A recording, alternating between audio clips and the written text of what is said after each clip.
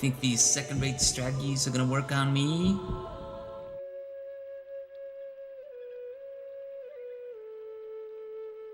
Oh my god, Artosis rating me. Thank you, man. How was the Artosis stream, everybody? Guys, I'm still getting ready over here. Give me a few more minutes. Make yourselves comfortable.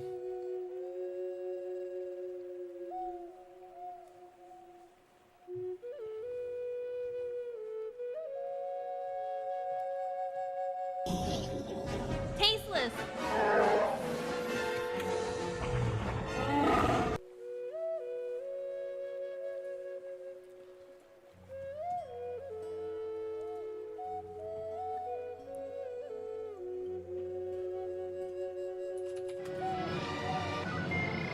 Have you not?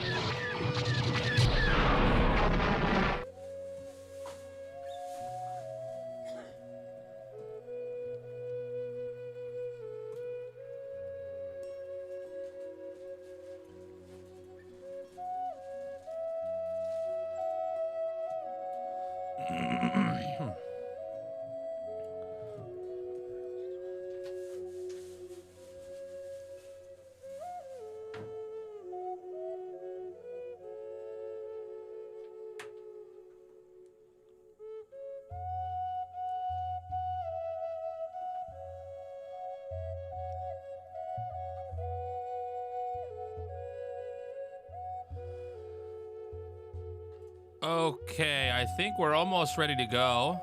Let me just get the YouTube viewership tab open here. How's it going, guys? How was Artosis' stream, by the way?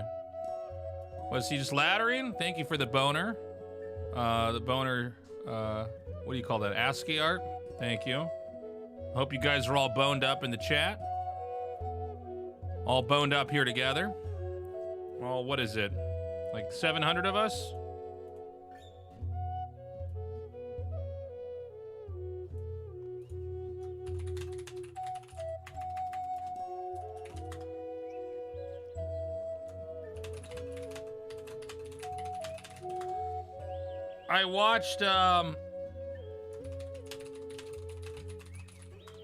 I watched Killers of the Flower Moon last night on Apple TV. So we got some Native American music going on here. Gauntlet, I just got your message. Thank you, dude. Let me see if I can fix this.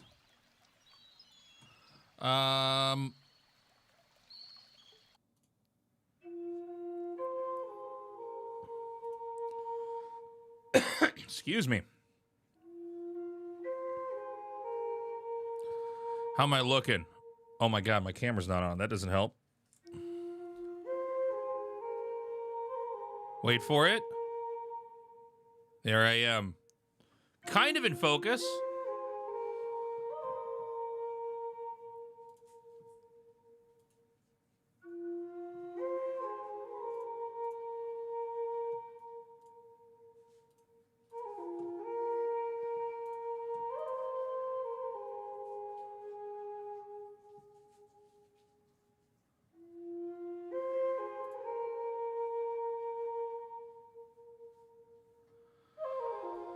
Let's win some games. You got it, man. Should we play some games first, or should we, I was gonna do a little Starcraft 1 history. Which one do we want, guys?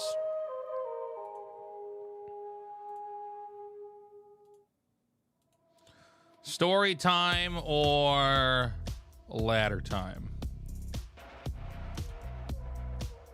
Let me know, chat. This is a democracy.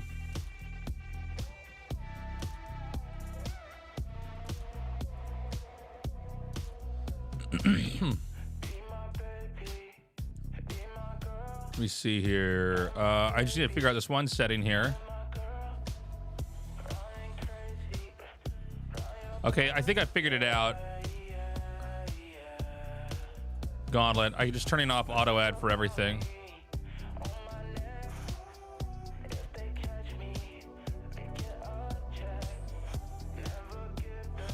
Okay, it shouldn't be updating that anymore.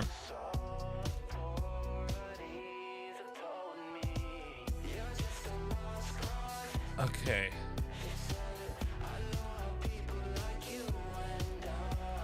I got a hair I can't get down. Can you guys tell? All right, we're gonna do the story. I just gotta set up a few more things over here. 1 second. And let me get, I have the message myself the links I need to show you guys before we do story time.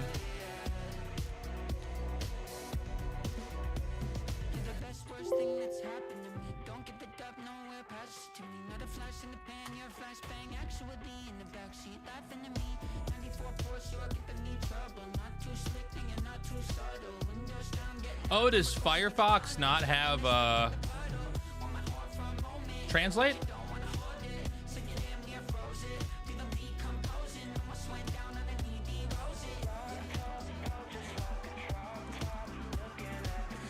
Not built in. Is there an extension I can download?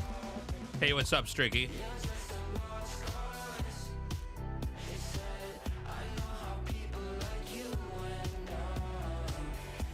No, cool.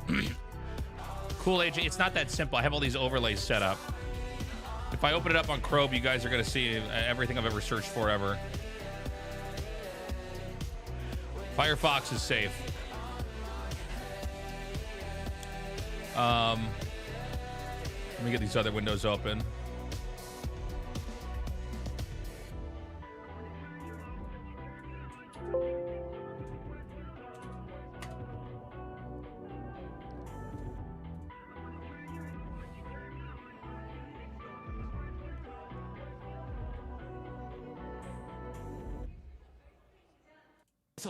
상당히 좀 뿌듯한. Okay, I got the video open. Let me get this other stuff here. Get Liquipedia open. I found you naked on the floor, hungover, got some number written sloppy on your palm. It's over, yeah, I recognize just who you truly are. A liar, so I set all of your records and your clothes on fire. Like, what's up? I'm gone now. Feeling good, feeling great. I'm a dawn now. Like, bye bye. I'm set free. No lie, you're just a bad memory.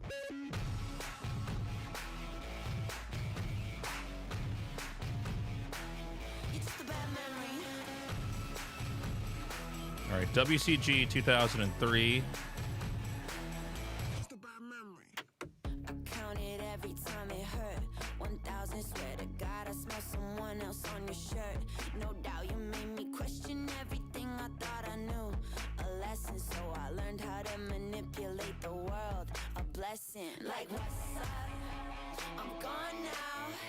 Feeling good, feeling great. I'm a dawn now.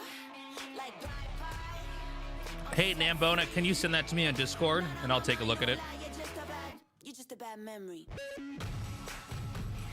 All right, I've got one more thing I got to open up here, and then we'll be good to go. You're just a bad memory. Can I get this hair down yet? Okay, we got him. Evil boy, what a shame. You tattooed my name on your neck like a chain. Time it heals the pain.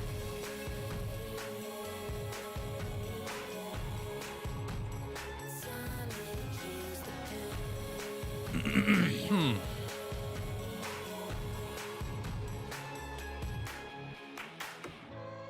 Evil boy, what a shame.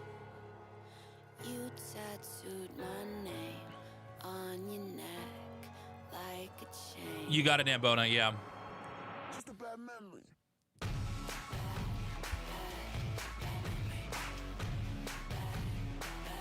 All right, guys, you ready?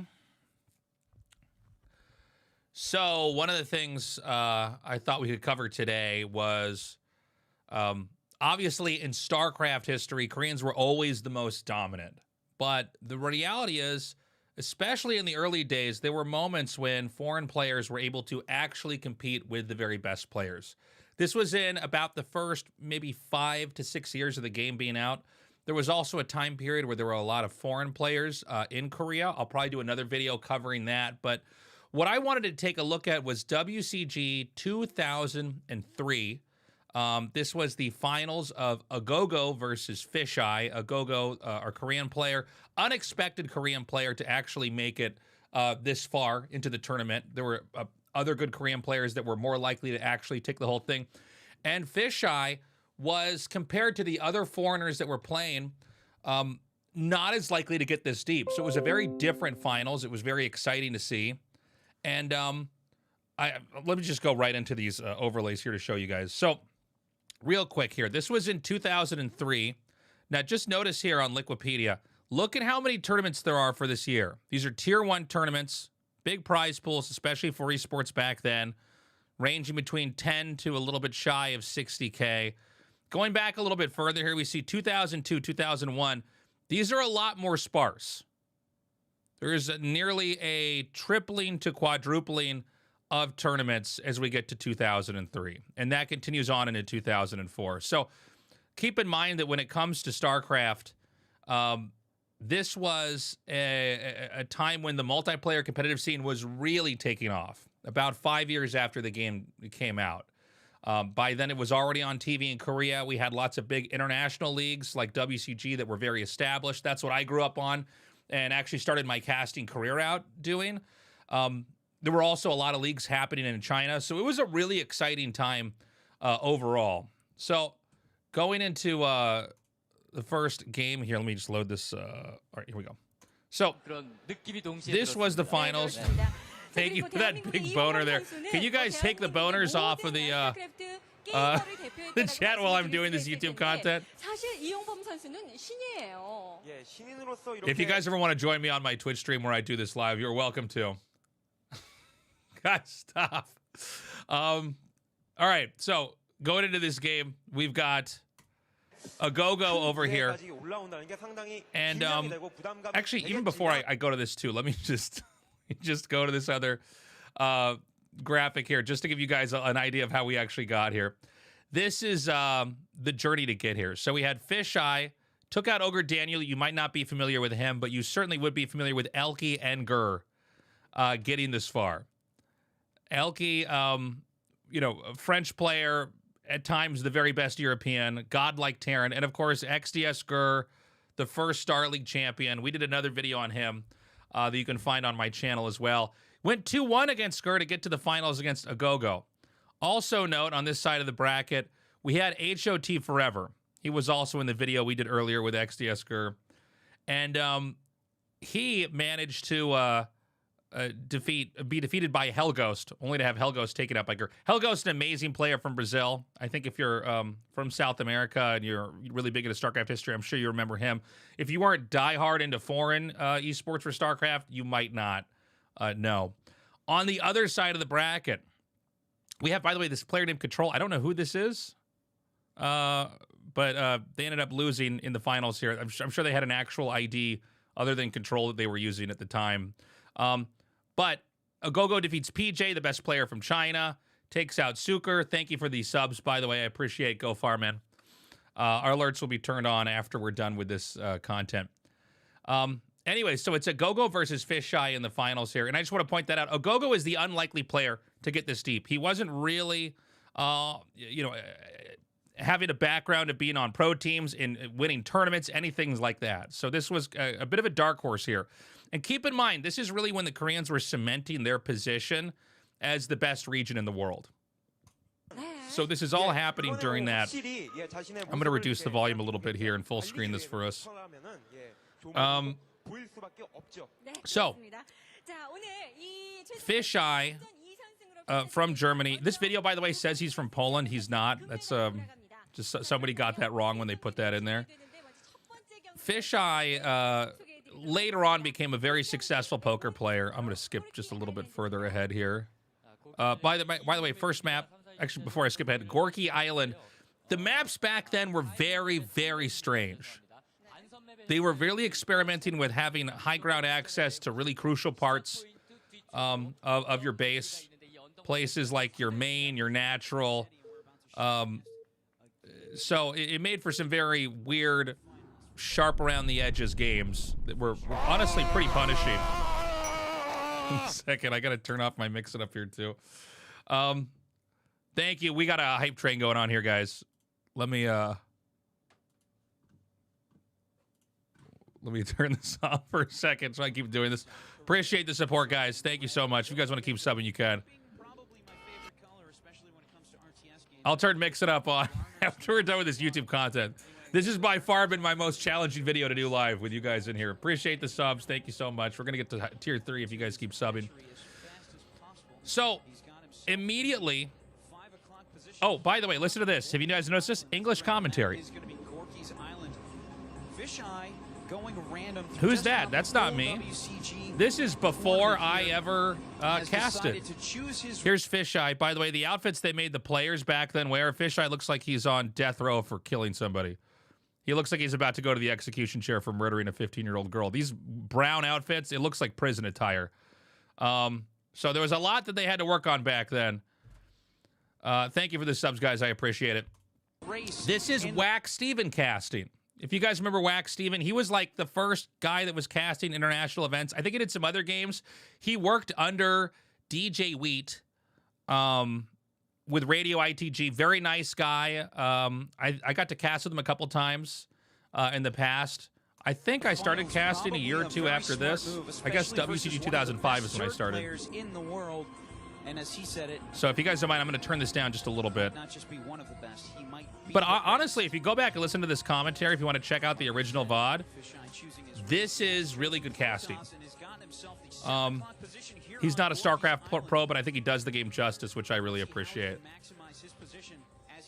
So, yeah, to what I was going to say earlier, this is an island map. This is before they had really figured out, do we or do we not want island maps? They were still experimenting with them. By the way, playing on island maps back in the day, some of my happiest, funnest memories. I do think there's an argument and a case to be made that it is probably not viable in competitive Brood War in the modern day, and so they've experimented with semi-island maps. In fact, I think a year or two after this, we did have some more what you'd call semi-island maps. So it's like the whole rest of the map's connected, but you start out marooned on an island. On this map, it is Fisheye playing Protoss and Agogo playing Zerg. They're both spawning here at the bottom. For those of you who maybe have only been watching since ASL or just weren't that familiar with the ideas at play in the early days of StarCraft 1, Korean and foreign, the conclusion was originally that Protoss might be the strongest on the island maps. Corsairs are just very good anti-air units. I mean, they're basically, in some ways, stronger than Wraiths, stronger than Mutalisks when it comes to fighting head-to-head. And then, of course, shuttles combined with Reavers are very good. Now, I think a lot of the ideas later on changed to Protoss aren't the best on islands, but Zerg are the weakest, because I think Terran proved over time they had ideas that were also pretty strong and viable. And in some ways, you know, the units you could drop out of drop ships, like dropping 4 Goliaths in a drop ship, was a lot better than being able to drop in an island map situation, better than dropping 4 Zealots or 2 Dragoons or anything like that. So dropship play and island play for Terran got to be pretty strong as well. The fundamental issue that Zergs faced on island maps is that if they start out with only 1 base, they would have to upgrade drop to get a second base. And we all know that Zerg need more than 1 base to play any game that has any drawn-out amount of time where players are developing, they're macroing, they're tacking. And keep in mind, in order to get drop, you had to mine the gas, get the layer, put the drone in a very slow overlord, and then ferry it out of your base onto a safe place to expand. And so that could be very easily abused by Terran and Protoss, who are basically able to just set up shop right away on 1 base and start to abuse the Zerg. So this is already a tough spot. You can see Fisheye is going to go for double Stargate. So he's basically going to hard counter. His overlay is covering up the minimap. Yeah, you're right. Let me see if I can fix that. Stay with me, guys. Is that better?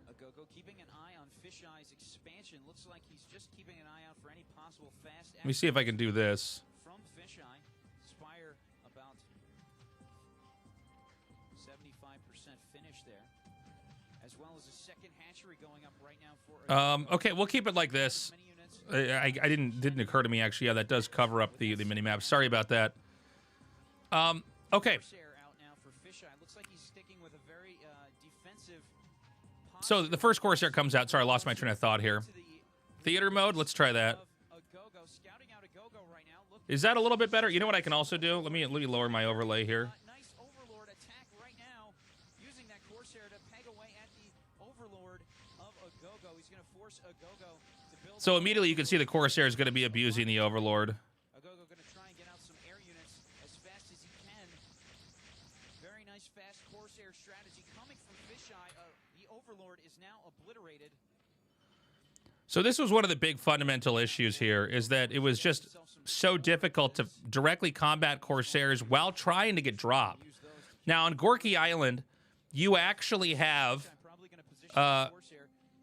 this is the audience over here. You actually had an expansion above your base inside... it was almost like this was the center of the onion, if you want to put it like this, like a layers inside your base. The same was true, obviously, for the Protoss here. This was an idea of, like, maybe you expand upwards and further in. And this is, by the way, since then been thrown out as an idea for maps. Let me see if I can fix this Firefox overlay here. Okay, so we're going to move this to here for now. Is that okay? There, that way you guys can see.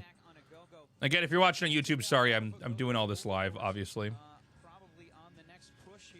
Did he have to get dropped to get the drone there? Yes. Just hold him for as long as possible. Agogo has got himself a lot of scores And so, right now. We'll see who has the better even though this map was, this map concept was difficult for Zergs to win on, they did have a play. And that was to try to clobber the Corsairs with Scourge, which I think we've all seen, you know, the Ogre Zerg Gamer meme from Cass, but to basically try to overpower it. The problem is situations like this, where the Scourge are coming in a staggered manner. Now you're dead.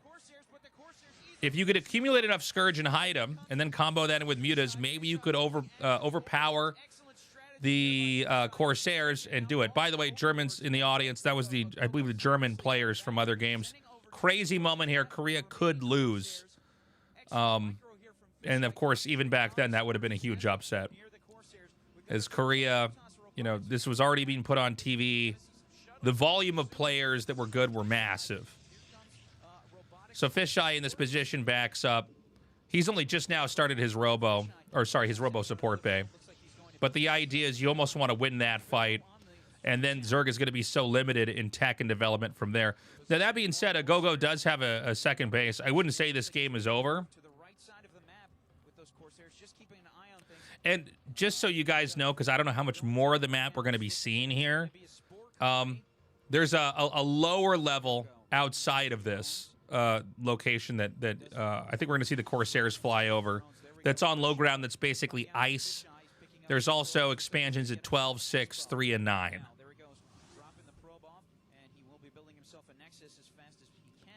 Did it make spores, Dandy? I see that mentioned in the chat. Honestly, if you make spores, you're going to get behind. That's one of the other problems. And the rest of the map, possibly looking for any other expansions. We've got another. When is the moment Koreans stopped watching StarCraft on TV and started watching on the internet, Africa TV? That's a good question. It probably happened while I was here. I think probably around basically the birth of streaming. You know, the tournament that I did, the Golden TV Avertech Intel Classic, and I can't remember the exact brands of the ones before that. TG Sambo Intel Classic, I think. That was for internet TV. I don't know how many Koreans watched it on the internet exclusively, but I think we all remember, you know, even if you're younger than me, the period where there was cable on, but then there was also stuff you could watch on the internet, and we're kind of at the moment now where very rarely do most people our age or younger watch things on the internet.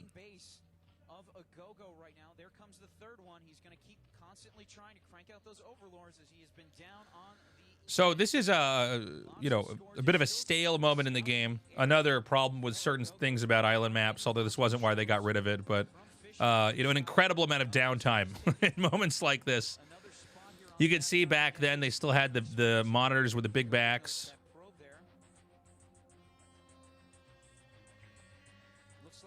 And Agogo is basically roaming with Scourge. Fisheye's got a probe planted on here. So this was the idea of the semi-island map. A true island map would be something like Dire Straits, which I guess you have to be from the very early days to remember. Dire Straits not a balanced map, but a fun map. That was truly a map of little islands sitting in bodies of water. Into the game here, he actually drops the shuttle, so this is a bit of a screw up here by a Fisheye. Now, he has one Reaver that's just going to try to dive in here and kill workers, and he gets a lot, which is wild. But kind of a sloppy game at this point in time. Not to take anything away from the players. Also, imagine being in this position. What is basically attempting to be the Olympics of gaming. With this much pressure on each side. Agogo cannot afford to lose. He got here in a series of surprises in comparison to like HOT Forever, who died out early on. So that was a bit of a win there. Agogo still has a shot. I believe at the bottom right side of the screen, I think it's being covered up slightly by my overlay, but this is where you can text who's going to win on your phone. There's a Korean number. See that over there at the bottom right? So that was still back when it's like, text us on your phone, let us know, or call in and vote, stuff like that.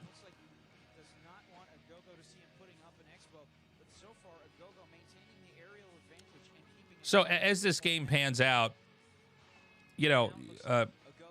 the idea in all matchups would be that once you get onto this low ground area, then the ground game develops. What year is this? This is 2003. as he finishes off Korea versus Germany. of Fisheye. Now, Agogo, by the way, he doesn't expand onto the main platform. He takes another starting location up here, and it looks like Fisheye wants to do the same thing, only he's not going to take the main base at the top left like Agogo is. He's going to take the smaller base. Whenever you take these smaller bases, especially in island map positions, they're easier to defend. It's harder to drop there. A couple cannons can kind of cover everything. You don't have to worry about stuff like Darkstorm. Here we go. Here comes that big moment. Now, this is where push comes to shove. Notice the Scourge are pretty grouped up. So if he were to be able to flick... By the way, they did not have Muta Micro back then. They, like we do now, they did not have the ability to, like, use Patrol to flick the Corsairs to do, like, a 180 and get a... Like, no-scope the Scourge, so to speak. So, basically, you had to kind of let the armies collide in and do what micro you could. 2 armor, by the way, if I can see that correctly on that blurry screen. Again, sorry about the quality. This is just the quality that uploads were back then.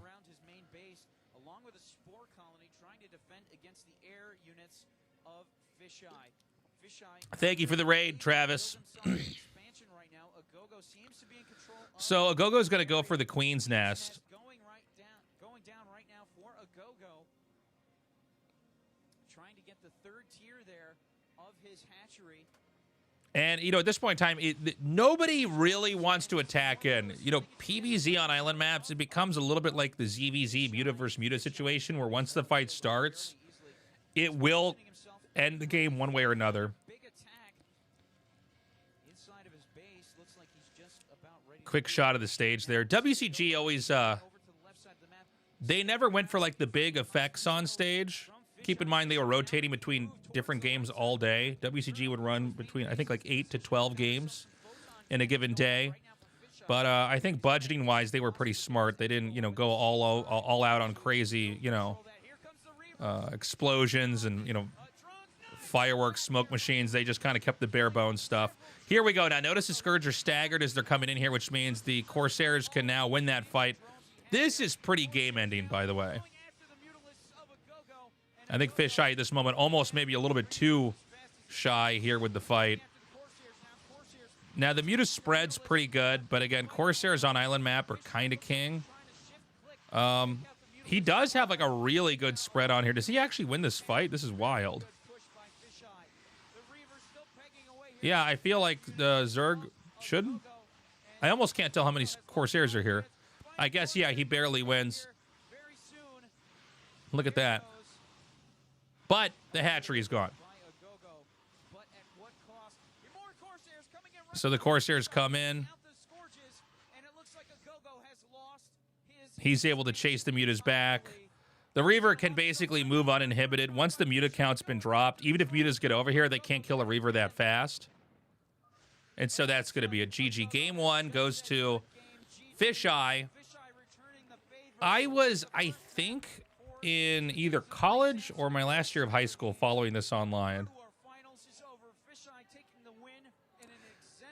Someone in YouTube chat is asking, did they have the 11 Muta control group? Understood? I don't believe they did. No.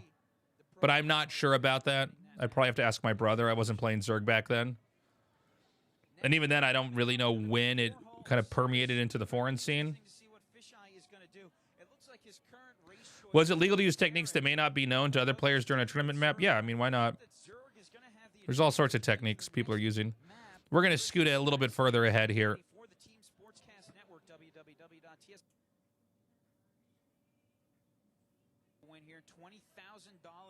Okay. Sorry, you go a little bit further ahead here, chat.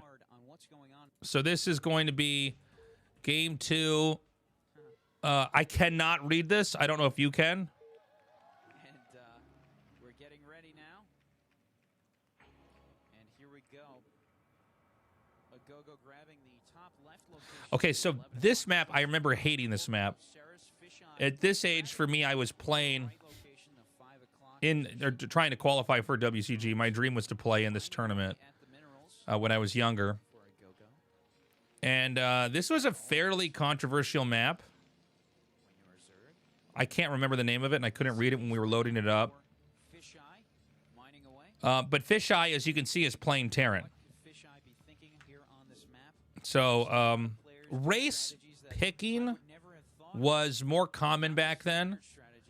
I don't believe WCG enforced a lot of the Star League standard rules, and I don't even know exactly when the Star League standard rules came to be, but there was a point in time where you had to commit to a race in a tournament.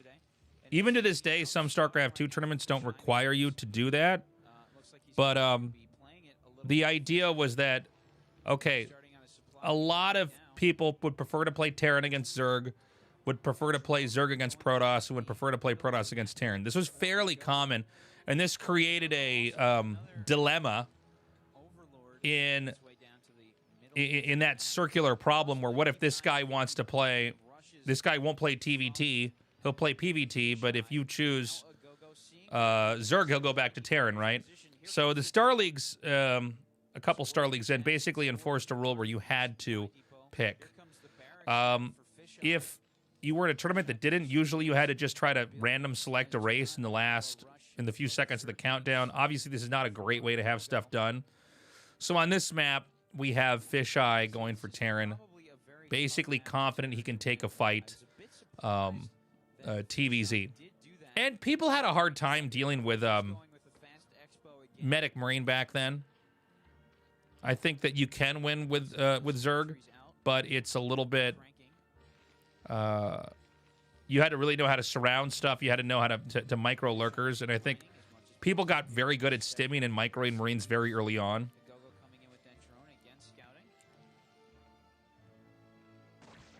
So this is a map you can see you don't have a ramp. You have this sort of this like bridge that enters into your main. This is another thing that's basically not tournament standard anymore. Even on a map like Apocalypse now, it's a smaller entrance and they have the eggs on the side. Just so that if you want to wall in, you can. It creates more options. You can also see the expansions are kind of oddly set up. This was a very weird map. You basically had a big bridge that was elevated that went through the top down to the center. And then you had these low ground areas that you could expand into, some of which were accessible by siege tanks. Excuse me, some of which were accessible by siege tanks or guardians or other kind of siege weapons here. Now, for all the warts and zits that we could see on this map from the modern perspective, the ideas in the game weren't really as fleshed out, if that makes sense. Obviously, these guys are the greatest in the whole world at the game at the time, but we just know so much more, and there's so many more kind of little techniques and openers and things you can do to keep yourself safe here. By the way, 2 entrances on this map. I almost forgot about that. Oh my God, this map is horrible. There's a way to run around and get in their base there. So picking Terran here, Fisheye has to wall in both at the main entrance with his depot and his barracks and at the other entrance with the depot and the factory.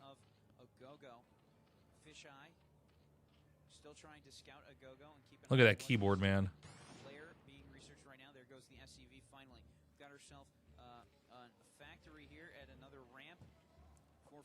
So this is actually a mech build. One base mech, I don't know that we see it at all anymore, but you got to remember that in the early days of StarCraft, there was sort of this weird, I guess a good dilemma for the Terrans, but still a challenging one, which is like, are you supposed to go mech or are you supposed to go bio? Because mech seems to be good versus Protoss, but bio seems to be good versus Terran. Obviously now we know it is mech versus Protoss, bio versus Zerg, but the reality is, like, we still see people go mech sometimes. We still see that Goliath build. We still see stuff like that versus Zerg. So this is a one base mech build, maybe hoping the Zerg is anticipating bio. This is actually a build I used to run. I used to be able to play all the races at whatever primitive level of Brood War this was then, and this was a build I really liked. I would go for Vulture Speed into Goliaths. You would run in with vultures, shoot down all the drones, and then maybe follow it up with a Goliath push. And his main base Give me a second. I'm gonna get another bottle of water. 1 sec. guarding against rushes from Fisheye. Fisheye now coming in with an SCV. Sunken My streaming setup is right by my kitchen, so I can actually reach to my fridge from here. And here comes So he wants to push out like here and basically kill that. I think the Overlord actually spots the vulture. I could be wrong. That's annoying. Getting stuck behind the Marines. here come the vultures. Oh my eyes! Fisheye making their way up towards the middle. No, they're like stuck. Here against Agogo, a very good strategy considering that Agogo went for the fast expo. Fisheye with the excellent scouting early on. There goes the armory soon and the academy. So the armory's coming down and the academy. That's interesting. Done on both of those. Now imagine these had gotten here just a second or two sooner. But the vultures for Fisheye being microed very well. Now in a moment like this, I think. Oh, I see. He can hit the drones from there. I think we all know it would have been probably would have been better to just kamikaze onto the drones and kill them versus try to stay behind the minerals. But again, Very nice defense on that push. very tricky. Some members of the audience being filmed on By the way, this was filmed in Korea. I feel like WCG was in Korea for like half the time, and then they'd have events overseas here and there. Here come the vultures with upgraded speed. Fisheye making his way to the top. Now the reality is, if you invest in that many vultures. Do about that. By the way, this is what everybody did with their hair back then. Everybody had like kind of gelled, spiky hair. That was the look. Korea, Europe, NA. That's what people were going for. So many frosted tips. That's right, chat. Going to get it taken out though by the mutalisks. So, I mean, this is just Fisheye with a bad rally. And Fisheye Units are bleeding off. units thus far. But here come the Goliaths for Fisheye. 90s boy band look. Yeah, yeah. He does have a bunker, but no Marines to go in it. Two Goliaths pegging away at the mutalisks easily. So, I mean, at this point in time, the game's done. Notice that this is not the mutas kind of zigzagging and gunning down like we see like Jadong or all these other great Zergs do, Queen and everybody. Muta Micro didn't exist back then. It looks like the mutas are stacked. I mean, maybe they're not even stacked as if there's an Overlord in them. But, I mean, this is game, basically. Fisheye attempts to cheese him out with Mac. It backfires, and Agogo is going to win this game and tie this up. Fisheye trying to hold off against these mutalisks, but just too much The there. mutas were always one of the best units in the game. It's crazy that they got more powerful a year or two after this when people figured out how to micro them in a way that we just didn't know was possible. Mutalisk push by Agogo. Bunker, armory, machine shop in a lot of trouble right now as Agogo just pelting away. Here comes a Marine right now trying to get into the bunker for Fisheye. So, I don't know, man. I don't. There's not a lot else I can muse on about this. We know GG's coming. I'm going to let this run its course, guys. One thing about StarCraft back then, too, is people GG'd a lot later. Saying good game. They tried to slog it out. I don't blame them for doing that, by the way. I think we all had games where we kind of just didn't leave and something happened. So Fisheye looking very pensive here. 2003 Samsung. Again, two unusual players to have in the finals. And Agogo repping, you know, all of Korea here in a moment where Korea had to prove itself as the best. As both players playing I'm going to edge forward here. 1 sec, guys. We're going to jump ahead. of the South Korean team Okay, so here we go. This is the final map. are going to be Tali of Jungle, I think, is the name of this map. for the beginning of this match. And now we are underway. Fisheye in yellow, Agogo in the blue. Now, I have to... I Map's gonna be don't Talia of Jungle. know if I remember this map, so just bear with me while I try to see if I can remember this. Starting locations being in You know, the maps, especially in WCG, I think even more so than some of the Star Leagues, were very experimental, very interesting. basically Increase the quality. Oh, the joke's on you, my friend. This is of note 360p. This is literally as good as it is. are the expansions that are enclosed by a wall of rock, a thin wall of rock, still able to be So I'm listening to the caster here. He says the expansions are closed off by a wall of rocks. with some nice range siege.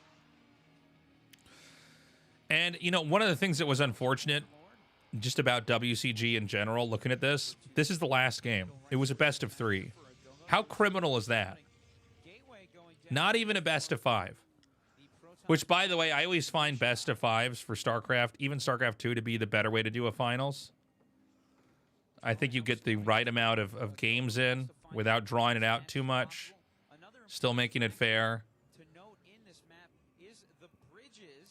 There are 3 bridges leading to So this appears to be a map where there's sort of a open area in the middle. This map kind of more resembling a normal map, but you still have these kind of windy exits. By the way, see the ramp that we had back there maybe like 10 seconds ago?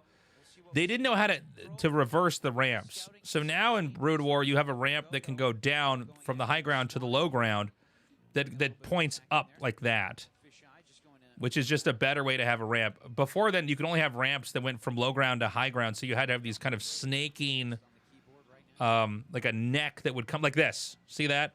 That was the only way to make a ramp from the low ground to the high ground, which caused a real issue for map symmetry, and therefore caused an issue with map balance. spawning pool almost completed for Agogo. So we go back to a PVZ here. This is on a ground map. And you guys will notice right away, there's no fast expand here for the Protoss. Fast expand was like kind of a weird idea that was almost a little bit controversial. Some players are doing it. Clearly, in the most important game in Fisheye's career, he's not. I believe he went for Gateway Gas. Gateway, okay, so Pylon, Gate, Pylon, probably Gas followed up by that. And so the idea was, you know, the idea with fast expand obviously is you know the position perfectly. You make a wall, you get a cannon, maybe you go for one gate and make the gateway part of the wall, try to do some pressure. That's the hyper modern way to play. And then you cover that with a base. Back then the expansions were so open, you could not wall off your entrance. So fast expanding wasn't an option on all maps. There were maps you could get away with it on. But then again, it was an idea of like, is this even the right way to play or not?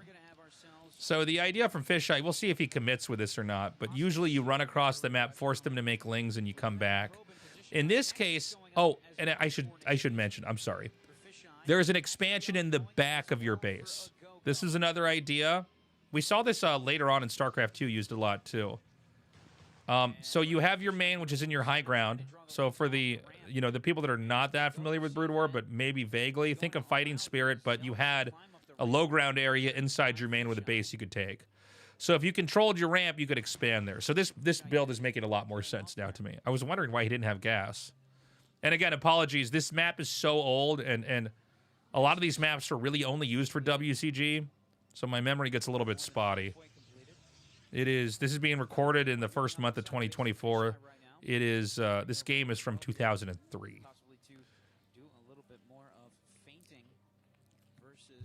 So, both sides will be expanding. We're seeing 2-hatch layer. There were a lot of ways to play Zerg back then, just like there are now.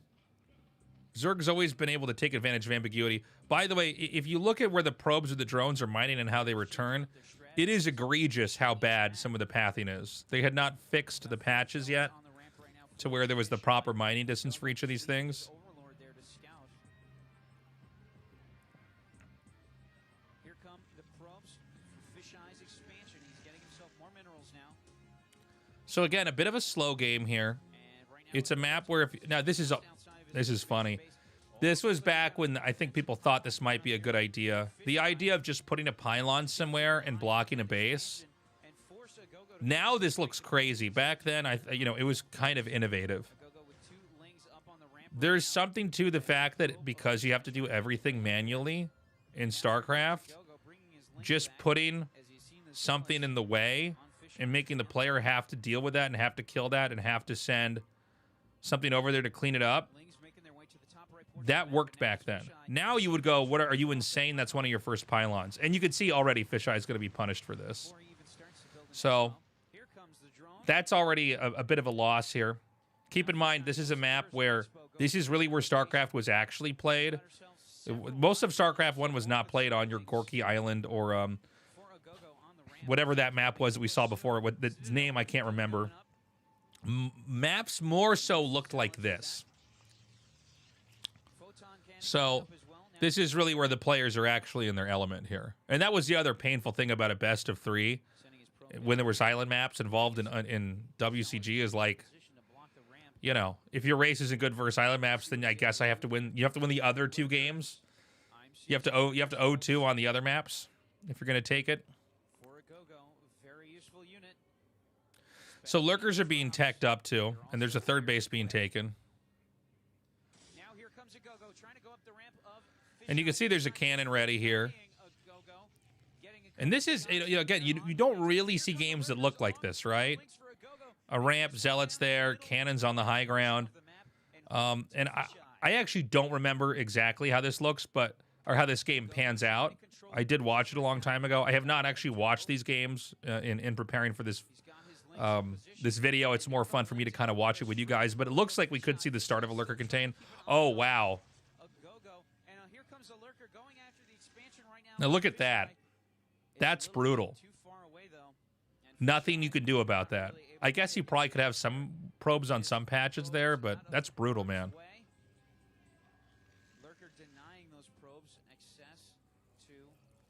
What I was going to say was this looks like it would set up for a lurker contain here. Yeah. So, we even saw this in the last ASL. If you watch my stream, we encounter this maybe like 1 out of every 10 games, 1 out of every 15 games. Lurker contain has always been a thing. It's one of the early ideas that was played out in this matchup. It's also just, it's a very, how do I say this? If you play RTS games, this is a concept you'll come across. You don't ever attack into them because it doesn't make sense, but you do contain them. And you make them deal with your contain while you take the map. So Fisheye gets a DT out. And there are not overlords everywhere. So much open space, Dandy. Yeah, there is a lot. This map actually might even be bigger than maps that they have now. I feel like they made the maps a little bit smaller back now. There is truly an art to having the map the right size. StarCraft 2 had the same problem where the maps were too small originally. This is also just, you know, production, getting camera shots of people as a DT's running. This is like the most important part of the game. They're like looking at the audience. Oh, I see a question on YouTube. Why are Korean girls always so embarrassed to be on camera? It's just a culture that celebrates, I think, shyness a little bit more. If you know it, I think Korea culturally has changed a bit since then. You'll see people that are not embarrassed to be on camera now, like they used to be. But Korea was very conservative back then. Observer coming out right now from the robotics facility. So he's got Overlord speed. The situation is kind of already laid out. Or I guess the problem's already laid out here for Protoss. He can't get out of his base. Mutas are now going to come into play.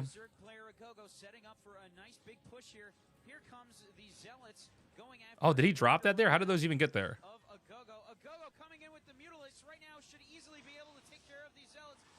Does he actually get the observer? That's pretty big. Oh, that's brutal. Look at how there's cannons kind of placed out like this. Now, from what we know now, this doesn't make a whole lot of sense. But at the time, it was like, what are you going to do?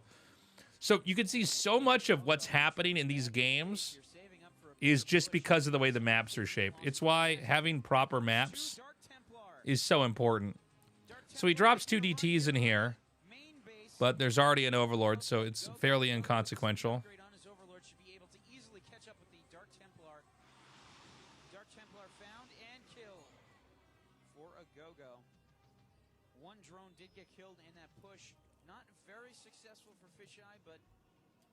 Never know. Every little bit helps. Here come the Dragoons now for Fisheye. Fisheye trying to take on the Mutilates. So you can see the, you know, at this point in time, things have teched really slowly. Is there even a gas? Yeah, there's not even a gas at this base. Oh, that's insane. There's not even a gas. Wait, am I seeing this correctly? That's a mineral-only base? In his natural? Yes. I didn't even realize until now. So this is a horribly imbalanced map. You know what's that's so funny? I just assumed there's a gas that was above the Nexus. There's no gas here, so Protoss can't win. This was that's crazy. I thought they had kind of figured this out by then, but I guess things kind of came along slowly with StarCraft. So this is before they knew that every map natural expansion you have to have a gas. A third base you can have a mineral only. But you can't not have a gas because Zerg are actually too strong. Zerg can just make Zerglings and Hydras and basically beat a Protoss that has almost entirely Zealots and like 1 or 2 Templars. So we're kind of seeing Fisheye fizzle out here. It looks like we have a decent amount of time. So I don't know if those Windows sounds are showing up on your guys' end for the stream. Apologies for that.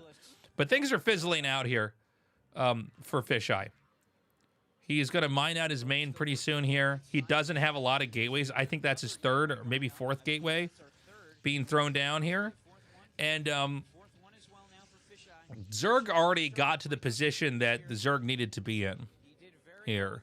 And now the Lurker Contain is going to be set up. And keep in mind, a Lurker Contain at the low ground below a ramp versus only Zealots. How are you ever going to win that? I saw somebody earlier mention in chat, maps didn't become more balanced until they had maps like Luna. That's correct. And that was around the era when we saw players like Nada really get good and come up. That was when I think things moved from these kind of weird tactics around architecture and geography on the map and more to expanding, powering up behind that, getting another expansion, timing attack, focusing on upgrades, and having the next upgrade follow right up after the, having like +2 right after +1. And so, obviously Fisheye in a game where, look, this is the peak of his career. He's trying to do what he can to win here. It's going to be very tough. That being said, you can see there's problems here for Agogo as well. He probably should have had like 25 Lurkers out here. Not 3 or 4. But it's Zealots and Dragoons, right? And we know, even back then, they knew you needed to have Templars in order to win a game. Okay, here we go. One of the coolest parts about watching Korean StarCraft when I was a kid was seeing that the audience really did understand the game. I would have a reaction watching at home with my brother, and then it would like, they get a cut to the audience and they were seeing the same things that we were seeing, which was so cool. So this is going to be it. Ling, Muta, and Lurkers, if he decides to move them up, are going to be too good versus this. But, Fisheye had a really good run, and then you look at a map like this, and it's like, what else can you say? They did not have the map sorted out the way they needed to back then. And that's funny, because I thought in 2003 they still had island maps, but it had the ground maps kind of sorted out. But no, looking at a map like this, it's kind of crazy. Even if you go back to like a map like Lost Temple, which was considered like a balanced and fair map, it was actually not that well made.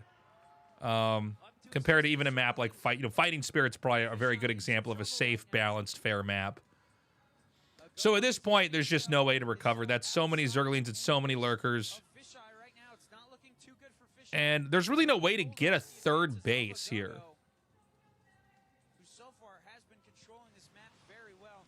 Fisheye now about to lose a pylon here to Agogo and his Lurkers, Lings and Mutalisks. So Agogo has the whole map.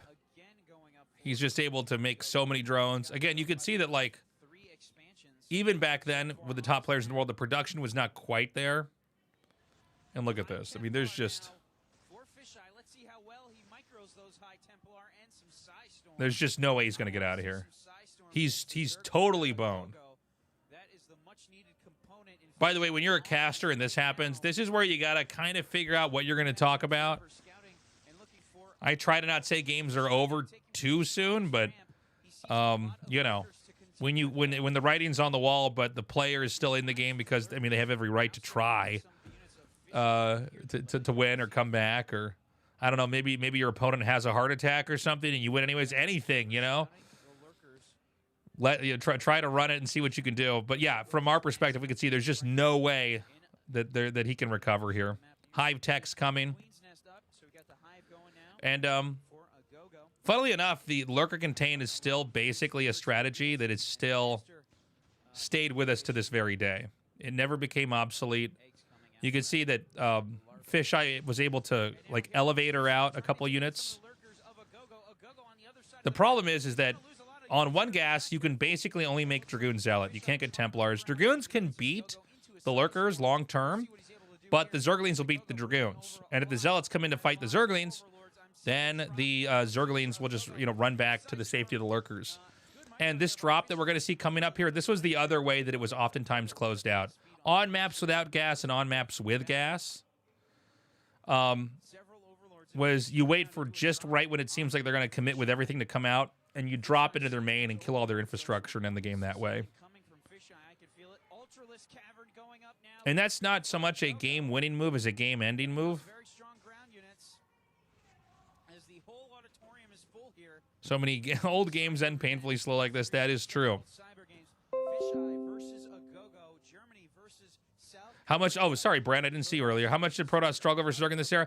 Depended on the maps. This is a bad map. This is the final game for WCG 2003, but it's just they didn't even have the resource distribution on a map set up correctly.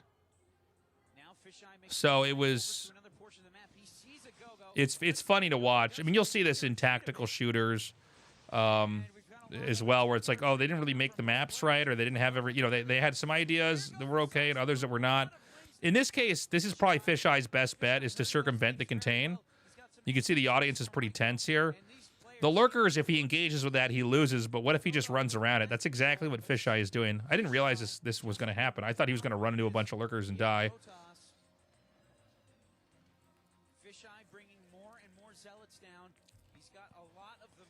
Outcomes would have been much different if the maps were quote-unquote right. Yeah, sure, but I mean, the only way we can figure games, a game like StarCraft out, is to have these different maps and see what the best players in the world can and can't do on them. Really good storm there. But the problem is economically he can't make what he needs here. How much more time do we have here? All right, it's going to end in a second. I know we already know the results here, but... and then there's actually a crazy thing I want to share with you guys once we're done with this video. A little bit of history that I didn't know. So he's going to try to blanket this area with storms, and he does a pretty good job. And so Agogo's going to ditch this position. This does mean that Fisheye gets the third base up in the top left. That was another thing that was funny. Excuse me. About StarCraft maps back then, too, is the third base was oftentimes, like, really far away.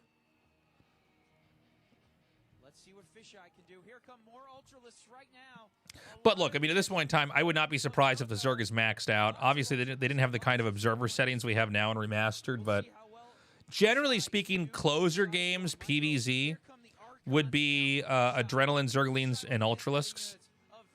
We don't necessarily have that in some games today, although every once in a while I'll face somebody on ladder who does it. I still find that harder for me to play against, I guess because I'm not used to it. A lot of games now are still just mass lurker.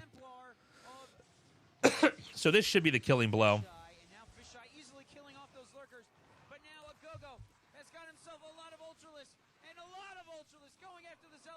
I'll give you guys Wax Stevens commentary to close this out.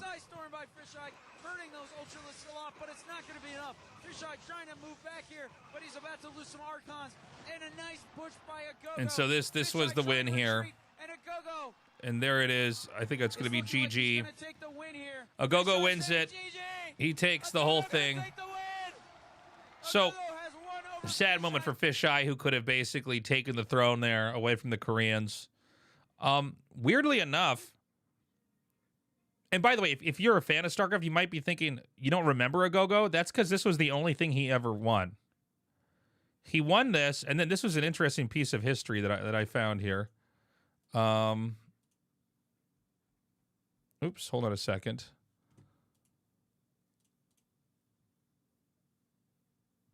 Agogo apparently. Why can I not find this? Let me see here. Agogo. Yeah, here it is.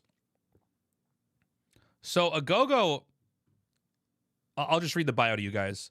After taking second place in the Korean qualifier for WCG, losing to HOT Forever in the finals, Agogo made it to the finals of the actual 2003 WCG, where he faced German player Fisheye in a best of 3, which he won 2-1. That's what we just saw.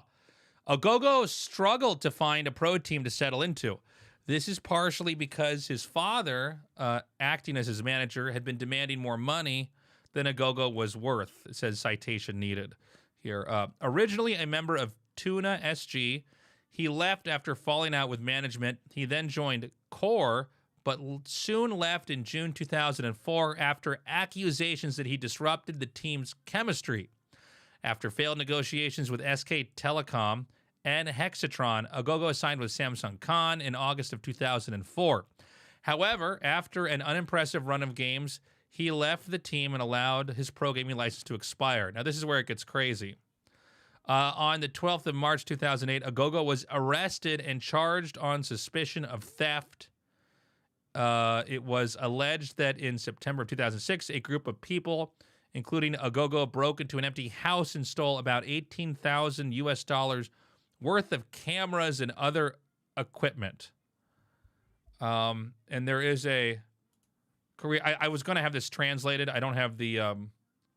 I guess on Firefox they don't have the same thing as Google Translate, but this article corroborates that. So I guess I don't know. I don't want to judge the guy, but it looks like he ended up unable to get along with his teammates and ended up getting in some legal trouble here and went to jail. So kind of a crazy story.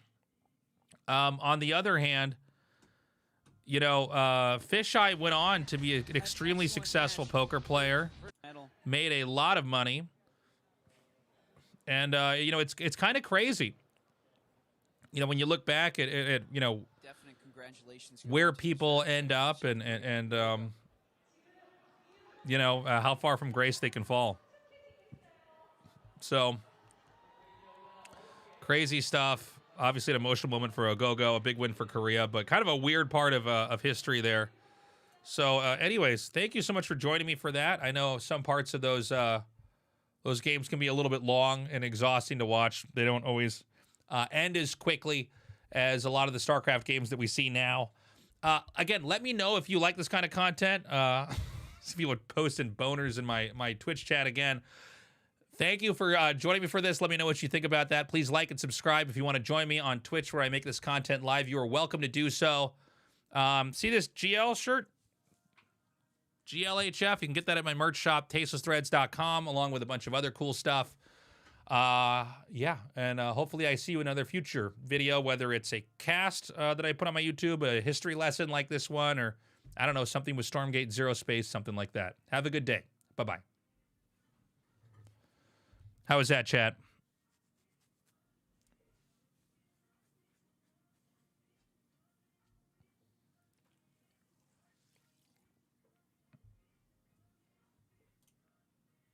Give me a sec, guys. Get some music back on here. I get a little bit worried when the games go on for too long. I'm like, fuck, people gonna just click this off?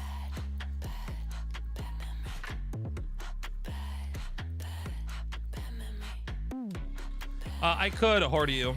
I could. I need to get requires a little bit more research for me.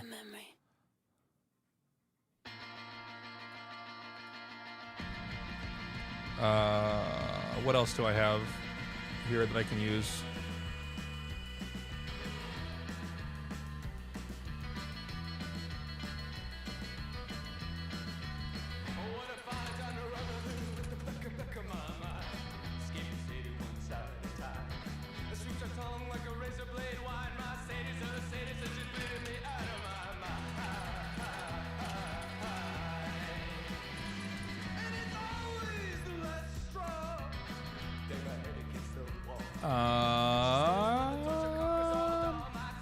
Here we go.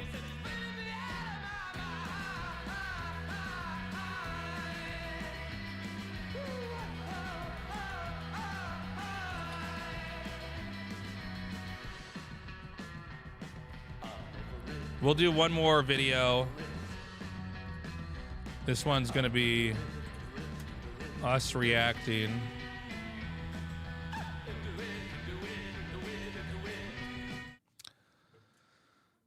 All right, chat. This is us reacting to... Hold on a second. I'm gonna pee first. Give me 1 second.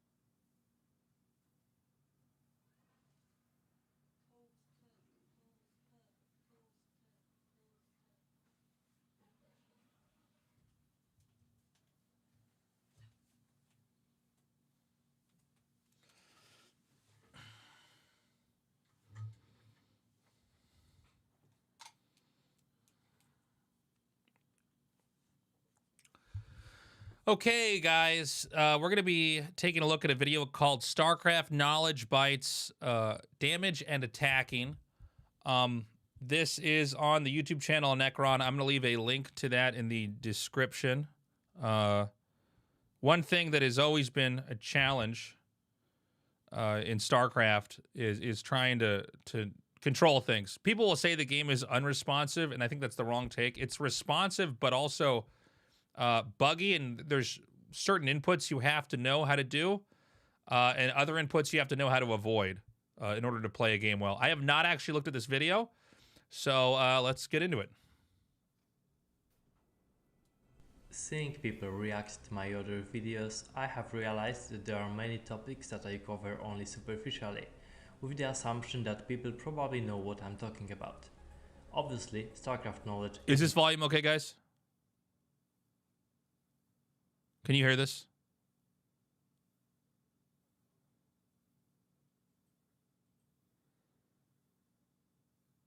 actually the most accessible thing in the world, so this is often a wrong assumption.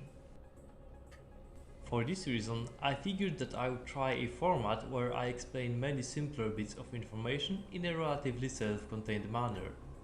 But because StarCraft was actually designed by aliens and many of its mechanics are bizarrely interwoven, even if it seems like a human would never make them related, I will have to skim over some things that are simultaneously big enough to have their own video, but that would also need to be mentioned to understand the topic at hand. Today I'm going to explain everything related to attacking, types of damage, sizes, armor interactions and splash types, and some other properties of weapons. Units have two weapon slots, a ground weapon and an air weapon. Units that use the same weapon against ground and air, such as Marines or Dragoons, are often configured to only really use the ground weapon slot against everything. The slot data is used to decide what weapons display on the unit panel, but this doesn't necessarily determine what is actually used to attack with. Instead, the iScript animation tells the unit to use slot 1 or 2. Within a mod, I can make the unit use a different weapon than was displayed, or even have a combination of weapons used by either attack animation. In that case, the only thing that the weapon slot influences is the unit panel tooltip and the initial weapon range check. Even then, the range is only checked from weapon entries if we order the unit to attack via right-click. In between attacks, it can be ignored in favor of the real range of whatever we are firing with. There also exist other interactions where range can even be ignored completely. For example, range is not checked when an attacker that is relying on its auto-attack spots a higher priority target during a wind-up animation that was started against a target that was already in range. Going into the weapon entry itself, we can see two fields, amount of damage and bonus damage. The amount is what the weapon deals at upgrade level 0, and the bonus is how much damage is added per specified upgrade level. The factor field usually only determines how much damage is displayed in the tooltip. For example, if you have a factor of 4, weapon damage times 4 is displayed. For factor 2 specifically, the attack is hard-coded to also spawn a second projectile.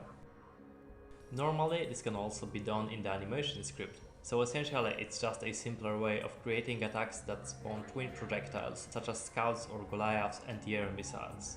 The cooldown is the amount of frames between attacks that the unit will be forced to wait until it can attack again. If you have seen my RNG video, you will know that this cooldown is partially randomized and capped at a minimum of 5 frames. On top of randomization, there are 3 types of effects that can further modify cooldowns. The first category is cooldown buffs, such as stim packs or adrenal glands. They decrease the cooldown by 50% of its original value rounded down. There are some units that have this buff enabled by default, but all of them are campaign heroes, such as the devouring ones. The second type of effect is ensnare. It either increases attack cooldowns by 25%, rounded down, or disables cooldown buffs if there are any present. In unmodded Starcraft, it's actually worse than it sounds because of a bug that extends cooldowns in a way that ensnare does not interact with. The last effect is acid spores. For each acid spore on a unit, up to a maximum of 9, the cooldown is increased by 1/8 of its original value. The total increase is rounded down to the closest integer.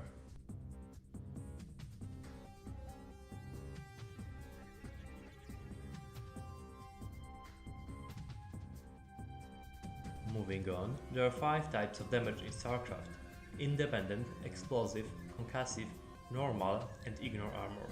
There are practically no weapons that use the independent damage type in unmodded Starcraft, but its only property is that, most of the time, it cannot deal more than half damage per attack.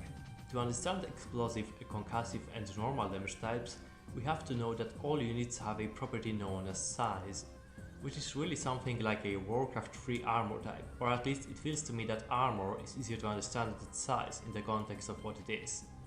To give some non-exhaustive examples, all buildings are large, vultures, queens, and corsairs are medium, and all basic units, marines, zerglings, and zealots, are small. Explosive damage deals 100% damage to large units, 75% damage to medium units, and 50% damage to small units. The way this is calculated is as follows. The armor is subtracted from the raw damage value first, and only then the modifier is applied. So if you deal 20 explosive damage to a zergling with +1 armor, it's dealt 20 minus 1 equals 19, 19 times 0.5 equals 9.5 damage. Fractions are fully accounted for, but are visually rounded up to 1 until enough adds up to be full 1 damage. Some units that deal explosive damage are siege tanks, dragoons, and infested terrans. Concussive damage deals 25% damage to large units, 50% damage to medium units, and 100% damage to small units.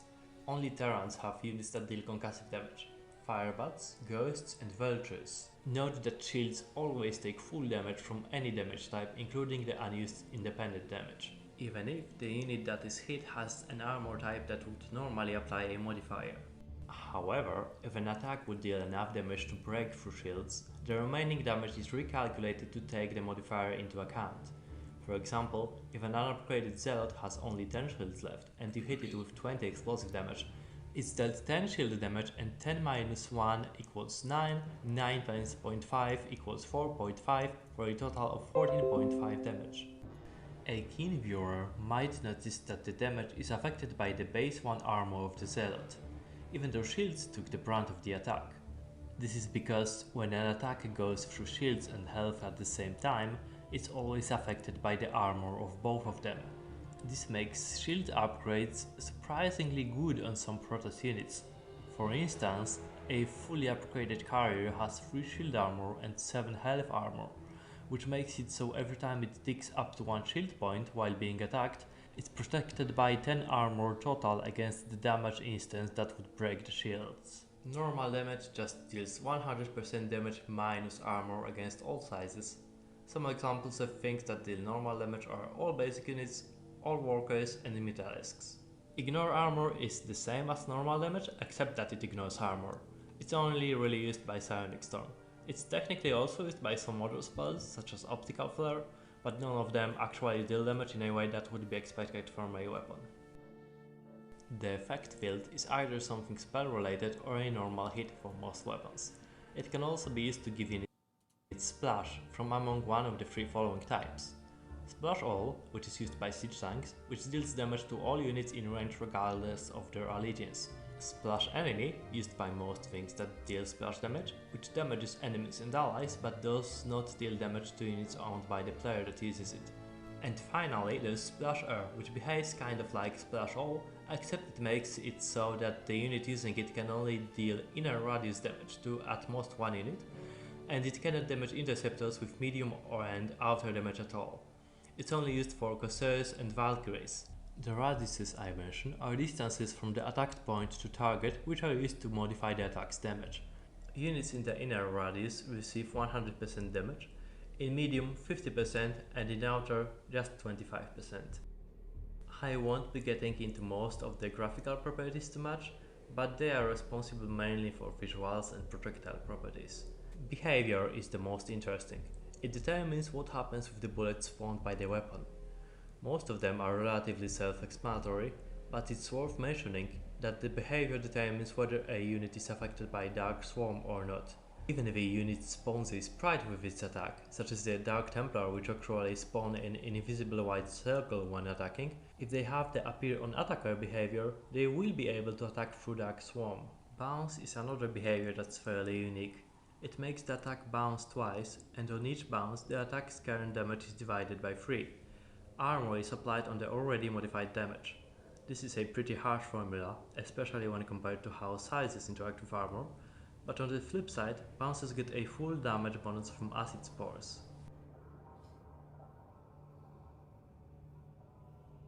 The only remaining stats are range and flags. I've covered range already in a separate video, but to go over it briefly here, range is expressed in pixels, measured from attacker edge to target edge, and calculated in a dodecagon that reaches slightly further than what you would expect if you drew a circle that's range pixels away from the edge around the unit. Flags determine what is a legal target for the attack. Most of the time, the only flags that weapons filter for are air and ground, but you have some spells that check if a target is organic, mechanical, and so on. I honestly hoped that I would be able to wrap this up in some 5 minutes, but clearly I underestimated how much material there is to cover. As always, if you have any questions, let me know in the comments below, and I will try my best to respond. I appreciate all the support you guys have been showing me, and I recognize that my accent is kind of hard to work with. I assure you that it takes me multiple tries to even try and say something that is moderately legible. Very cool. Check that guy's YouTube out. I really enjoy stuff like this. Second. Interacting with people in Korean on stream. I need it to be an English stream only, so that everybody can interact with each other. Oops. Should we do Starcraft or Zero Space?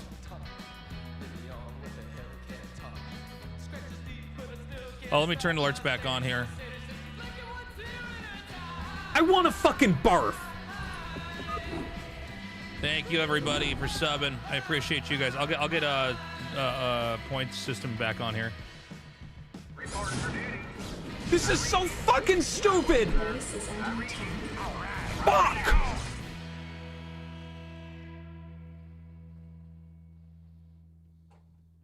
These links wouldn't be in my base. Appreciate the support, guys. Fucking glitched on the bridge.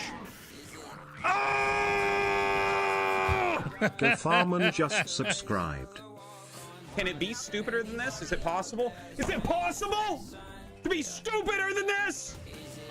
I forgot to Captain reset my Powernaps subs. I guess we're just gonna carry it on from yesterday. Just subscribed. Chigoki on my island till I get on the high ground.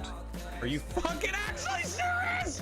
Are you fucking actually serious? This lucky shit! I think I crashed. Mix it up. Maybe 9 turrets? Maybe 9 turrets I should have made against this fucking B Protoss.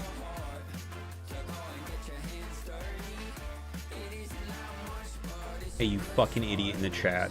All right, did mix You it are up, load terrible up at here? everything. You want to talk about my minerals in the bank? Let's see you play. Fucking asshole.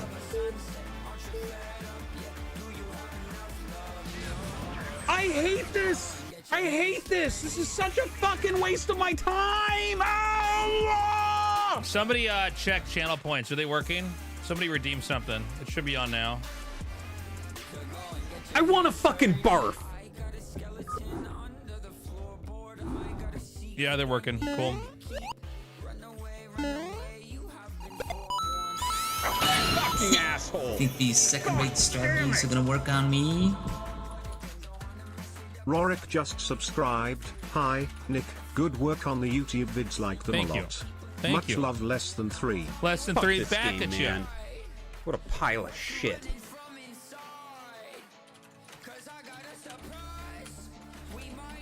You actually just don't know anything about StarCraft. Go watch a different game. This one's not for you. This one's not for you. It's okay. Some people are stupider than other people. It's fine. Jesus. Tasteless.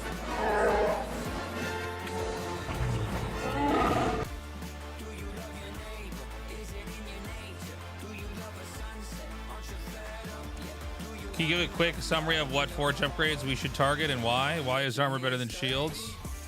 The short of it is don't get shields. Get shields if you've got all the other upgrades. Shields cost way too much. Shields are good, but it's like way more than the other upgrades. Generally speaking, always get a attack first. PvZ get attack, then armor. Because your endgame push is better if your stuff has armor. All right, I gotta play a game.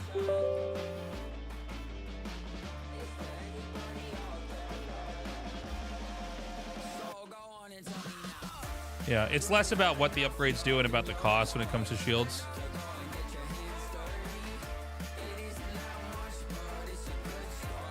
All right, I'm gonna play a game or two.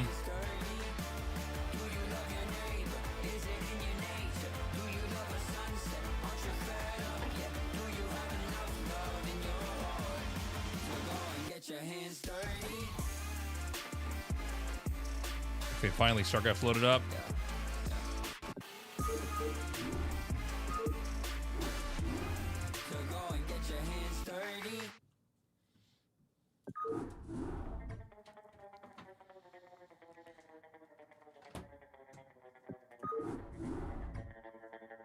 Shields take longer? I actually don't know.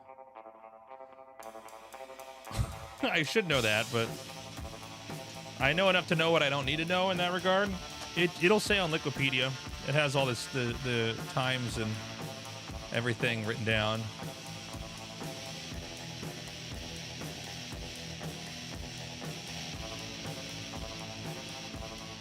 I was wrong about that silent majority. Somebody told me that a long time ago, and I just took it for granted. We're updating our sub goal, guys. 40 subs.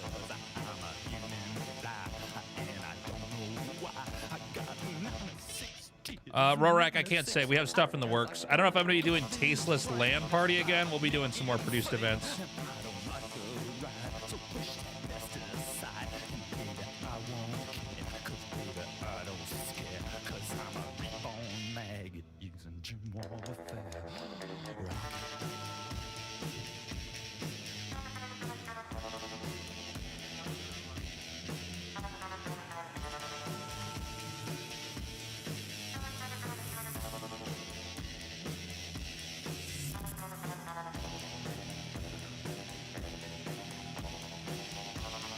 Something like that, Ziller. It's crazy. If you're in one of these games where you have like infinite money, then yeah, get it. Shields is the same amount of time as others. Well, there you go.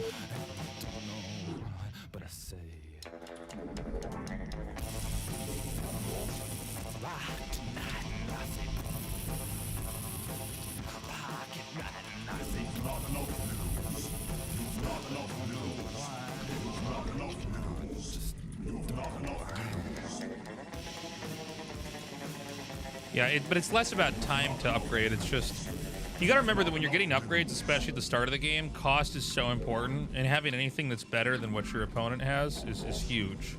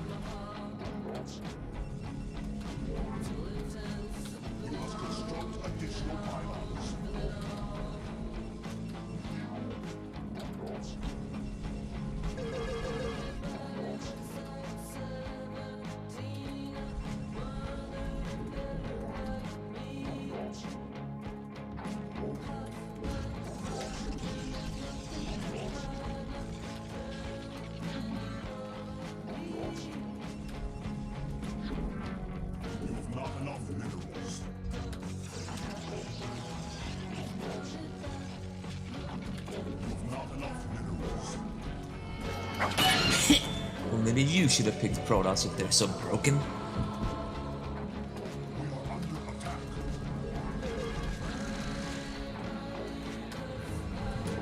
Shit, I've got idle probes everywhere? God damn it.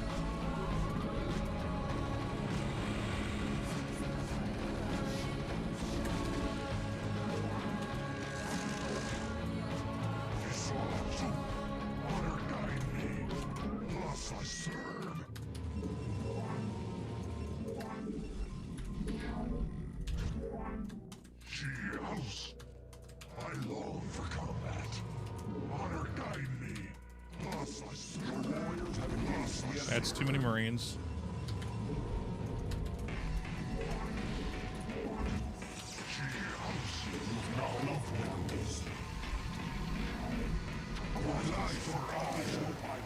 Fuck.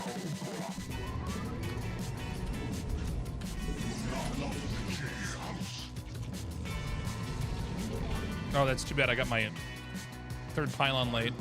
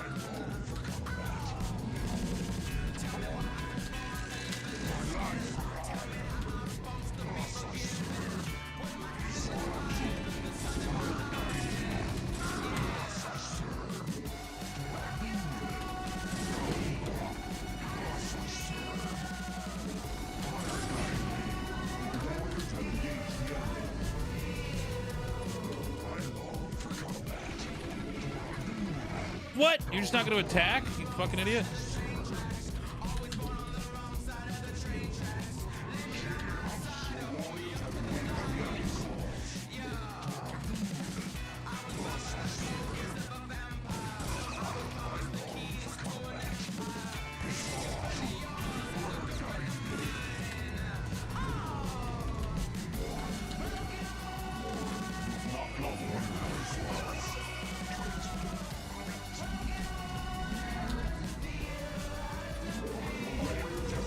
Fuck me.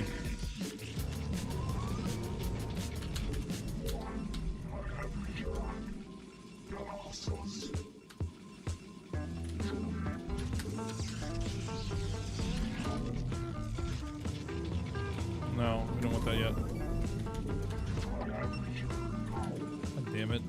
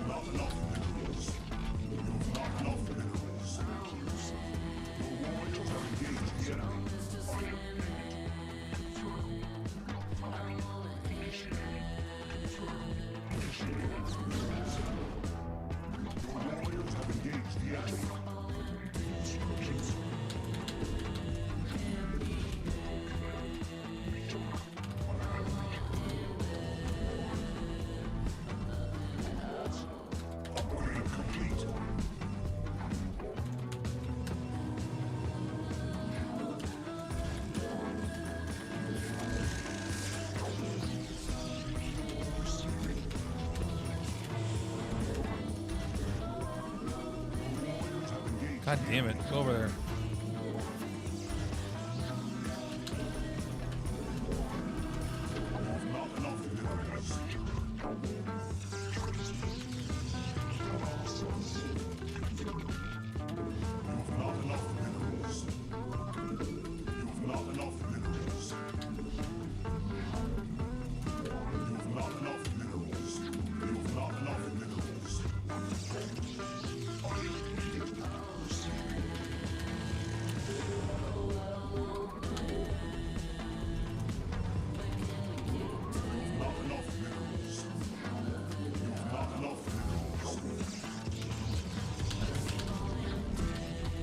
I don't really do this style very often, so I kind of at times feel like I really don't know what I'm doing.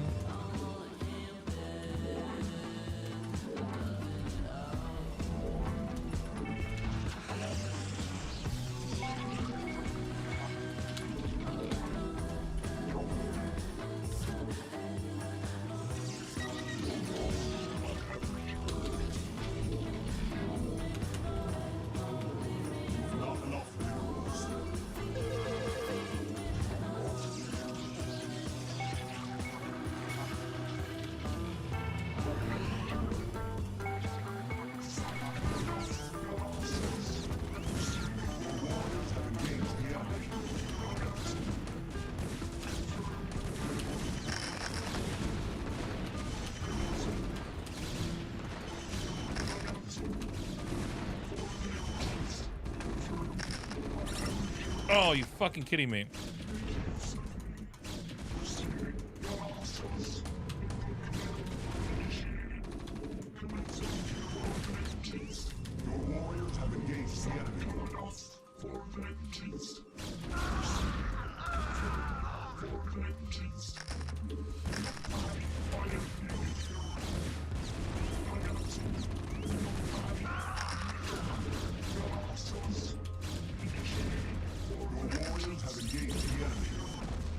Fuck me. Where's that fucking obs? Shit. Oh! No! This is how I lose every fucking game!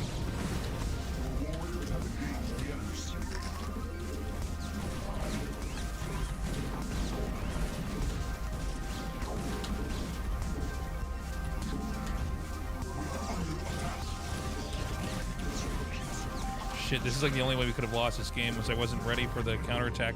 Anytime you're starting to hold a push, you gotta... Shit. You gotta be ready. I think this is already over. You gotta be ready for the vulture run by. I just don't have that here. I don't know where my observer is. Well... This is game here. We had it won for a little bit. I just have too many things queued up. I don't have enough gateways. Fuck, man. That's depressing.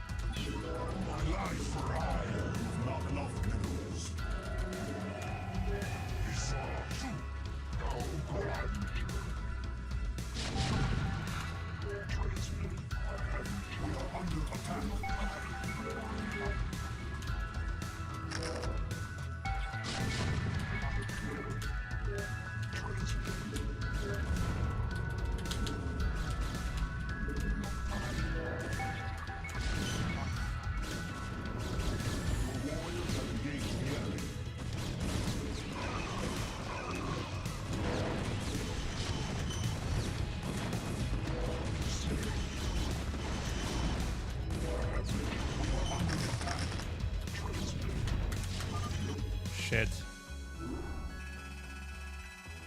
That's frustrating. Fuck.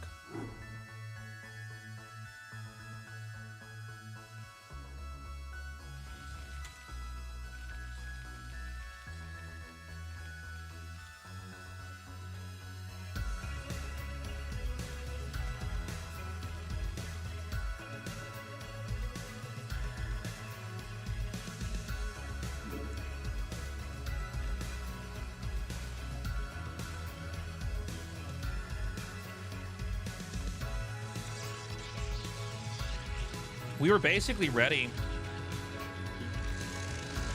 We needed to probably be a little bit more careful with the zealots here.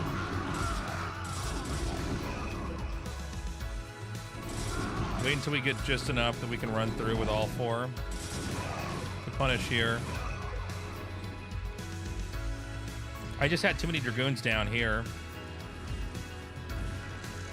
What I needed to do as well was get like here. Yeah, you're right. It was a vulture run by, but I should just have like a probe here ready to plug this up. Because like that's going to happen.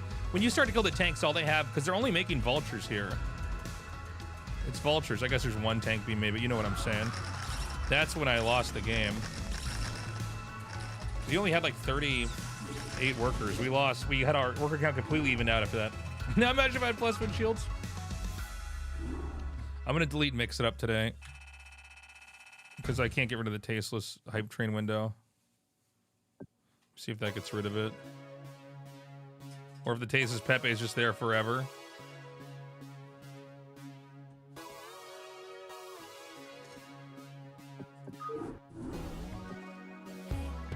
Not expand near him? We didn't expand near him. We want to actually fight him. That's the thing. We didn't lose that because we're close. We lost that because I just didn't let vultures get in my base.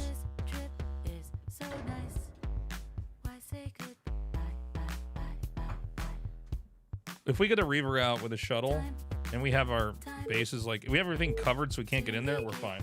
We win.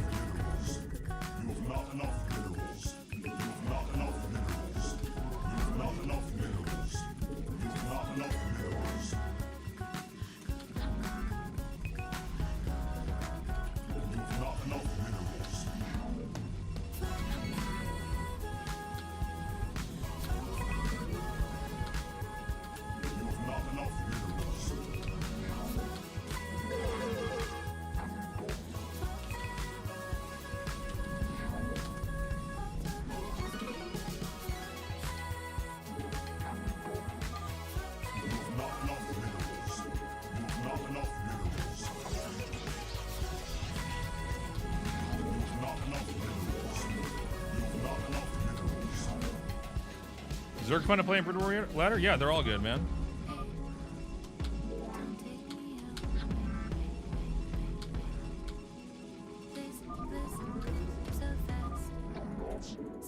You have not enough minerals. You have not enough minerals.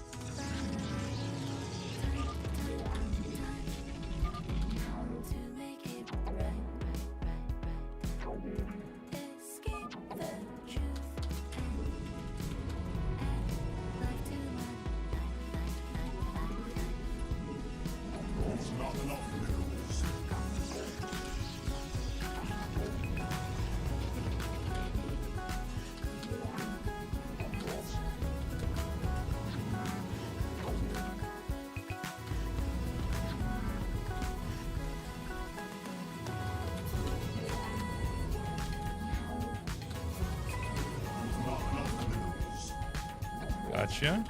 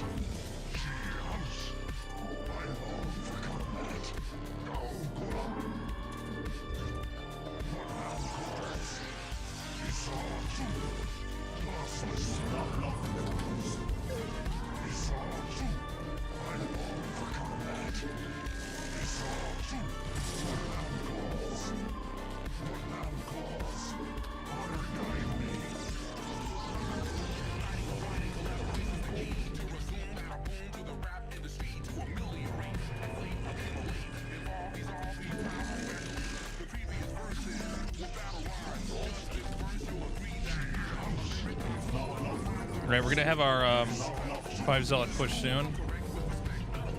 We had to play a pretty tight game here. Fuck me! Fuck me! Fuck me! I knew that was gonna come out too.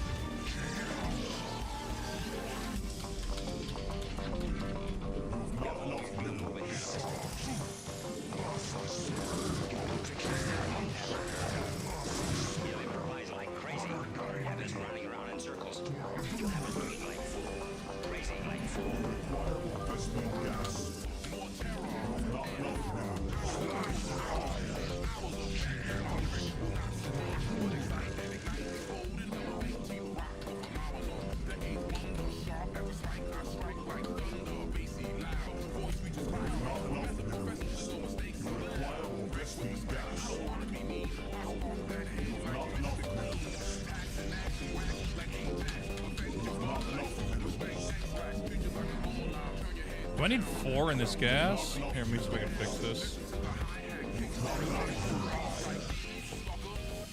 Alright, that fixes it.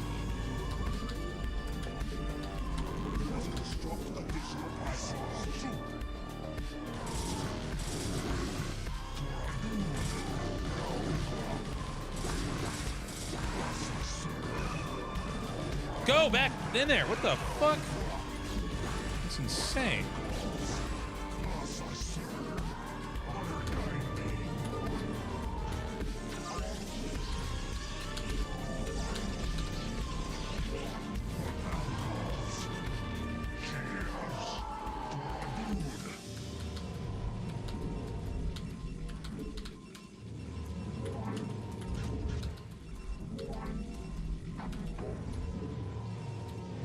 Oh, cheese. What do you know? It's a pretty good cheese move, actually.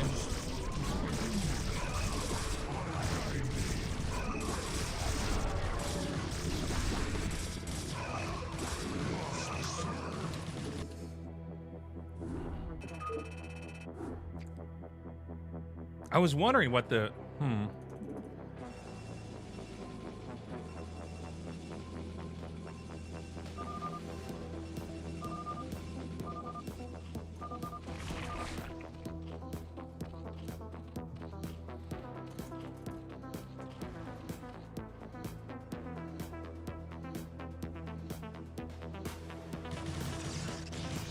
We got this part up right.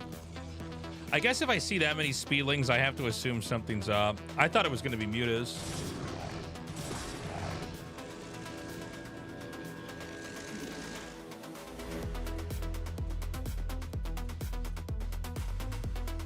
Yeah, I should just make more cannons.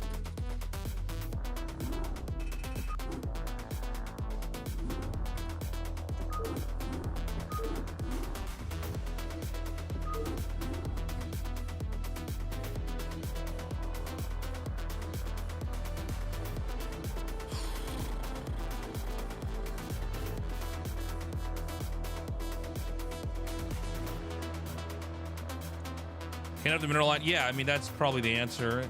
Probably have an extra cannons here. Something was weird, right? He had so many lings coming out to the front. I was like, what the fuck is going on here? I guess the cannon in my main is fine. Because he could also be, there's a world where he's just going Mutatech too. And I just have to not die to that. But probably one extra cannon in my entrance, one extra cannon in my mineral line in my natural too. When you see that many lings, it's like, all right, something's up. He's also just like attacking the gateway a lot. Like it just feels like kind of like he's trying to get damage in. Yes, Astral on YouTube. Yeah. I mean, it's like, okay, he had like enough speedlings that I could not attack him at all. And he's right outside my base. I guess it could also be Hydras. I don't know. Sometimes moments like that, you just need a bunch of cannons.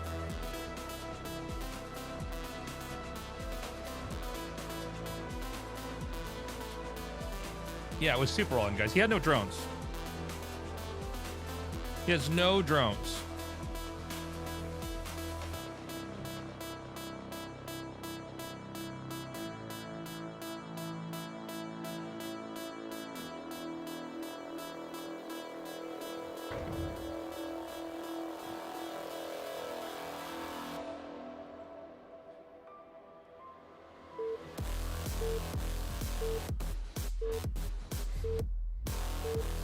Was he just flipping coins?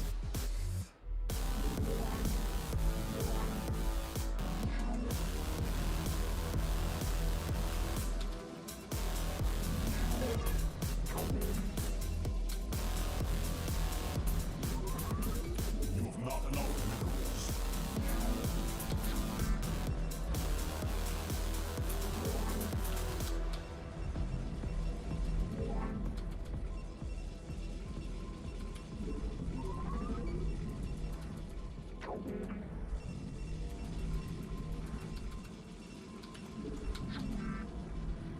Okay, he's actually rushing me.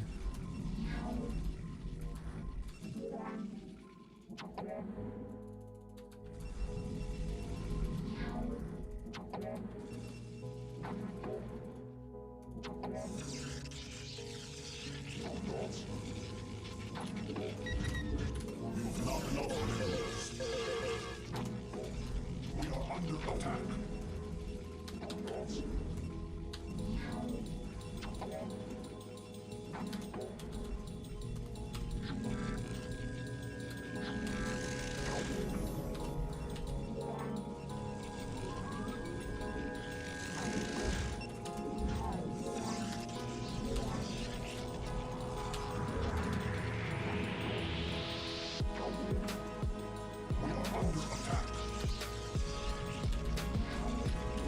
Not enough minerals.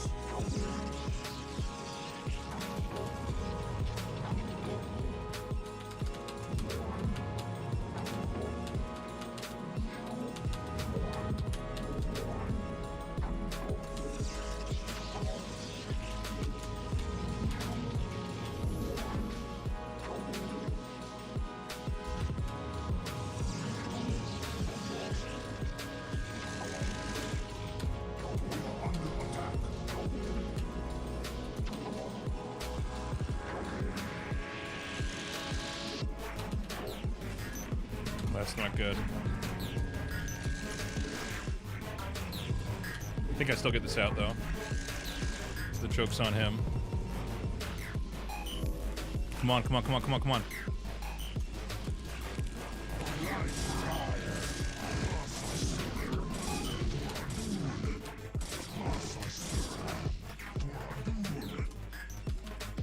Fuck this game, man. What a pile of shit.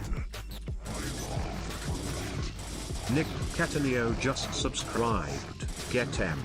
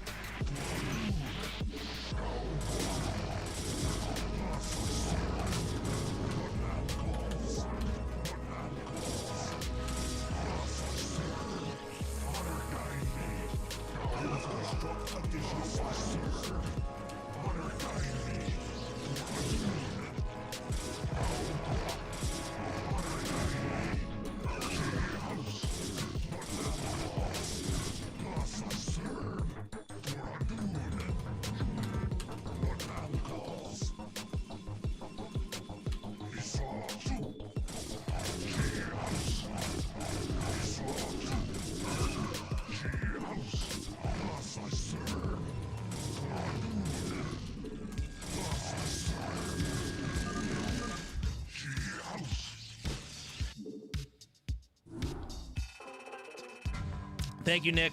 Appreciate the sub.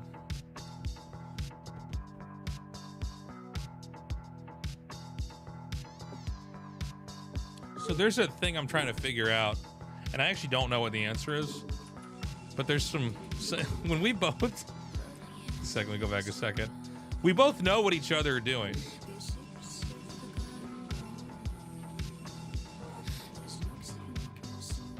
What is the play?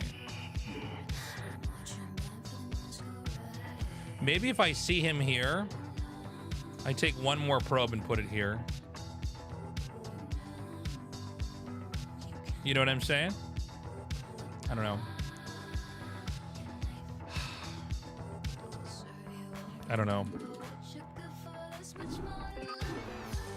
Thing is, if you just kill a couple of their workers, like, it's over. You just need to get like maybe 2 or 3 kills, and it just snowballs. They eventually they don't have enough workers to even do anything to fight you.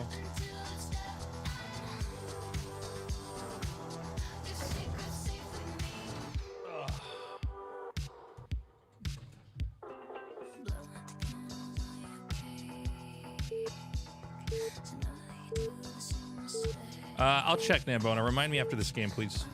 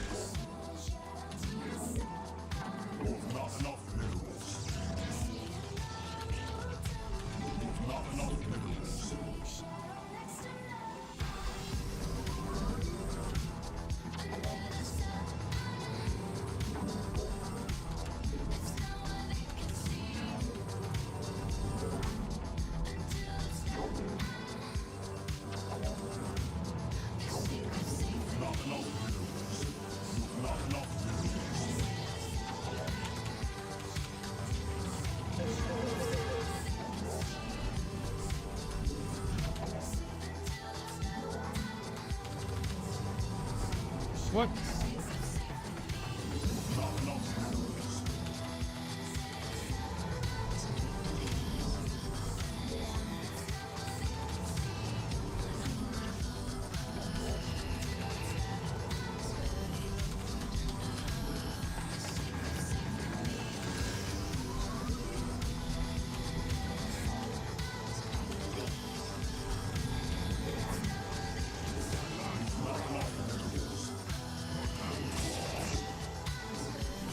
Okay, so he doesn't know about the 2 gate yet. We got inside his base.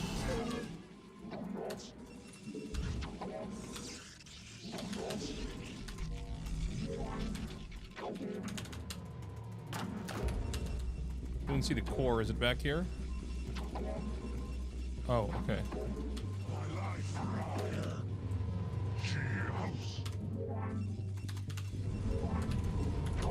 Not enough minerals.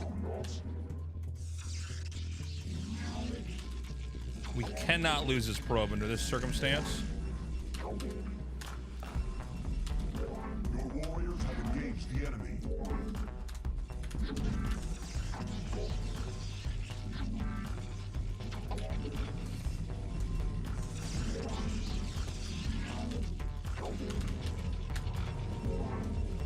You must construct additional pylons.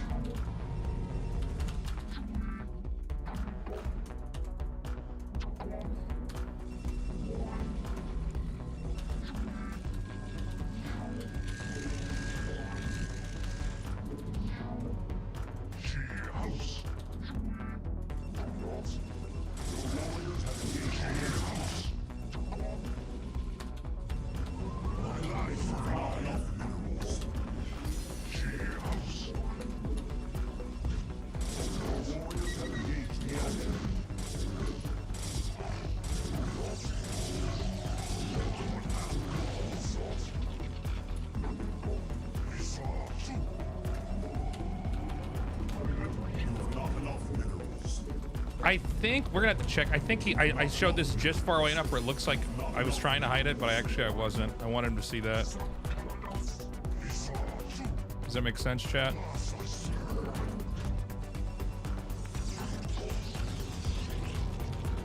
I think his pylon should have vision to see that. So I'm trying to make it like far away, like, oh, he'll never see this, and then I cancel it.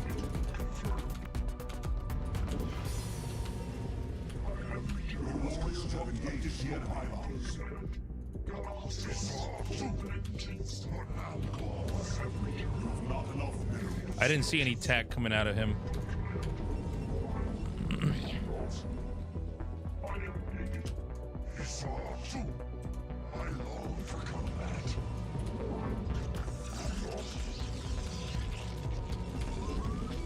So we need, I think we'll go with 5.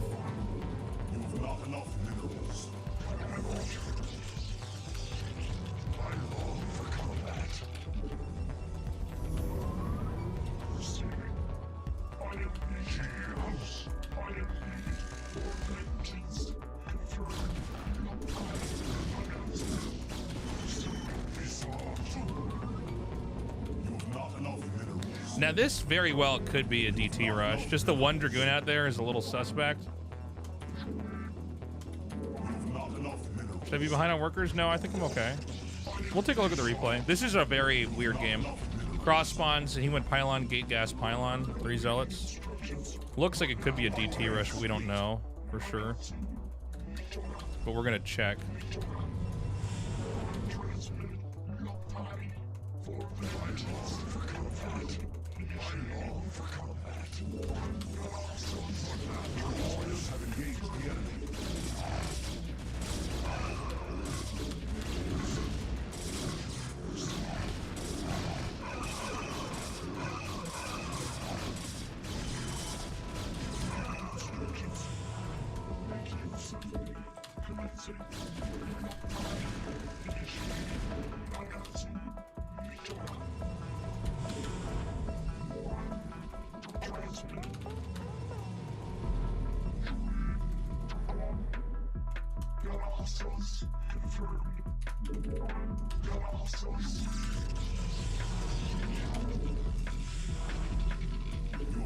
So I am really uncomfortable with these kind of games.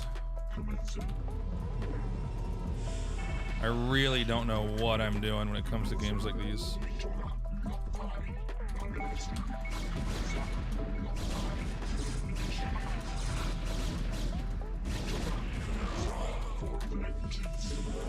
But what I think we can do, fuck, is basically play defense Go for quick Reaver drops.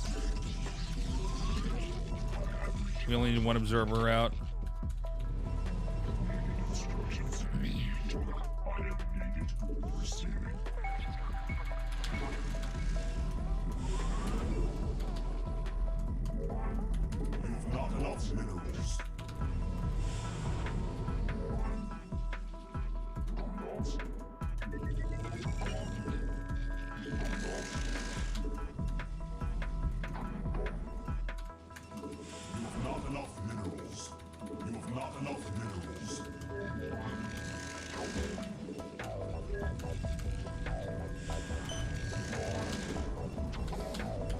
So this is probably, out of all the types of PvPs we can have, this is the one, probably one I'm least confident in, but I think we're playing this right.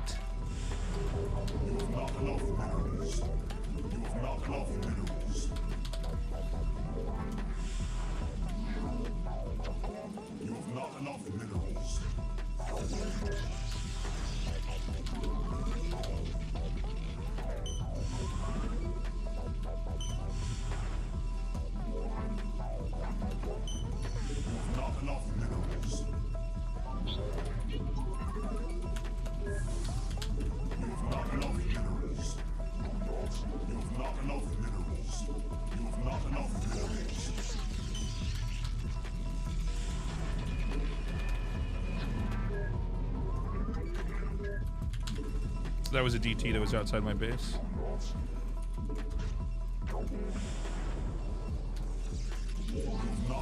I think we're also supposed to get one Dark Archon here, because we need to get it kind of quick, because we need to be able to feed back his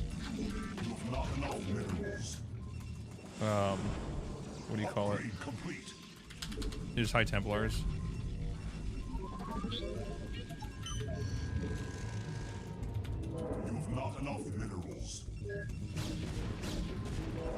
You see this?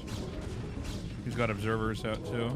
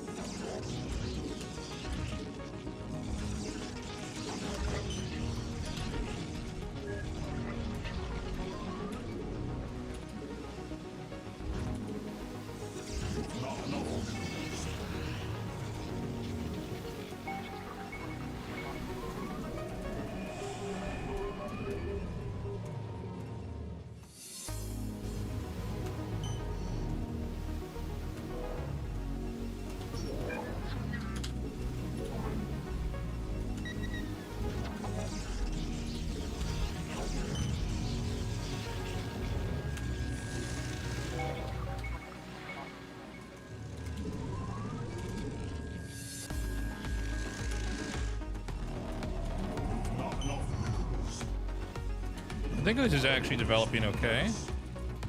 Let's put some more pylons here. Shit.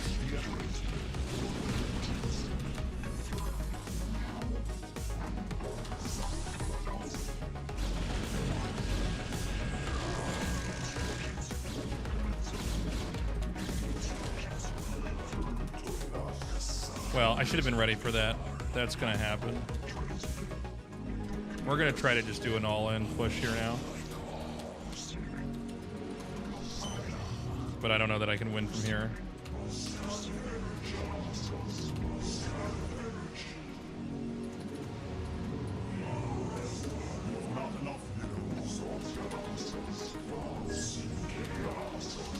I should have been more ready for that. But I think we developed okay, so that's not bad. All right, so we're gonna try to just push back out here and make something of this game.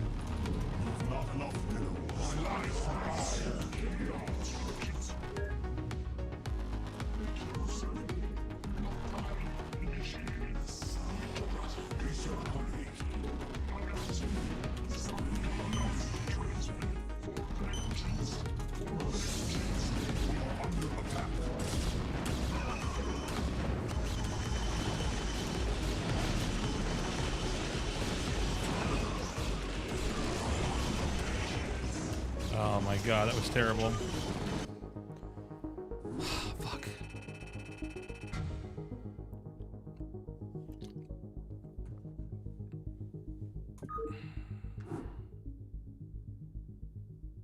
So we kind of thought DTs were coming. I don't know. This is a tricky one. So this is one of the builds where I'm not exactly sure what we're supposed to do, because his build stops my strategy to get in his base. He did it before he scouted me too. This is just like one way to open up the game. A lot of times if they open like this and I don't rush, they go for Reaver speed on one base.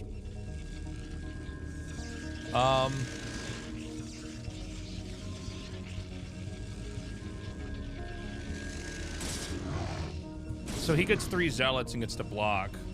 He canceled range, went DT. I also...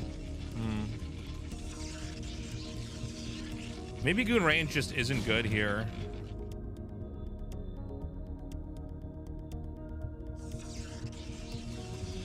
Problem is he gets his Nexus up so early.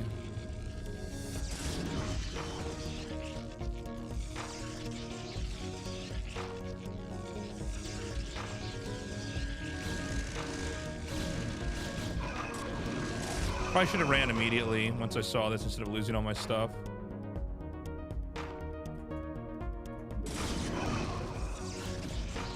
But he was ready to stop everything. I guess the Storm Drop really got me. And I should probably have the Dark Archon ready over here.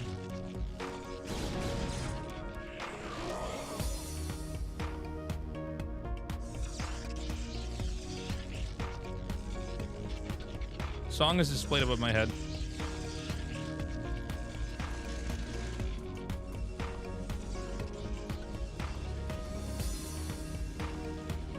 Yeah, I guess immediately, even earlier Citadel, even earlier Temple Archives. This Forge came first, but we probably want to get the... Jesus Christ.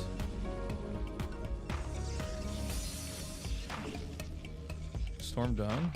He could have storm dropped even earlier. That's insane. I guess I shouldn't have this here for one. At some point in time, we should have this observer come up here and just be ready to see this.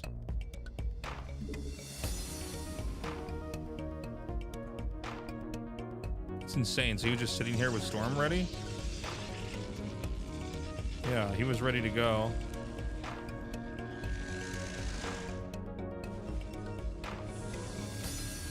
I should have Dragoons here and Dragoons here ready to defend.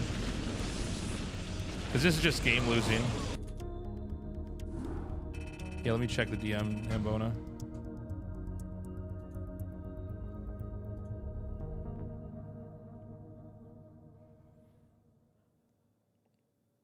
Yeah, I got it. Thank you, Nambona. Appreciate it.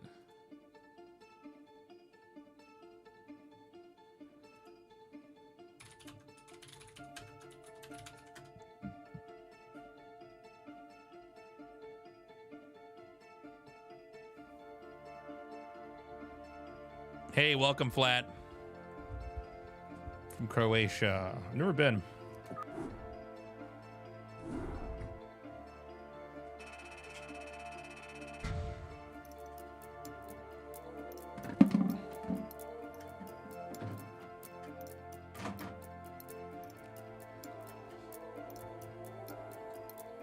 What's the best way to detect if the opponent wants to have Reaver drop? Well, you need to confirm Robo Tech.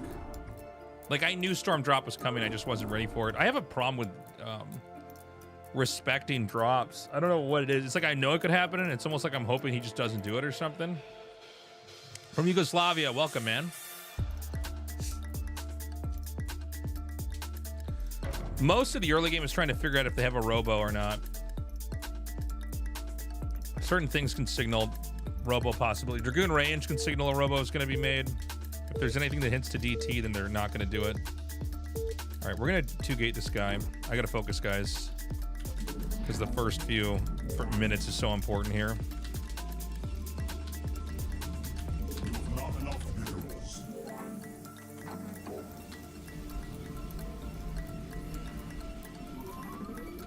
You have not enough minerals.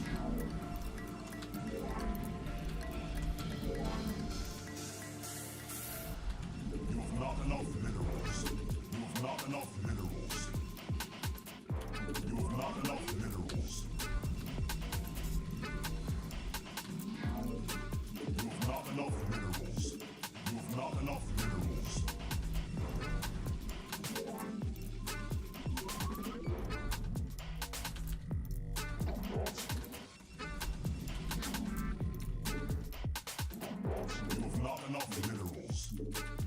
not enough minerals. You have not enough minerals. You have not enough minerals.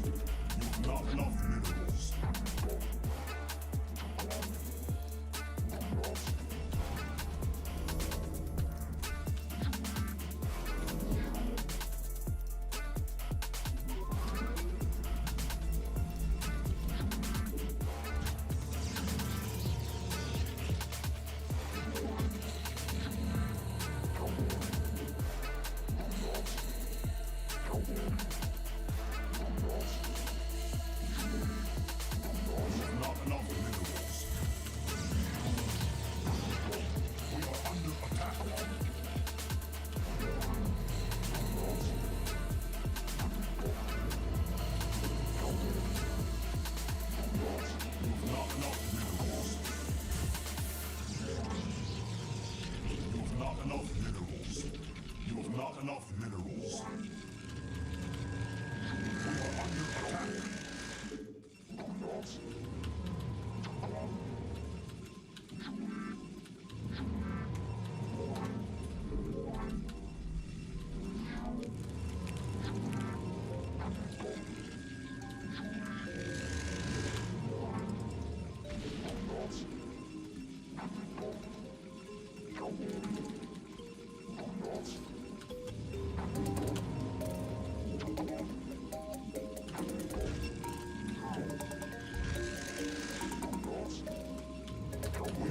Hard to do in this situation.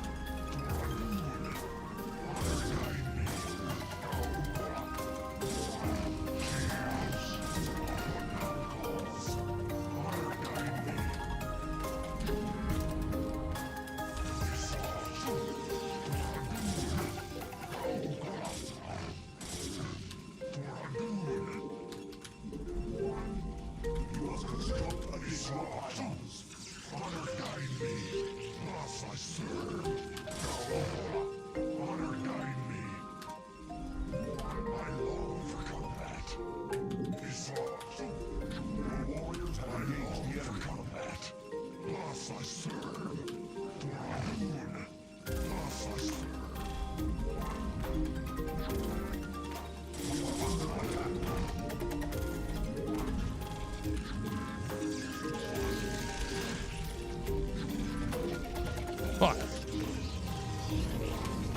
I guess the question for me here is, when is too much?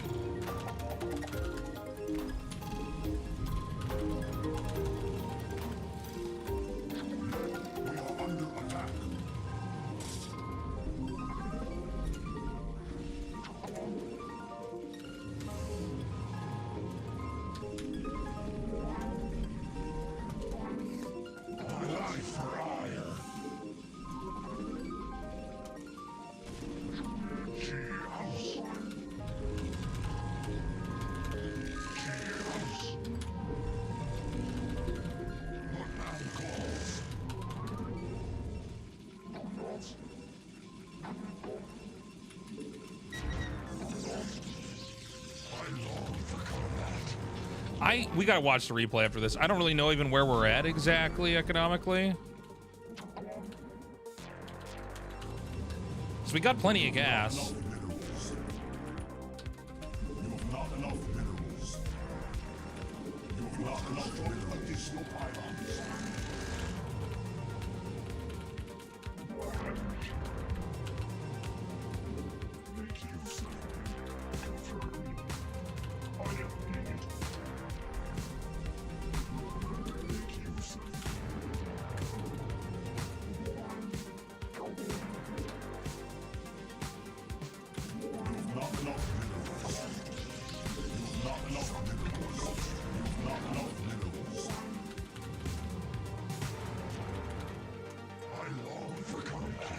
All right, let's keep these further out here.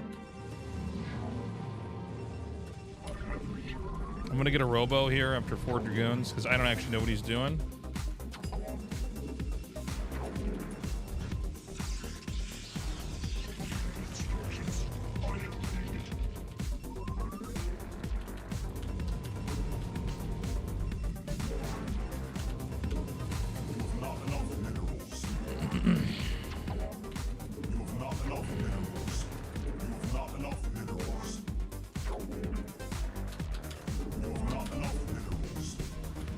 I think we're just gonna go for an observer.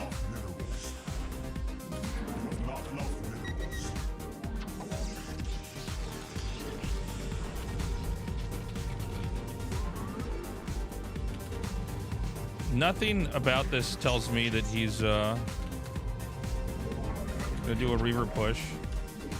Clearly he's not expanding. I think all we need to do is just get a base up. I'm gonna plug the ramp up because this could be DT.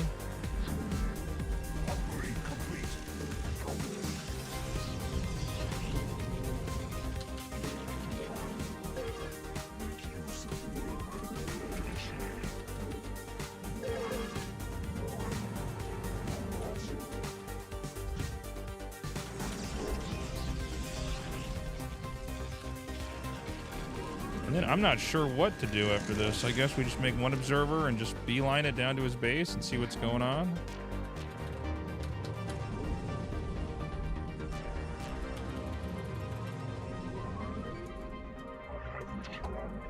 Shuttle. Could actually be...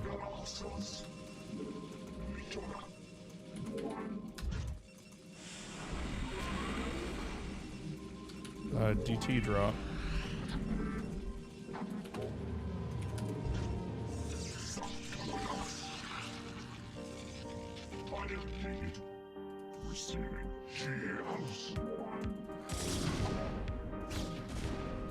Observer.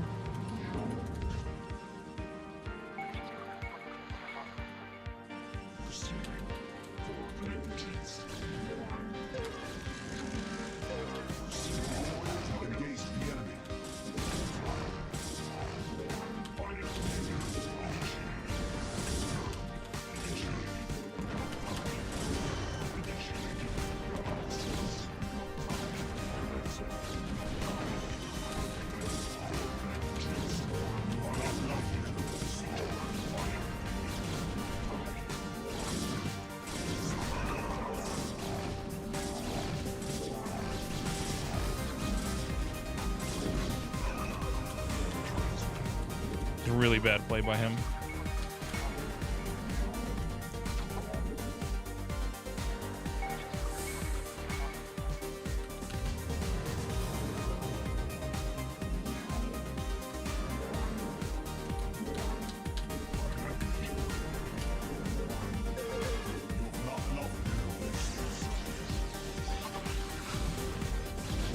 So I think we're just going to follow up this with a push.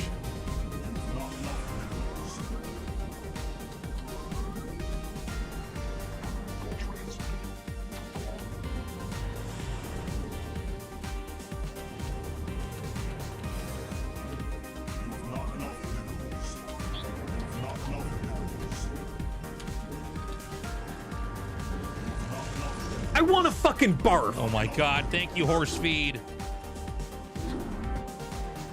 Appreciate it, man. Welcome everybody.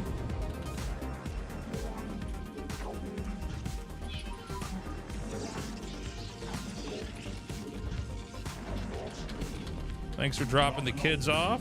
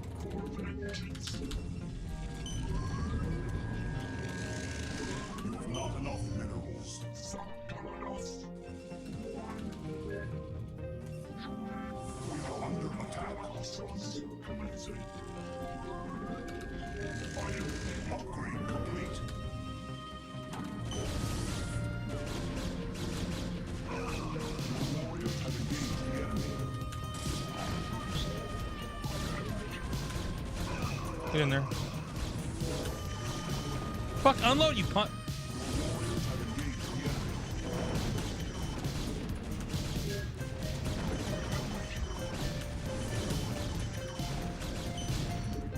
Probably the worst one to target there.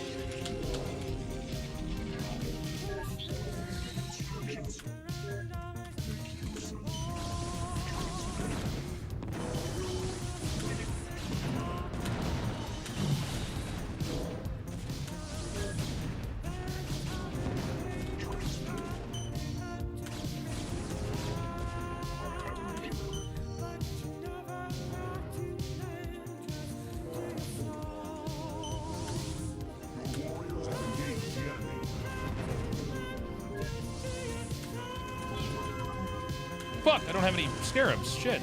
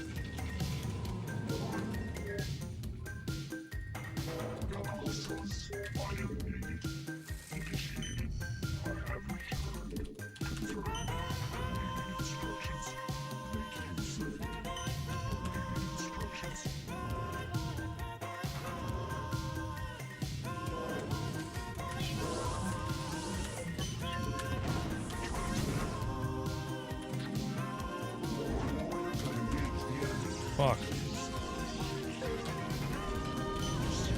I think I got the shuttle there.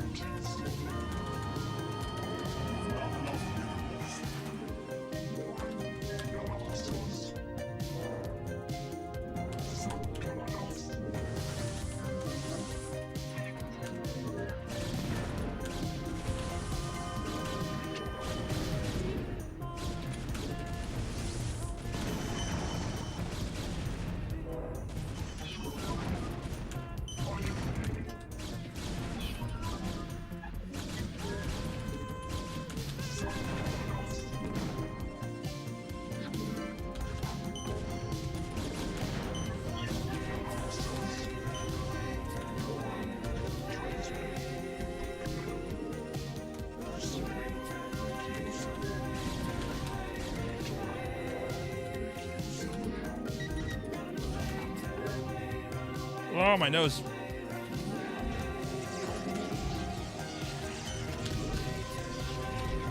We got a good new shuttle here.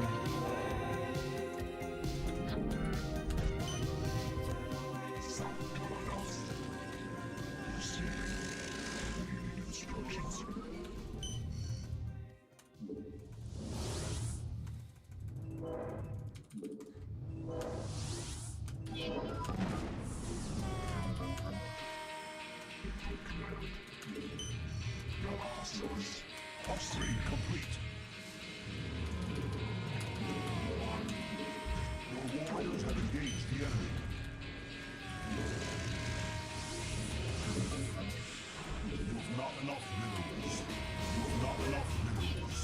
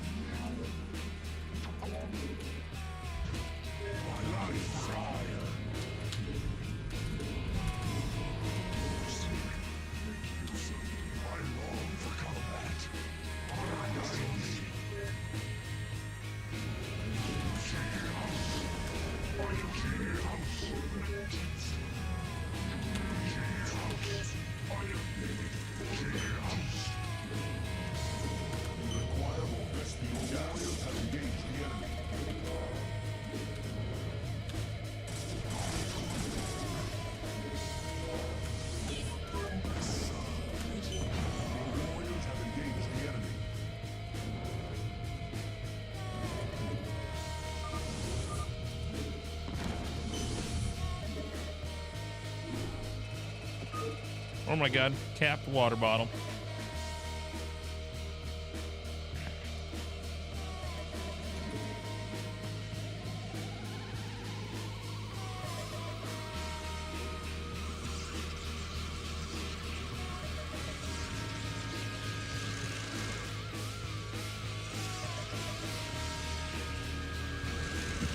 So what happened exactly? I feel like I'm in an okay spot. Maybe 3 gates is the max. I don't feel like he can stop the second one. I think we have to have a third, though.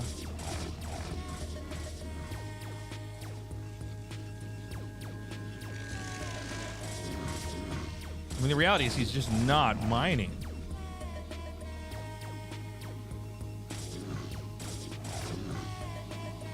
Maybe it's better if I make an extra pylon, too. I would have had the second zealot out. Yeah. Keep the rush going. All we need to do is get 1 or 2 zealots in here and start killing workers and we win.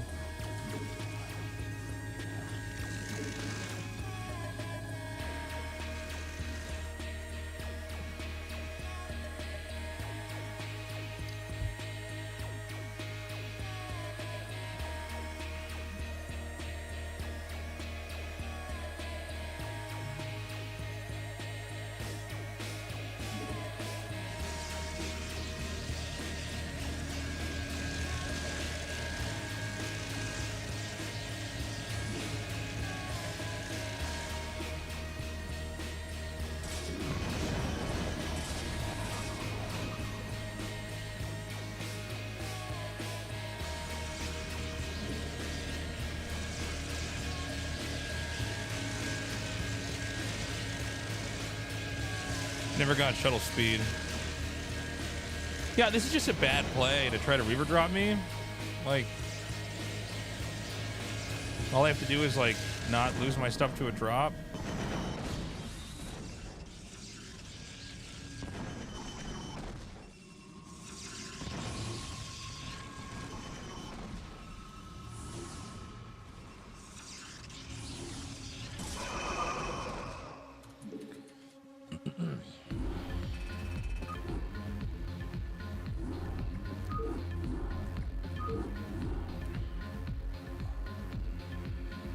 Yeah, Trevor, I will put that in the YouTube bot so that you can find that. Sorry about that.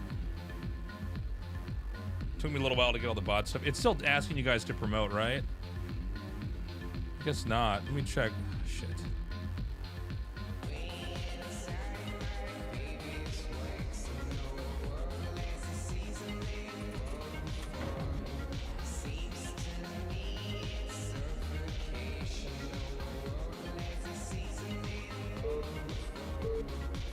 Hold on. I'll fix it after this game. I have something else I gotta fix with the bot. There's supposed to be like a bot promoting the merch and getting people to give me super thanks and stuff.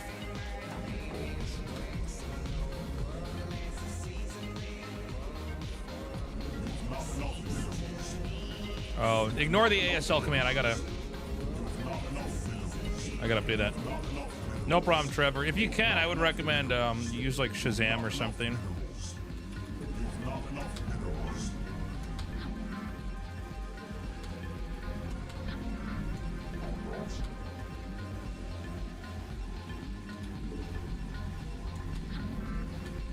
Yo, what's up, Brandon? How you doing, buddy? Hold on, chat. Is my pylon gonna be fucking late, or am I the greatest gamer of all time? It's the latter.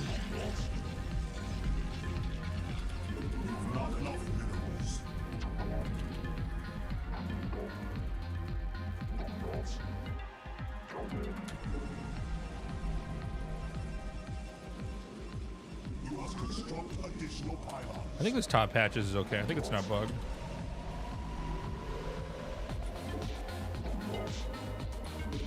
Not enough minerals. Not enough minerals. Not enough minerals.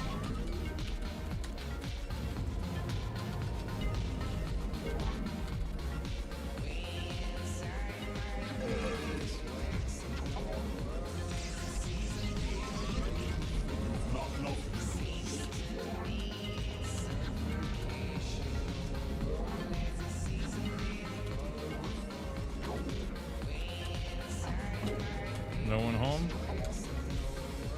He might be cross spawn. Unless the Overlord was like there when I scouted, he should be bottom right. We'll see if a drone comes in my direction when I'm scouting.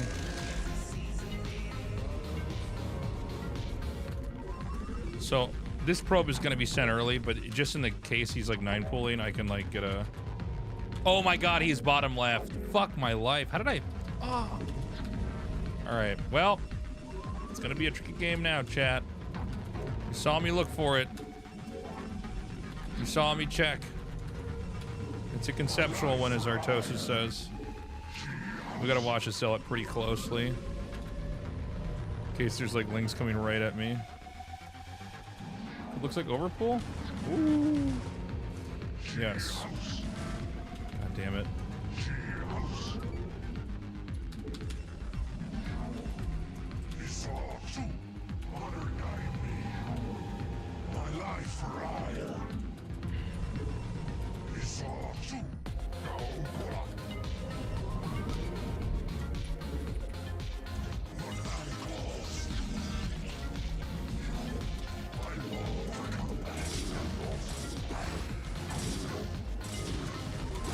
Can grab that one.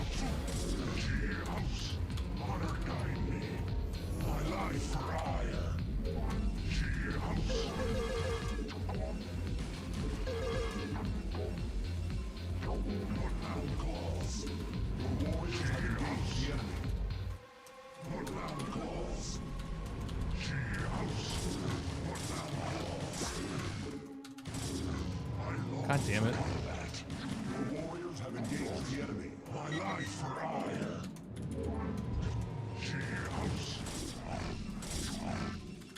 Oh, I hate this fucking game.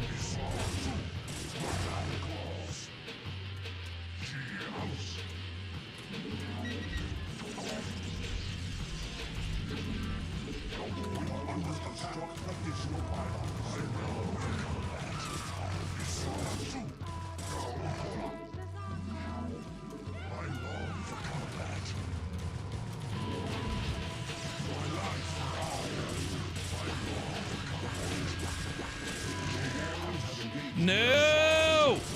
Fuck!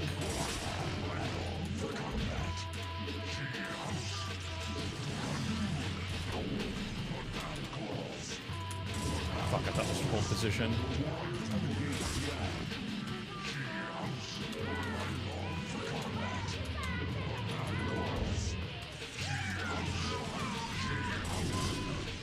You could just attack my zealots, dude.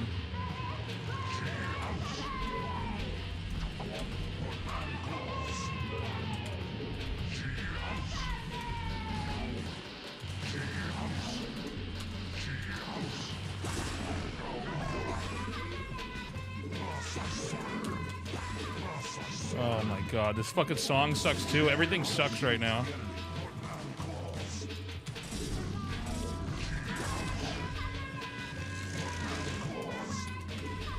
What is this fucking song? Hold on. Fuck, what in the fuck is this? Jesus Christ.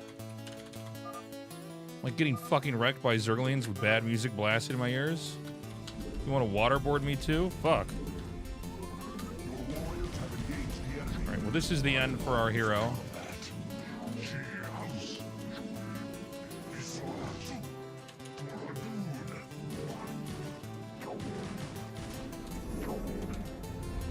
I'm gonna leave this fucking game.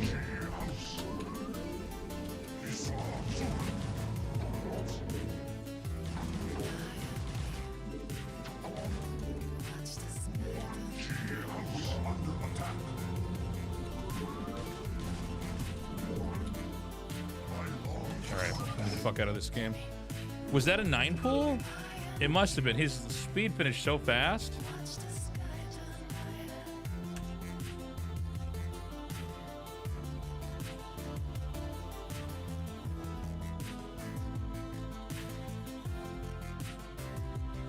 So what did I do wrong here? Okay, we just can't scout that early. This isn't polypoid.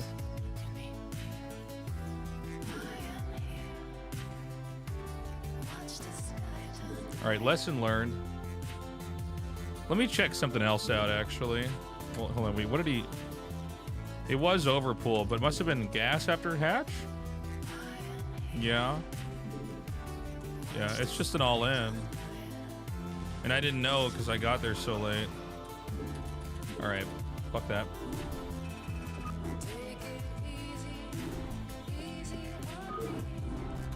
I want to check something. I think Forge Expand might actually be better on this map. That might make our lives easier.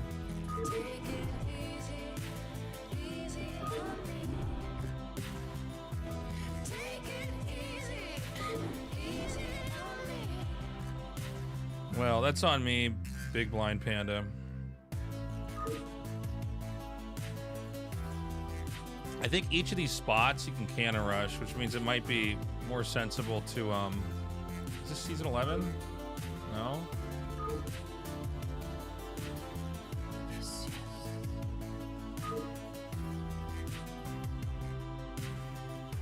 Where's Vermeer?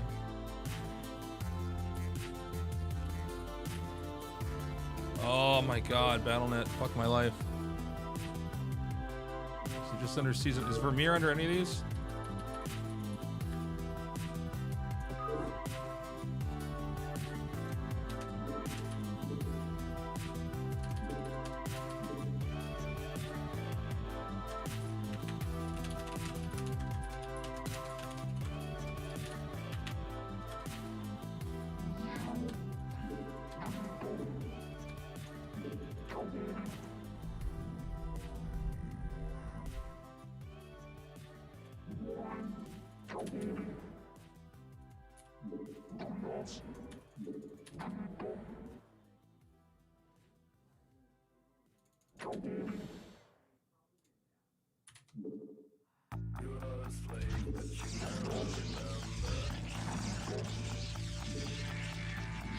So we can cannon rush there.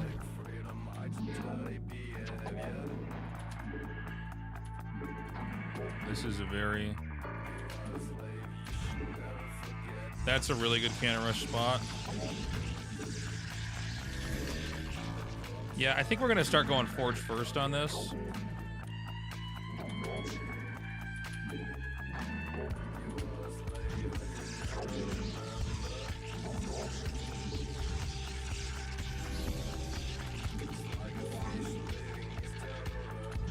No, this is even better. Look at this. You're never gonna get that.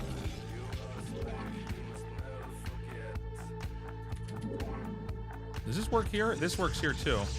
The same cannon, it's mirrored. They've actually, oh my god. They made this map just for me. Look at this. Why were we playing normal build orders like fucking idiots, chat? Oh my god.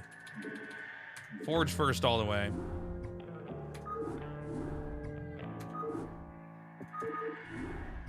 What were we doing?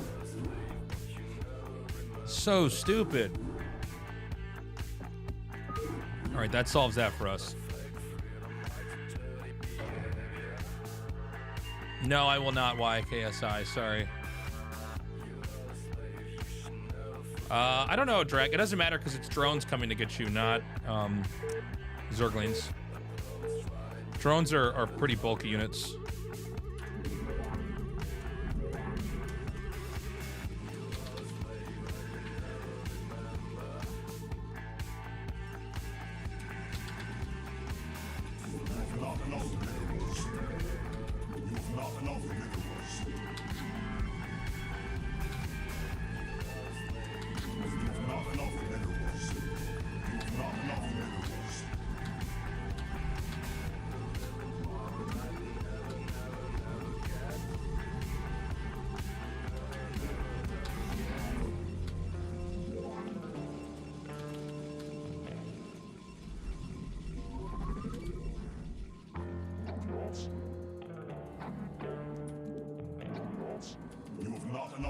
All right.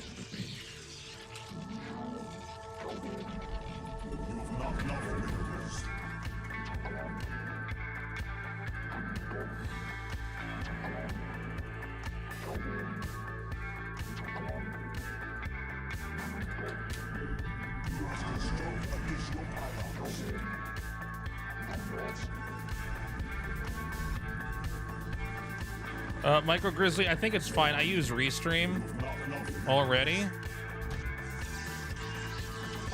So I think I just streamed a Restream and that Restream's on Twitch. I think it should be fine.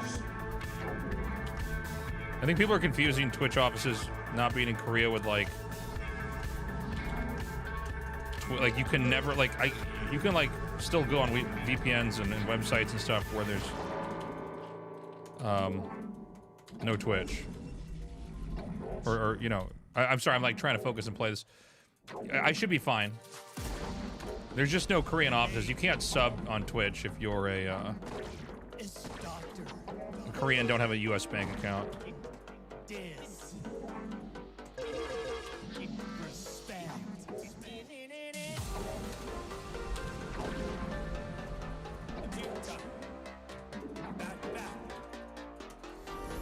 Oh my god. This is the reality check. Not enough minerals. Not enough minerals.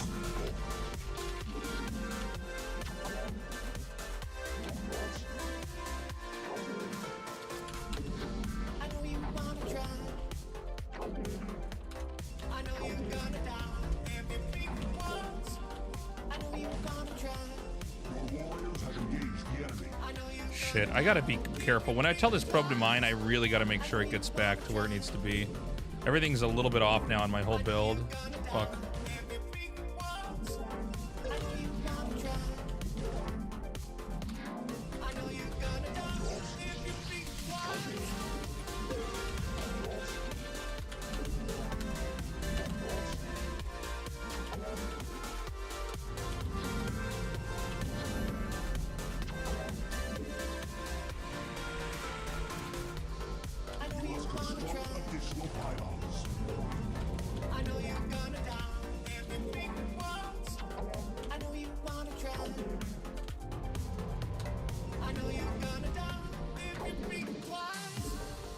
And you're looking at the two-time back-to-back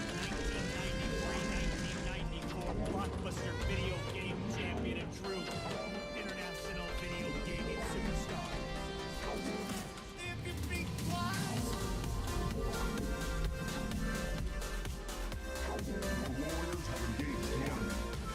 Fuck. I didn't see. I did not see a layer. I also didn't see a hider den.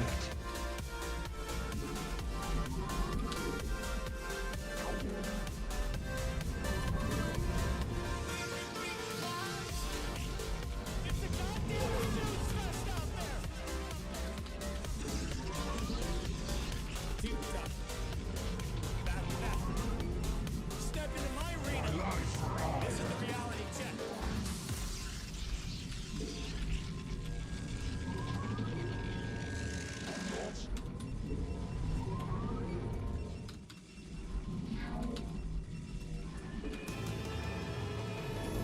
Not enough minerals.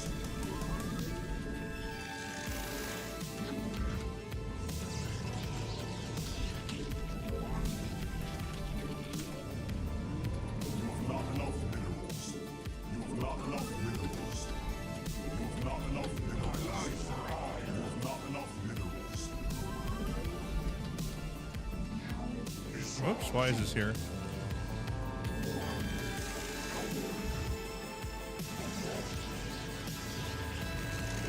Not enough minerals. You've not enough minerals. Fucking asshole.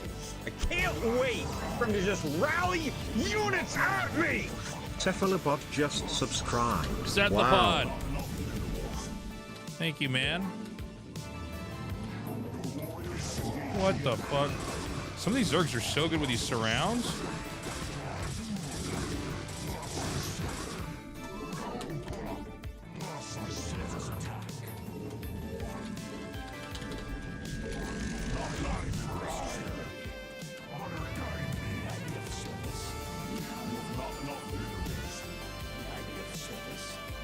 Hydroden. I didn't see a spire, did you? There it is. There she blows.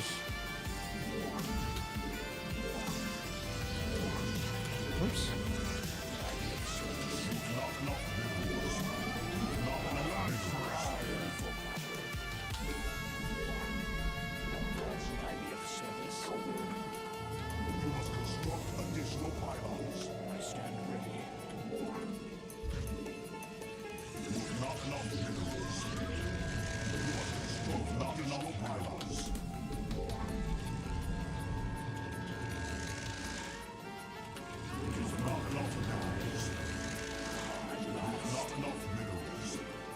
Jesus Christ, Tasteless.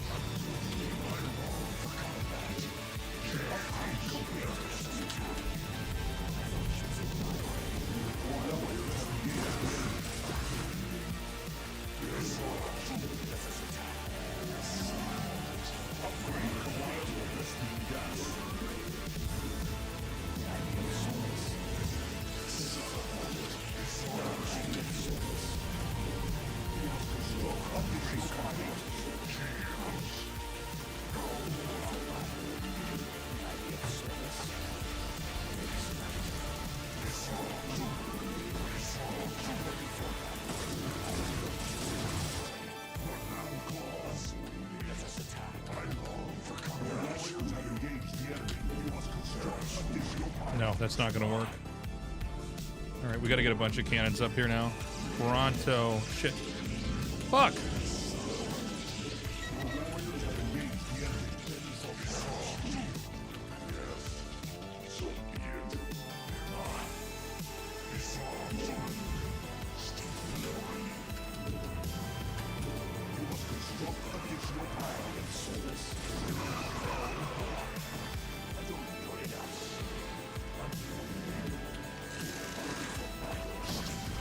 Oh my god, please.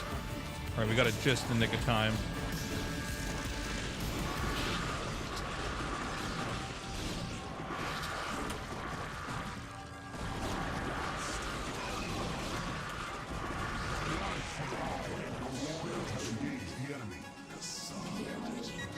Ooh, fuck! Holy shit!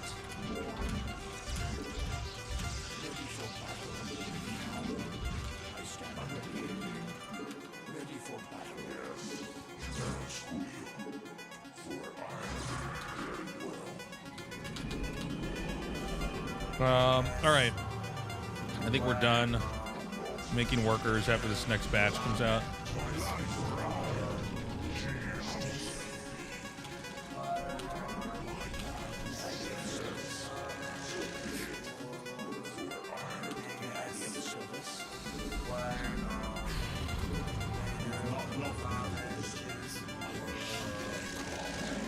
Is this guy trapped here? Is he doomed to live here forever?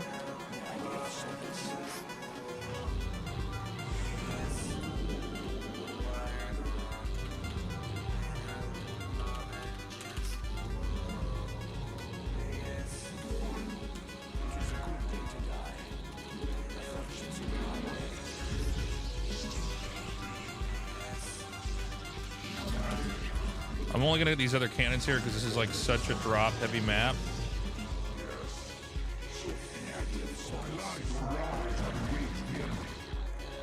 Move!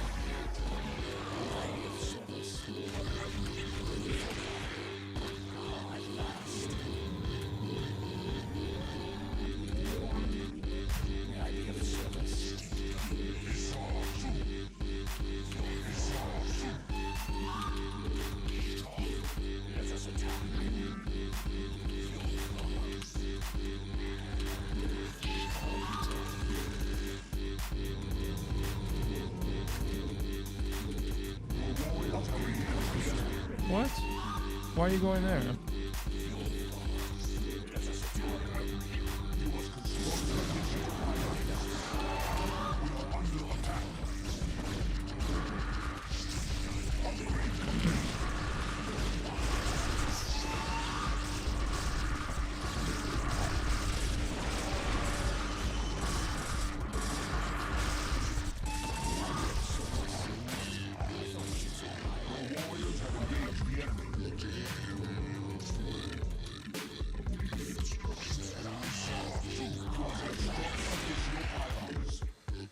Fuck.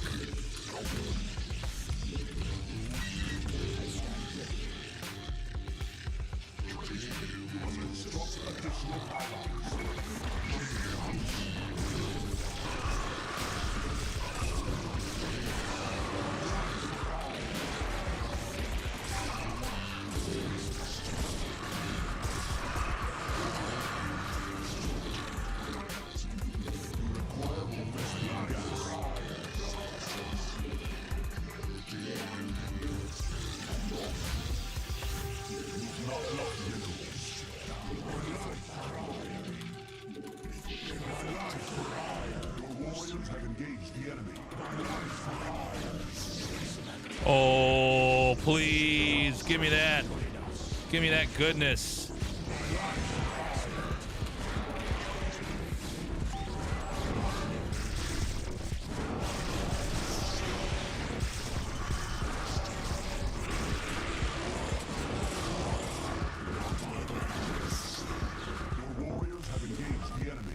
Oh, yes.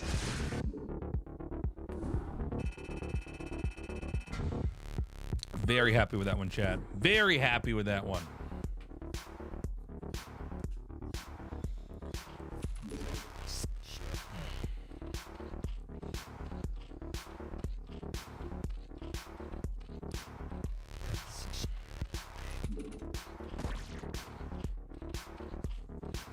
I have to have that other observer making. I don't think I was making the second one.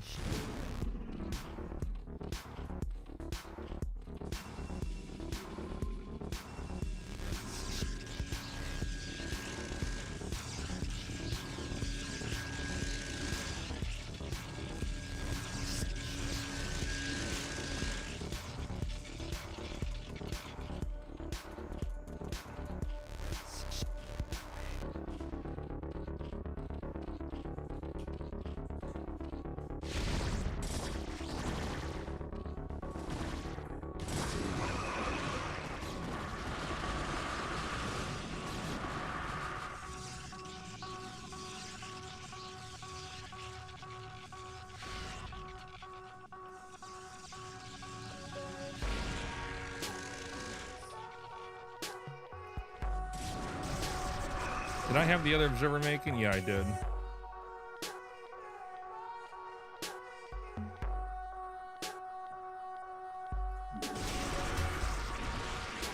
Yeah, when we keep those Corsairs alive, it goes miles, man.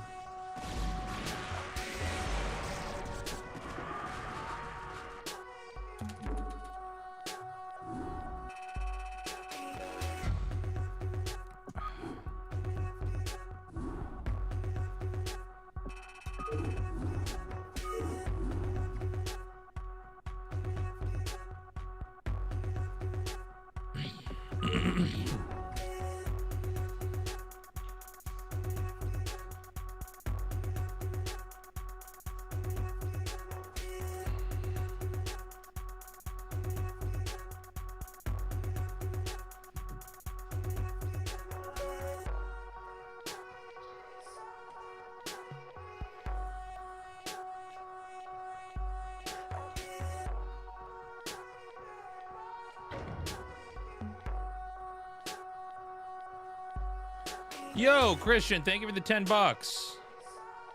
For my first brutal rank game, at least 10 plus years ago. Thank you. 52-minute PvT that I lost to a Terran. Thanks for the content. Hey, man, thank you for hanging out, dude. I don't know why my alerts aren't working for stream elements for that. That's weird. Is this Invader? Yes. It'll be posted on my YouTube, Sickly. I'm doing a couple of Starcraft history pieces. Oh, there it is. Christian Gomez super chatted $10. Played my first Brood War ranked game in at least 10 plus years today thanks to you. Thanks. A 52-minute private that I lost to a Terran. Thanks for content, man. Hey, man, thank you. Not enough minerals.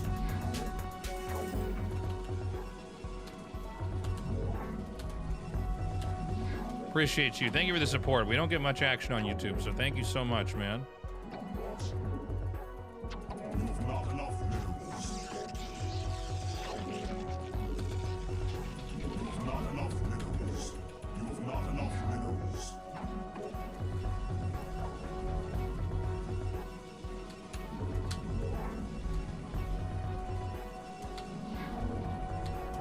You must construct additional pylons.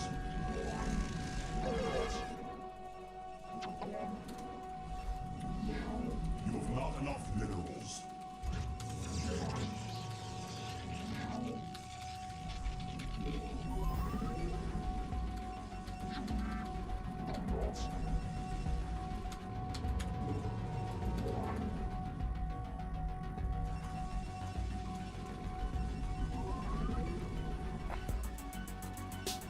Both scout after gateway.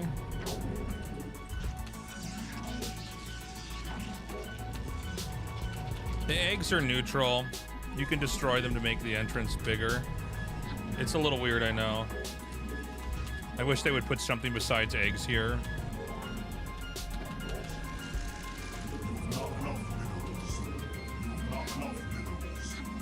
Those fucking probes stop getting stuck.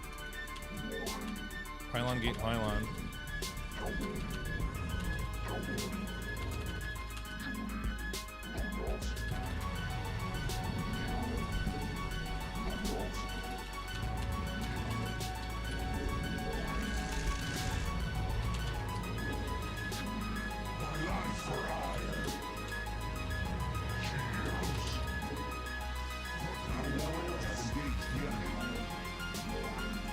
Fuck, I lost my fucking probe. God damn it.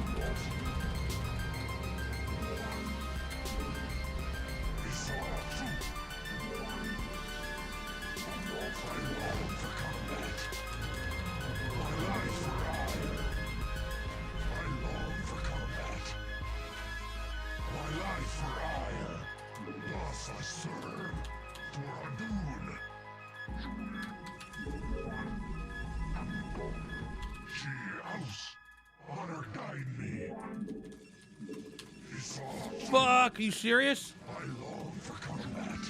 For Andoon.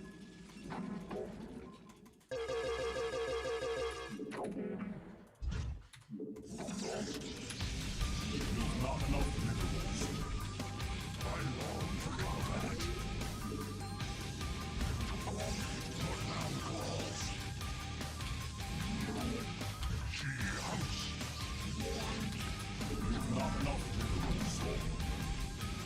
Oh, really?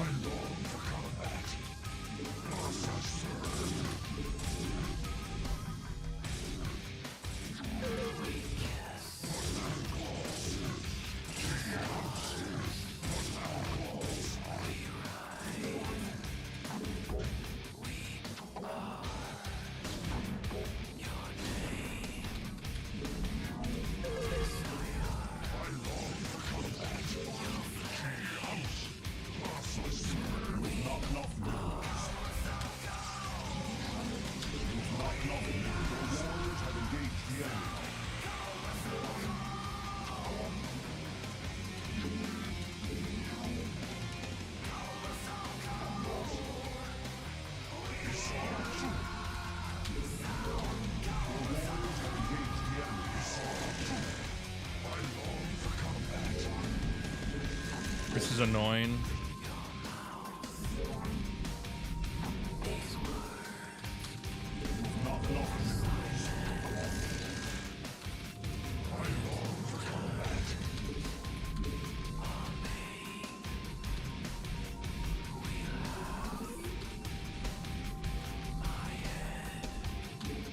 I know I have two gases and I'm only mining from one before anybody says anything.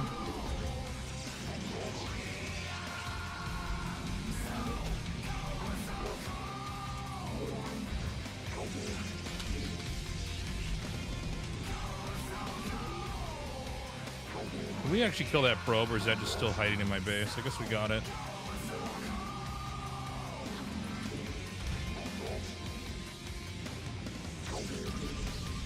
No, that doesn't work. That fucking blocks some shit.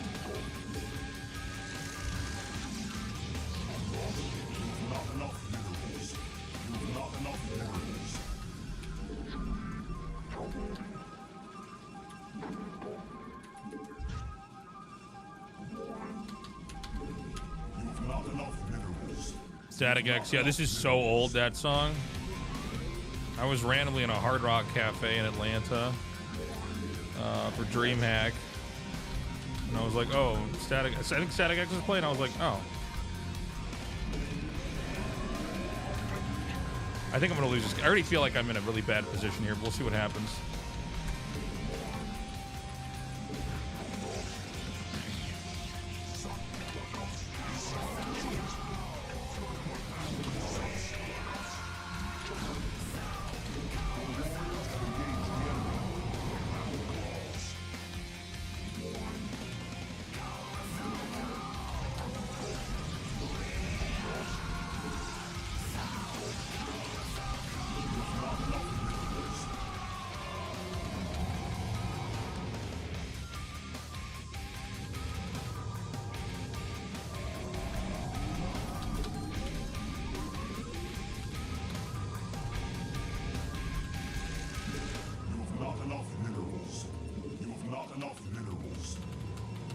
Thank you, Memon. I'm doing good. Games are coming along here, which is nice. You can be happy about that.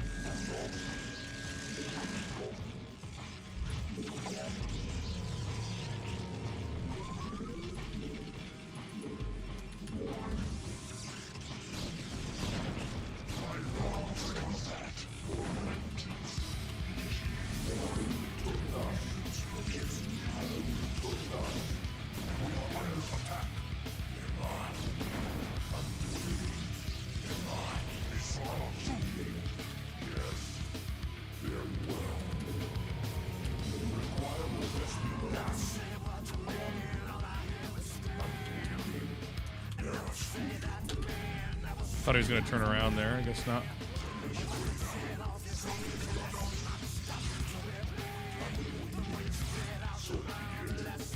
Fuck! Okay.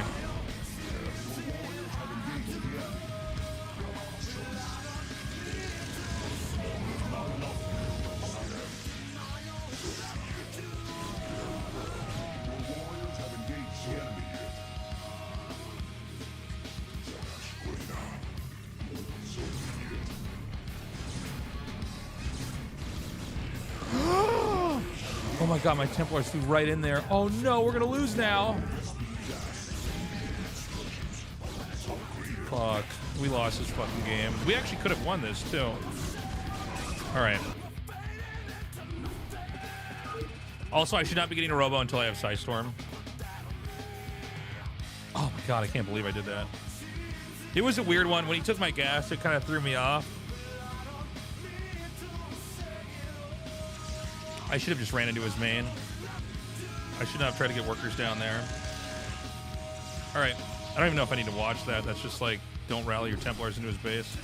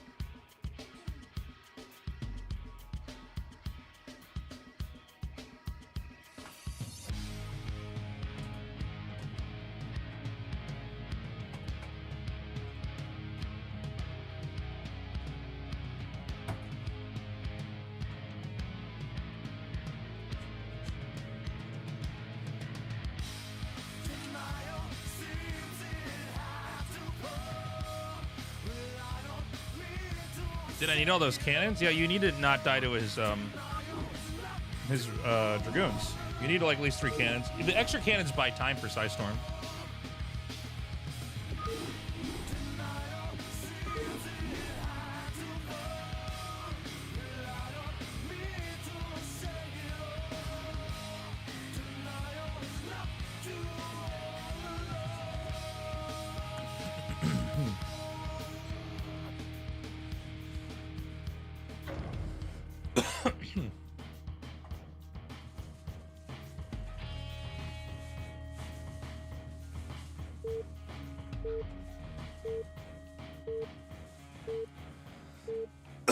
Sorry. All right, guys.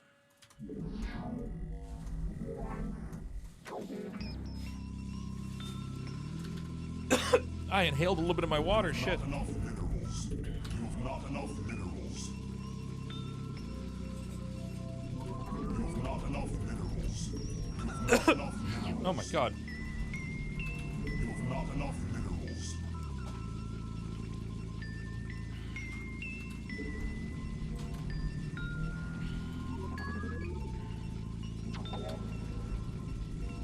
You have not enough minerals. Jesus Christ.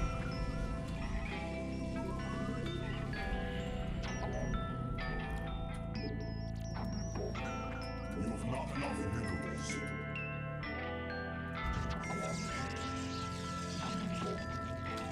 You have not enough minerals. Oh my god. Chat, I'm dying.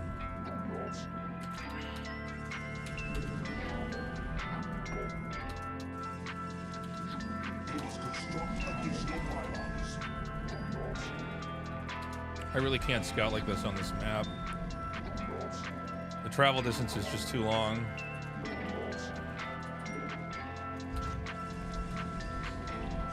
Jesus.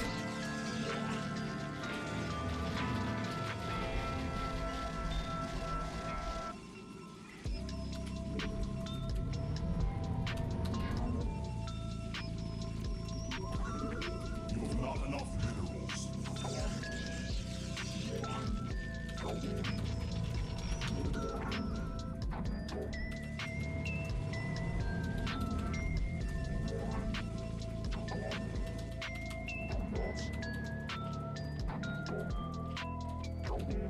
Overpool. Looks like 6 lings. Could be less.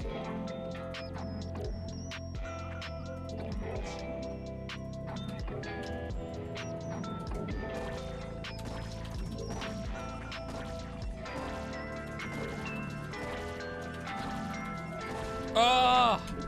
I thought I got the first hit. Shit. Oh, fuck. Oh, that's brutal. My life for hire.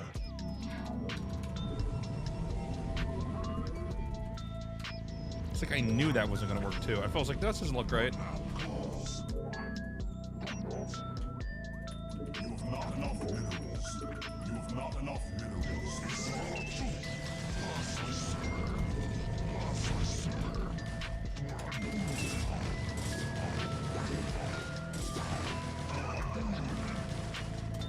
Just pool on 9.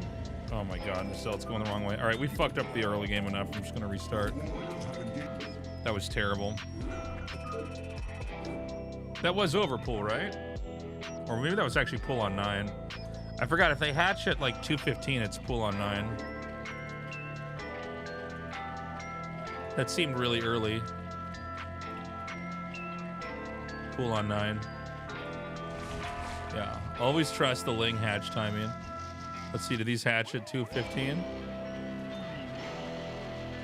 Yeah, 2:15. All right, that's what I need to watch for. I was like, man, these Lings seem like they're coming pretty fast.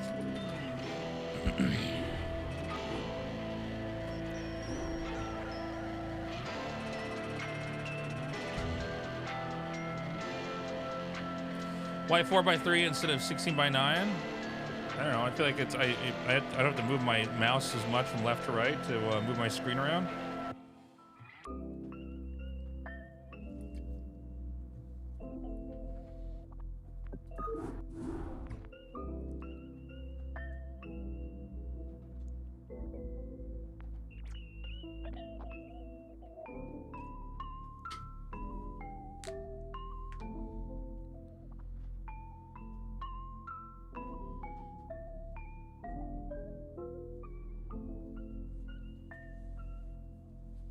All right, guys, I'm going to be eating some food.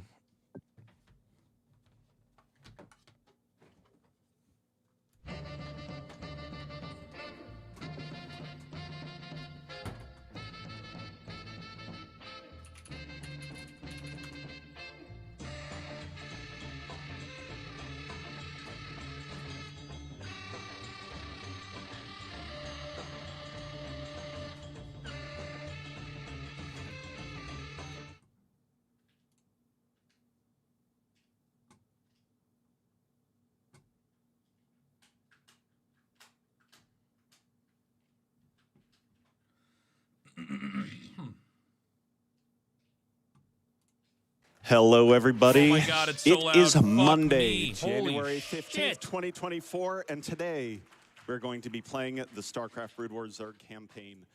This is one of the most storied campaigns of the era. It's a fantastic campaign, tons of really epic missions, and just a blast to play. I've had so much fun practicing it, and I can't wait to bring it to you all here today. It's a hard campaign, though. I'm going to be pressing about 15,000 buttons over the course of the next hour and a half. So instead, I have two wonderful commentators joining me today, Ektar and remotely Giant Grant Games. I'm the okay commentator. Giant Grant Games counts for both of the good commentators. Right there. We have to bring our forces adjacent to all 7 of them to complete the mission. We're going to use the Zerglings right there to get hives 3 through 7, and we're going to use the red Hydralisks, which are our heroic units, to recover the ones that are in the top right. As we bring our Zerglings onto the 3rd mission, we're going to receive a couple of additional forces in the form of Scourges, which are an anti-air specialty unit that we're going to use to clear the way on into the 4th hive. There they are. They're going to crash into a couple of Guardians, taking them out, clearing the way for us. And with the way nice and clear, very nicely done. We've got 6 Zerglings remaining, 5 Zerglings remaining, which is plenty to make it through on into the 4th hive. We're going to capture that. Quick little safety save, costs us almost no time. We're going to bring 2 Zerglings up to hive number 5 and 2 Zerglings down towards hive number 6. Very nicely captured there. And as we bring our way down past these Ultralisks and a couple of sunken colonies, too much Starcraft 2, we're going to recover the 6th hive and then take a Nidus Canal, this green building, as a teleportation onto an island here, and we're going to pick up hive number 7. As soon as Ace grabs hive number 7, he's going to get a large army, and he has to clear a giant trigger box that is about the size of the island of all of the Zerg enemies. So he's going to be grabbing his forces and pushing them to the north. There's a little bit of an area in the northwest that actually does not count as part of the trigger box. He's going to try to hold off some of the forces and stop them from entering. Yeah, all of these units right there in the very top left don't actually count towards the end of the mission if we can keep them out of the trigger box. So hopefully we can get all that Zerglings cleared out there, and we're going to be closing the first mission as soon as the victory screen pops up. Very nice. And that is the first mission. There it is. Well, unfortunately, in StarCraft 1, the way that triggers work is not exactly clean or pretty, so sometimes you do have to sit there waiting a little bit, just hoping something is going to activate. They check for triggers every 1.4 real seconds, and as a result, things can be a little bit awkward, like we just sat there waiting to win. This is the first of our in-game cutscenes. These actually play out entirely in-engine, so all of these units are actually just getting attack commands from the AI, and we got good luck here. RN Jim, our green Marine, sometimes just sits back by those siege tanks and doesn't contribute, but as a heroic unit, he really makes this a lot quicker. That is like 2 seconds of unavoidable time loss. Oh, I'm having chili. Fight, but we got lucky tonight. So what you can see Ace doing after every single cutscene, a little bit of dialogue will start, and Ace will save and load in order to skip that dialogue. There is about 7 minutes worth of dialogue in StarCraft 1, so skipping it is pretty darn important. Now, what's happening here is that the Terrans have given a psi emitter to Kerrigan, who is the character that we are playing as in this campaign, which if you get close to any feral Zerg units, will mind control them. Usually this is the first big production mission in StarCraft, but what Ace is going to do is use these elite Zerg units that he's running around and grabbing in order to destroy an objective in the middle of a heavily fortified Terran base without actually building anything. Yeah, you can see we have both red units and purple units. The red units are a heroic variant with more than double the stats and all upgrades, so they are incredibly powerful. And for the second mission of the run, our objective is to destroy the Psi Disruptor, which is preventing Kerrigan from maintaining better control over the Zerg swarm. We're going to destroy it and improve our ability to control our forces. We're going to do a little trick right here. We're going to sacrifice this Zergling to a siege tank. blessed you Siege Tank Gods in the Sky, we can take that, and that will allow us to pick up the biggest of boys, the Tarask. Product identity, say from Wizards of the Coast, Torask, mind you, spelled differently. And he is going to tank its way through onto the final objective. He has 800 hit points, a ton of armor, and deals a massive amount of damage. So he's going to clear the way for the rest of our forces. We actually have a massive army right now. We expect to have about 8 units. This is almost double that. So we're in a really good spot to start this engagement onto the final objective. However, this engagement is still not going to be easy. The enemy has many times what it takes to clear everything that Ace has. We cannot watch this fight happen normally. Instead, Ace is going to charge in, annihilate those siege tank artillery, and then run with the Tarask in front, straight towards the objective in the middle of the base, target it down while the Tarask tanks for everything, hopefully. No matter what the Prima Guide told you, siege tanks are the real antagonist of this run. Right now, Ace is and it does look that Ace is doing an... I'm so sorry, my friend, you go. Ace is actually spamming right-click on that building right there because there's a random delay between attacks, and that actually cuts that delay off. So really nicely job, very quick done by Ace. Yeah, that was very clean. Does it cut the delay off if you spam? I don't think so. Spamming in StarCraft 1 is a nightmare, and the fact that his units are moving where he wants them to is something that takes years of practice, and he has had those years. All right, so this is mission number 3, the Kelmoran Combine, where Ace now has to actually do production in StarCraft, which is very exciting. The goal of this mission is to mine a casual 10,000 minerals. In the top right corner, you can see that blue icon. That is how many minerals you have.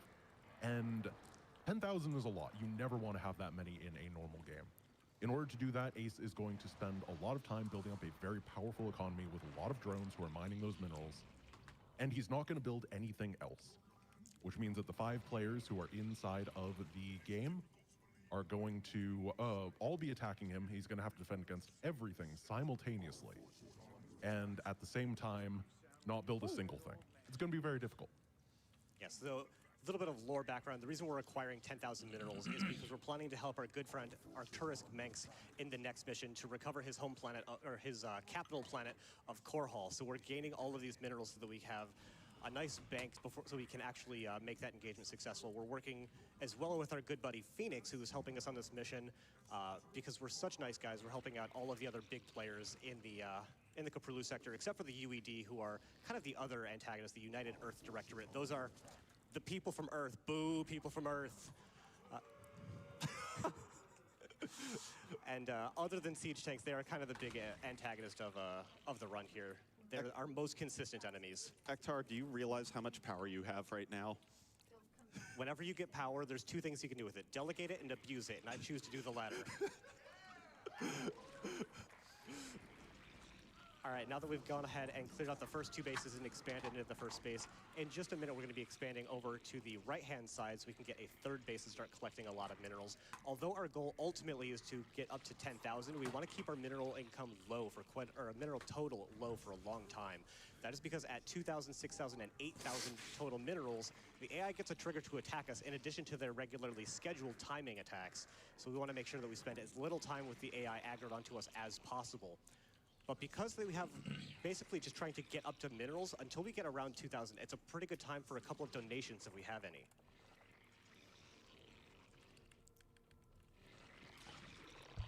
Oh my God, there's no donations. Any donations being routed out yet, so we're going to keep on the commentary. We're going to go ahead and take that 3rd base. Yeah, it's an audience behind him. This is AGDQ. Drones, and we're also going to be or GDQ, I guess. AGDQ, GDQ? Are the game's done quick. For the Zerg faction, you can see in the top right, we're currently using 31 out of a maximum of 34 possible supply. Each Overlord allows us to produce an additional 8 supply worth of units, and every drone that we produce costs 1 supply. So to get us up to a nice, healthy economy, we're going to need to build additional Overlords. That previous comment still stands about donations, by the way. Excellent. Sorry about that. We have $10 from Bats saying, oh goodness, those Zergs are indeed rushing. Good luck, Ace. Make sure to war those broods. We're brooding for you back here. Oh man, AGDQ humor, man. Boo. Thanks, Bats. And we have $250 from Kenners. Zerg Rush to meet the incentive, which was indeed... Save the animals, kill the animals. And we have $5,000 from Blinks with less than 3. Thank you, Blinks. Incredible. I have to ask how that's spelled. Is it like Blinks, the original Xbox game? No, it was like what your eyes do. Ah, okay. The most powerful ability in StarCraft 2. Ah, very true. We have an incredible crowd. Thank you guys so much for laughing at all my terrible jokes. We didn't pay them as actors either. All right, I'm gonna go play another game, guys. I'm done eating. We do. Excellent.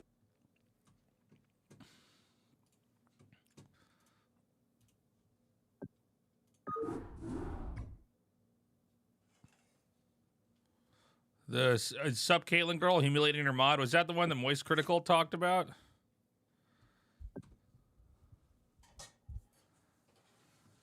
Oops, my overlay.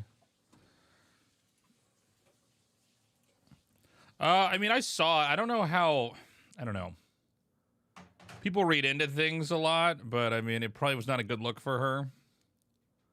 It was definitely cringe. It was definitely, I mean, it was rough.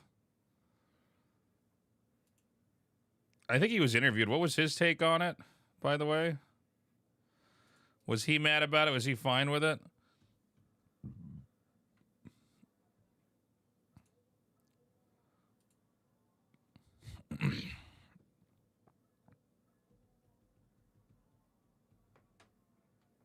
But what did the mod say, right? What happened with that?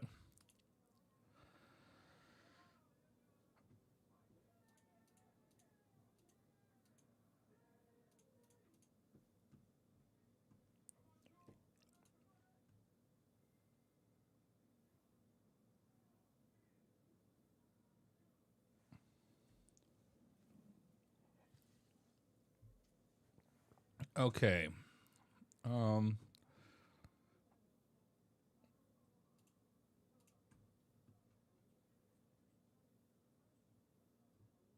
Where's Zero Space? Is Zero Space still up? Oh, here it is.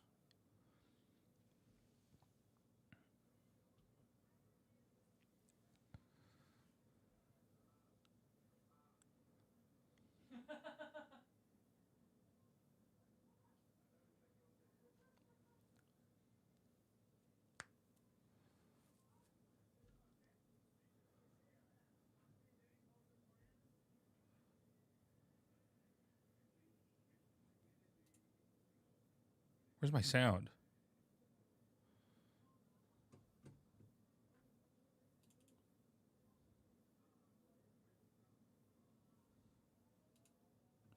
Why is the game not showing up here?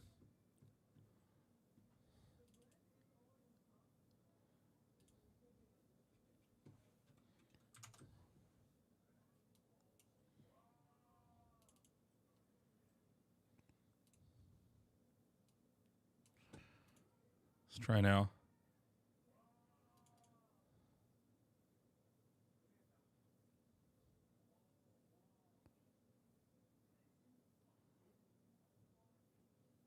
Am I insane? Why is this happening? What? All right, let me try something.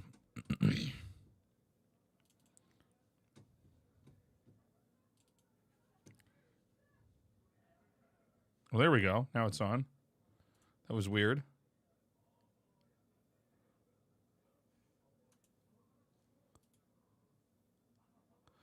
Where's the sound?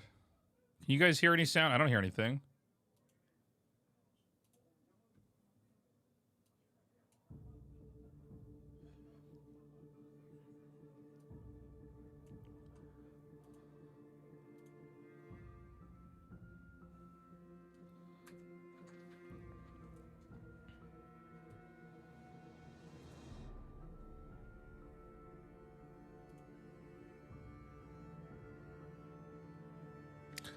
No, I'm not playing in the Zero Space tourney.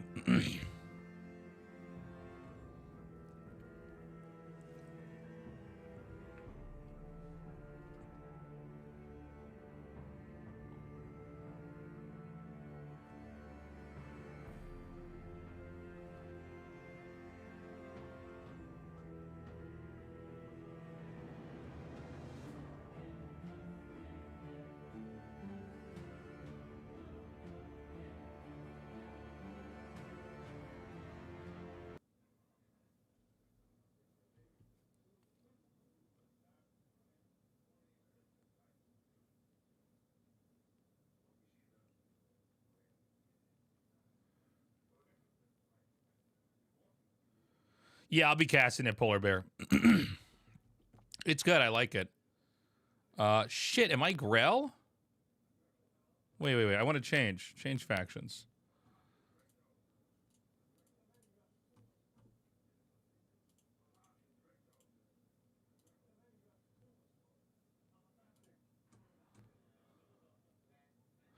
Arrival of the Birds. All right, he's just starting. Wish me luck, chat. Grell? No, Zerg, I think it's good. Zergalisk. What is the Emperor's will? Not enough scrap, Commander. Yes, Emperor?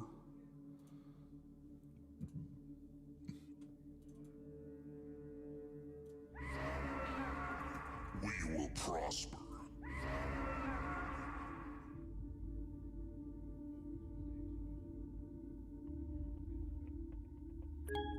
Just like that. Kill Turok. It's necessary. Don't doubt it. Our Building complete. hail the idols. You must convert. Ready to die, but what? We will prosper. Enemy in range. By the idols, I'll slice them all. You're a dog. By the idols will. You must convert. Building How about complete. now? It's necessary. Hail the idols. A sacrifice. Push, push. Yes, Emperor? Don't touch it. I'll slice them all.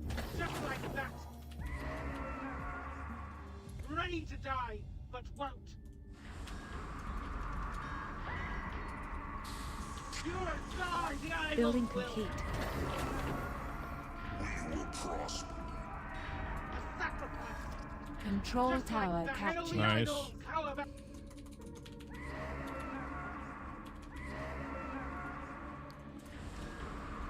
It's necessary. I'll slice them all. Whoosh, whoosh. You must convert just like that. Don't doubt it. It's necessary. You're a dog. I'll slice Building them all. complete. A sacrifice. Hail the idols. Ready to die. But what? How about... What is Enemy the sighted. Emperor's will? Whoosh, whoosh. The idol. Building complete. We will We've lost control of the Whoosh, tower. whoosh. Just like that. Hail the idols. Commander, we're detecting ships on an impact course with Control the planet. tower You're captured. Checking locations on your map now. I fight. It's necessary. It's good. But what? kill Enemy in range. Sacrifice. Building complete. Ready to die. Just like that. Set me free for the Whoosh, whoosh. I'll slice them all. How about now? You must convert. The idols will. Choose me! Sacrifice me! You're a dog. It's necessary. Hail the idols. Ah! Set me free! Choose me! We are the many! I'll slice them all. Hey, You're brother! a dog. Control tower captured. You must convert. Not enough supply. Not enough supply. Where to? Not enough supply. Reporting. Not enough supply. Fuck, I forgot my Not enough supply. fucking What is the Emperor's shit. I always forget that. My second depot. For the Emperor! Hide the course! Nope, messed that up. Unit production complete. Choose me! Production is now Brother! out. Brother! Set me free! Don't doubt it. Unit production complete. Our units are Production. under attack. You must convert. Enemy sighted. Shit. That's way better than what I got. Choose me! The idols will. Don't doubt it. Set me free! We've lost control of the tower. Maybe I'm using too much of my mana on these other.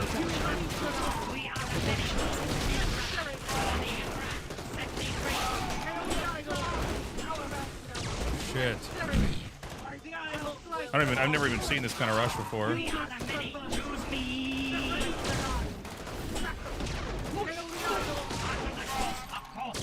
Don't doubt it. You're a dog. Sacrifice. It's necessary. How about the idols? Whoosh, whoosh. Hail the idols. I'll slice Production complete. Production is complete. Enemy in range.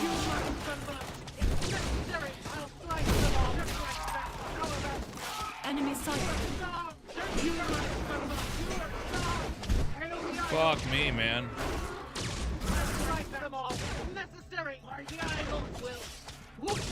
Whoa, you see these moves?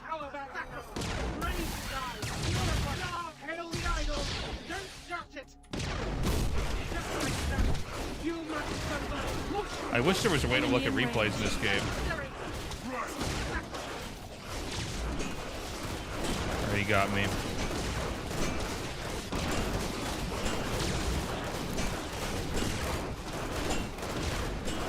Enemy sighted.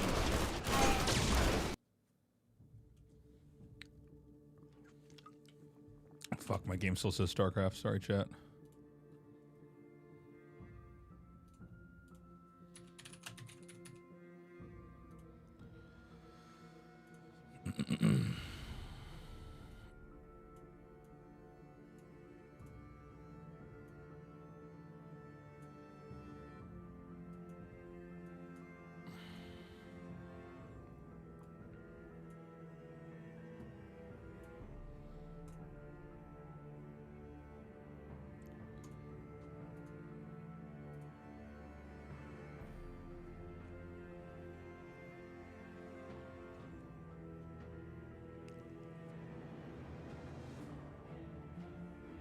How can you be a mod in my Kick channel? I think I could set it up right now if you want, Dandy. 1 second. Are there people that even go in there? According to my, here, 1 second.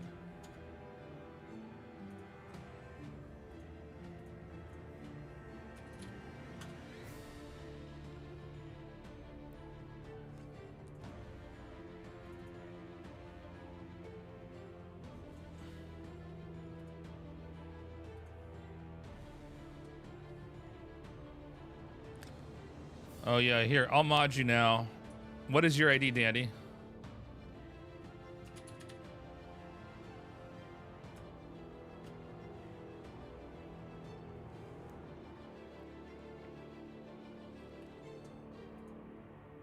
Danny, give me your ID and I can mod you.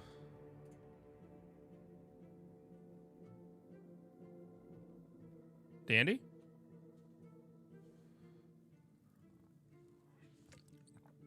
Gauntlet, do you know anybody that wants to be a YouTube mod? Same name? Literally? Alright.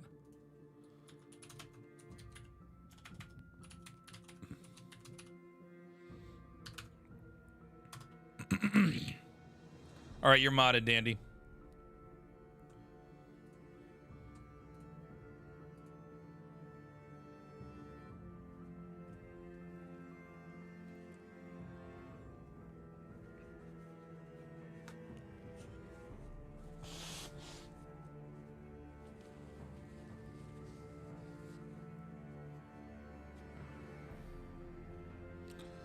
Okay, let's find a game.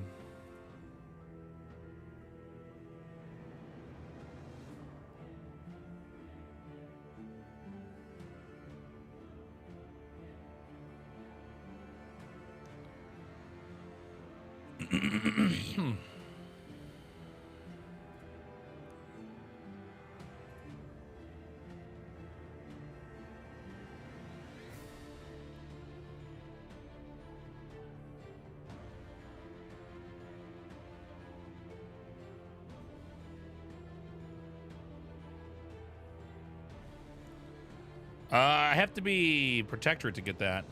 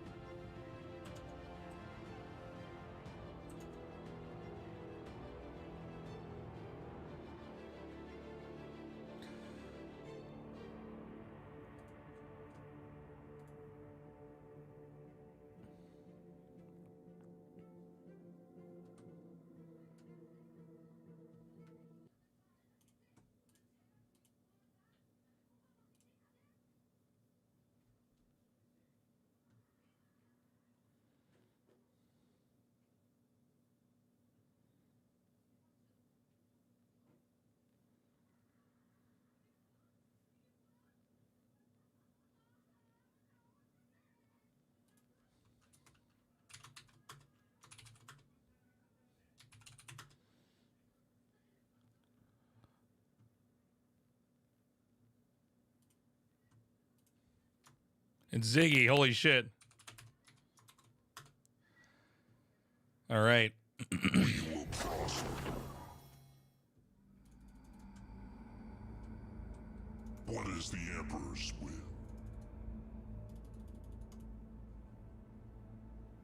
Kill Turo. Shit. What is the Emperor's will?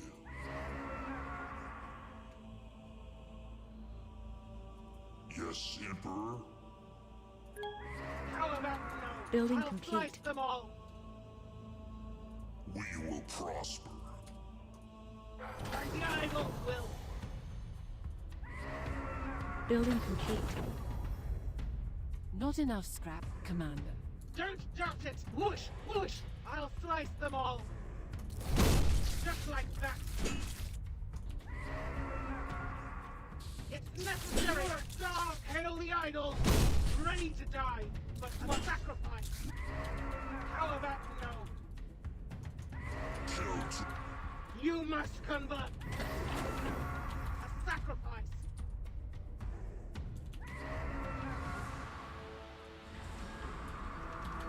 Building complete. Control tower captured. Yes, Emperor. Don't doubt it. The idols will. It's necessary. I'll slice them all. How about no? Ready to die. Hail the idols. Whoosh, whoosh. Hail the idols. You must convert. You're a dog. It's necessary. Just like that. Don't doubt it. Why the Building idols complete. will. Not enough scrap, Commander. Ready to die. How about no?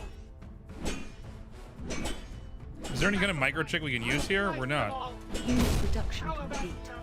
Production is now He's just doing more damage than me. You must convert. We've lost control of a tower. Sacrifice me, hey brother. Push.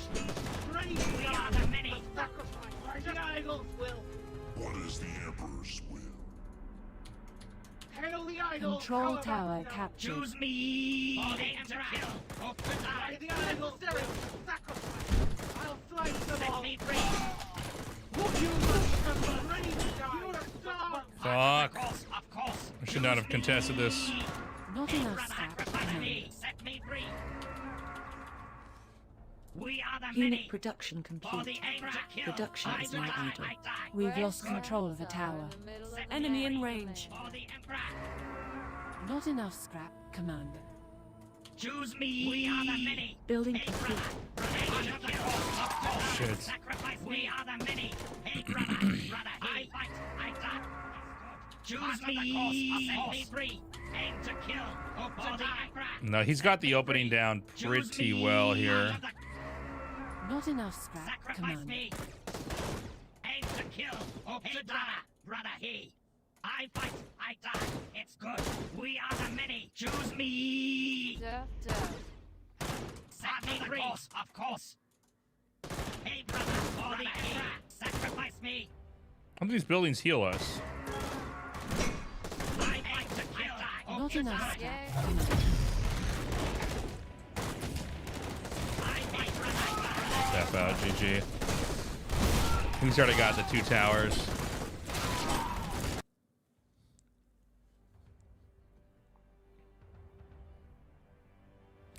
Yeah, the choose me voice is a little bit much.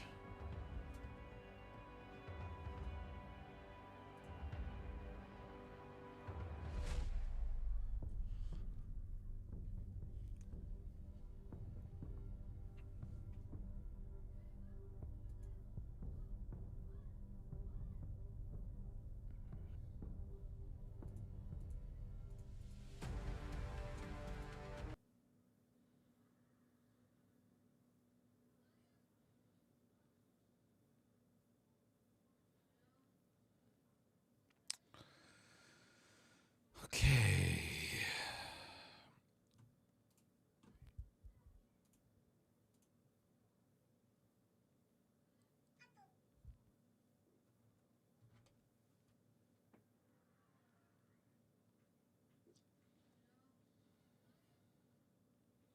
And choose me already would be welcome.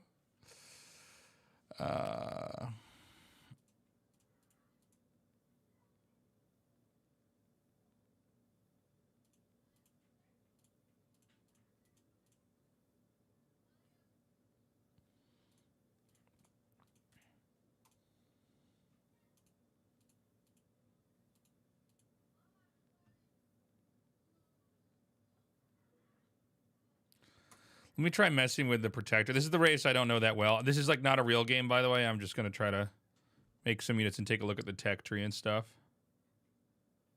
Raccoon baby. The sword first. Just say where. Please hand me the drill.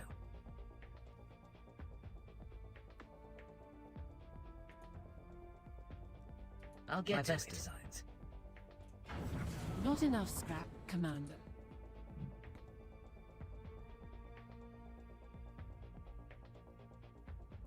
Tools in hand. Ready. Come on, pig. Make a decision. Not enough scrap, Commander.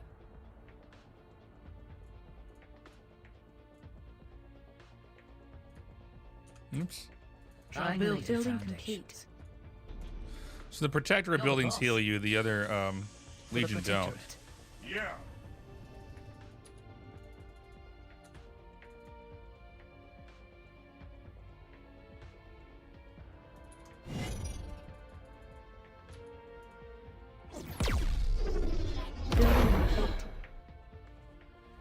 My best is trying. Yeah, Barbarian. This is Zero Space. Ooh, baby. Target in sight. The sword first. For the Protectorate. Building complete. Please hand me the drill. I'll build it. You're the boss. Where? Blueprint. Toasted growl. No, this feels really fast. I mean, I'm playing against a computer right now, messing around with units, so Control tower captured. keep that in mind.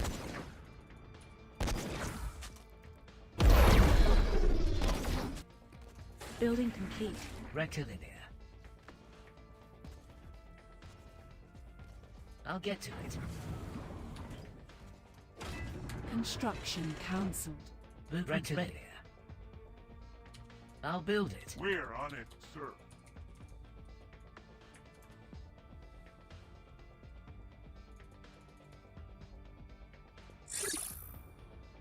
Unit production complete. Production is now idle. Building complete. Just say what. Tools in hand.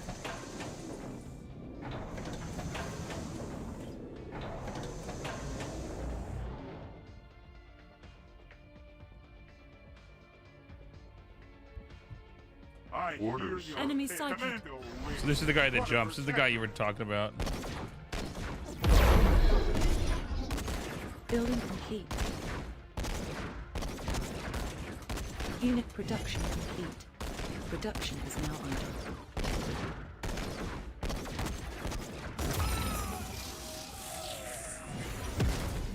We're on it, sir. Oh, baby. Systems online. And what is the thing with this unit? Badass incoming. Bust them up. Yeah. Come on, pig. Make a decision. Move. Tactical systems ready. Move. Want something? I hear toasted growl. Target in sight. Boom, baby. Bust them up. Badass incoming. You're the best designs. Triangulated foundations.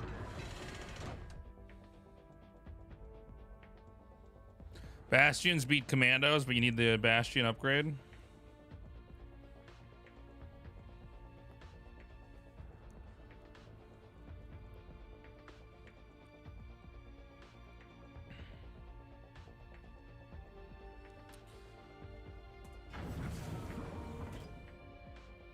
Why is there a yellow one here? Oh, we can upgrade it. Oh, I see. This is light range infantry equipped with jump jets. Wait.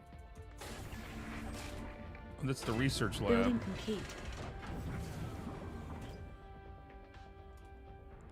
Oh, I see. 30% weapon range. Each hit causes enemy to take 2% more damage. Wow, okay.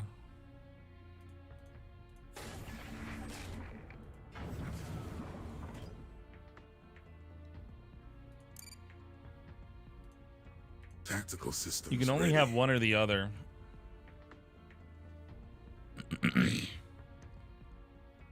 What difficulty level is this? It's hard.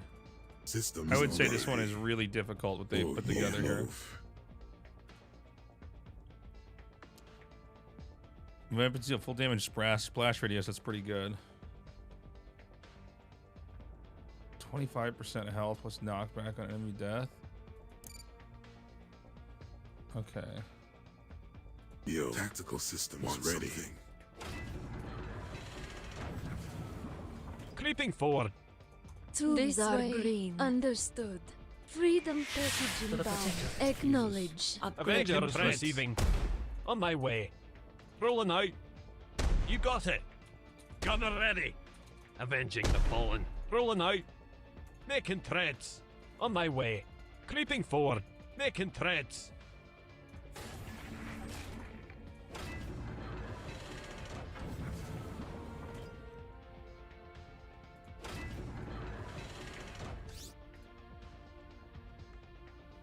Not enough supply. Excuse me.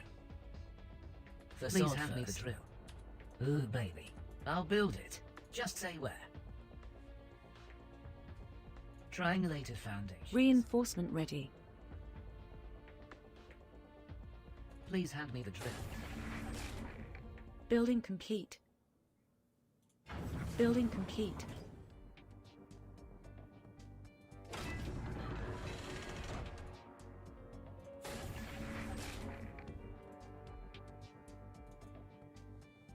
Not enough flux. Not enough flux. Enemy in range.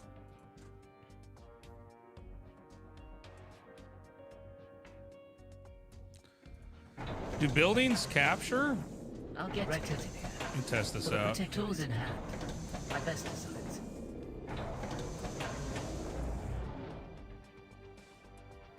The sword first. Oh, sorry. What difficulty level AI is this? In YouTube, what is this? Construct a temporary blade turret. Building complete.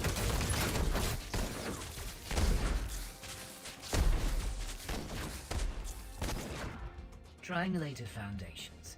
I'll get to it. Ooh, baby. Tools in hand. Here. We've lost control of a tower. My best designs.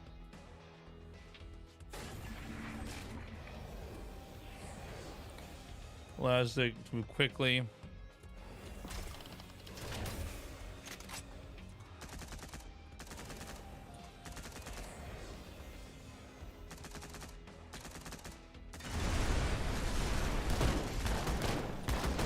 For the protectorate.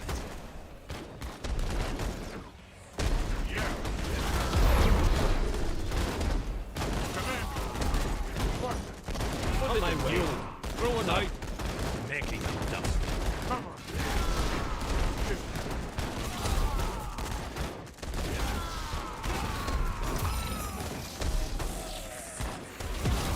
Please hand me the ready. I'll build it. Skyguard 1. Just say where. The sword first. I'll build it. Blueprints ready. Triangulated foundations. Ooh, baby. I'll get to it. So buildings can't. Please hand me the Well, hold on. Where's I guess we gotta kill all this stuff first. Instruction Just say cancelled. where. Make it quick. Gunship on standby. Rolling thunder here.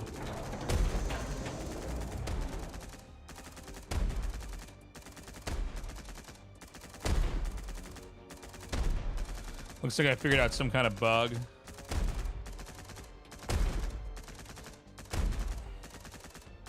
Just point me at him. Creeping forward. Making threads. You're the boss. Can a building capture this? My best Unit designs. production Tools in complete. hand. Just say where. Production is complete. I'll build Rolling it. out. On my way. Making threads. Blasting time. You got Building it. complete. The building can capture it.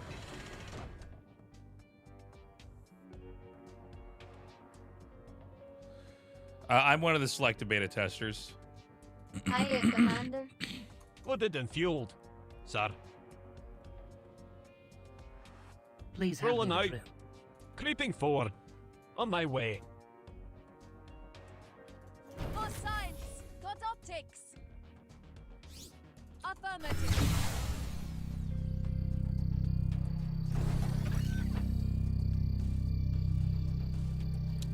It's like a void ray. Taking damage. These are basically void rays. Seeking sustaining damage.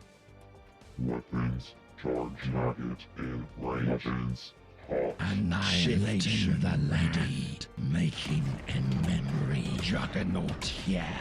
Death beckons. Ready to rumble the world. Deal 250 damage to nearby enemies over 5 seconds. Cannot move. Making a canyon. Got it.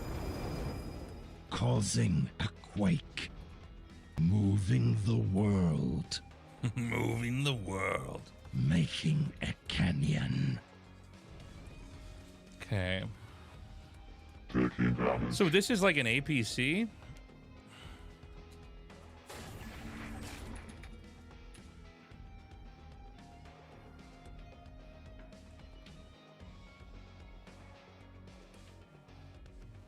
Is it a bunker? I'm gonna load some units and try to figure out. Sustaining range. Seek and destroy. Weapons charge. I like the voice. Hot. I love the music for this game too. It's got like that kind of like dark feeling.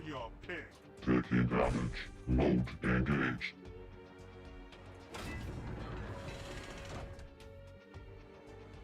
Run the protectorate.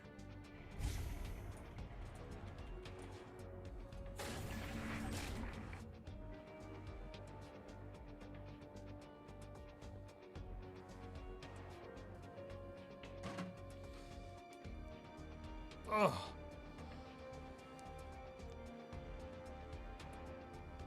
Oh my god.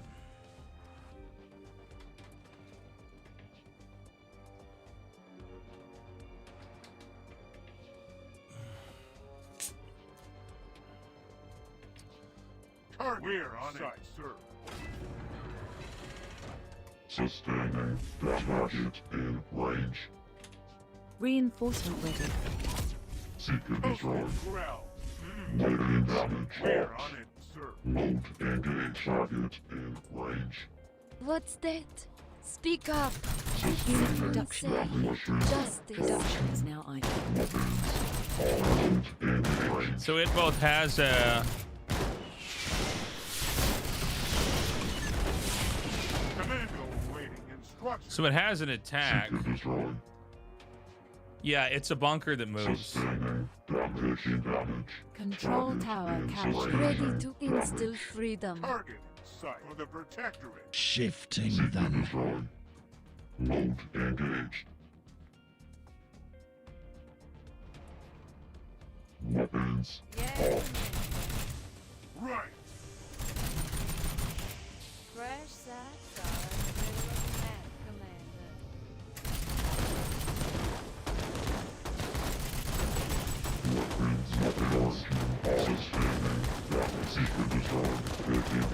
You can't stop it from attacking.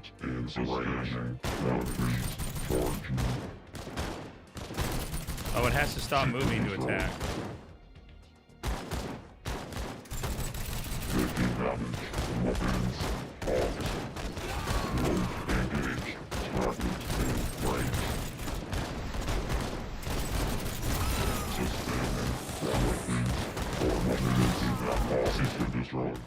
Striker here. Boat motor. Gotcha.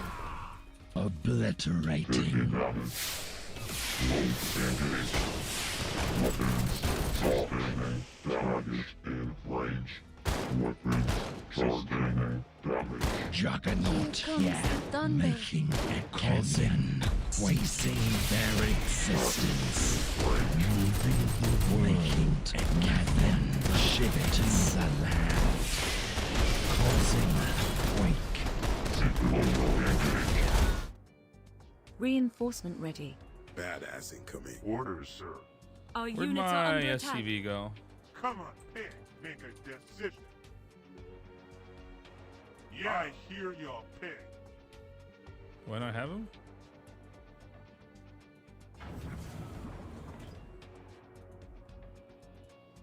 Triangulated foundations.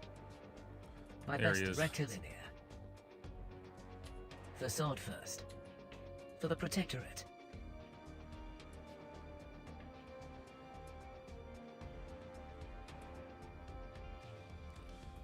Game is zero space, chat.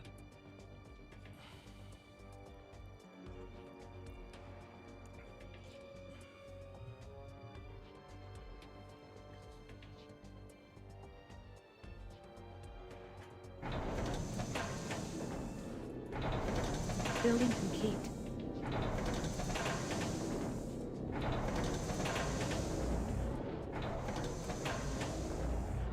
Building complete. Every 10 seconds, if the incoming damage is greater than 20, it is reduced to 0. Huh. Avengers cannon will periodically shoot a projectile, reducing the enemy's health by 20%. Combines with the shredding bolt. I wonder if that's 20% total or 20% of current health. Hardened armor, 35%.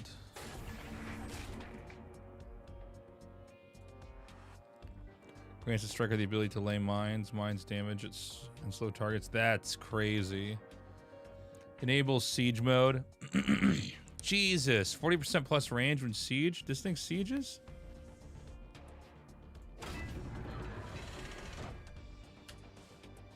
Thanks for bearing with me, guys. This is actually how I learn RTS games. I just sit and move the units around and think. This thing I think is going to play a big role, by the way, the striker.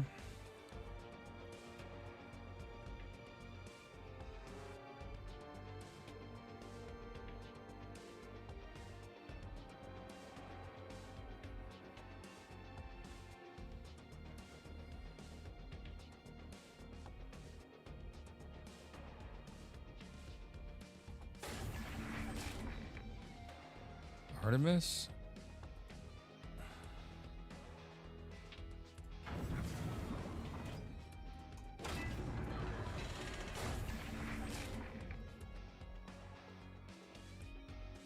Unit production complete.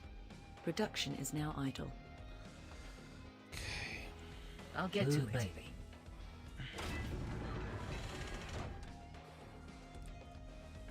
Ooh, is this like an empty thing? There's nothing here for the Artemis yet?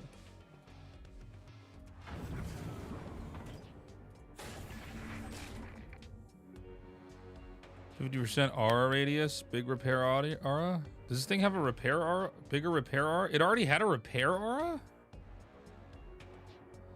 Oh, so that must be what... Okay. Let me tell you something. When the campaign comes out, it's going to be a lot more obvious. As they introduce each unit to you. What's going on? Head on a swivel.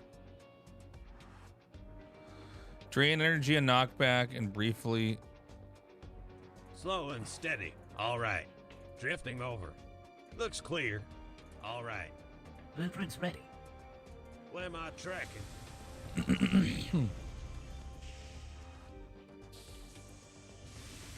Drifting over. Springing the track. Slow and steady. Head on a swivel. That's what it does? Drifting over. No mercy.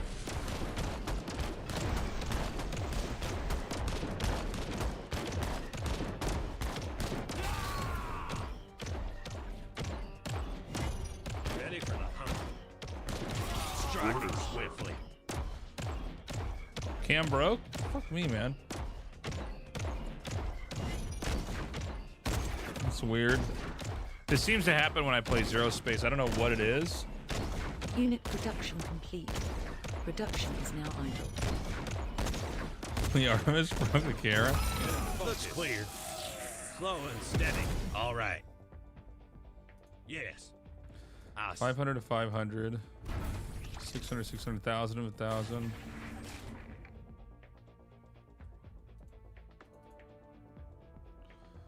Weapons Weapons taking damage. Will that heal this unit? Drifting over.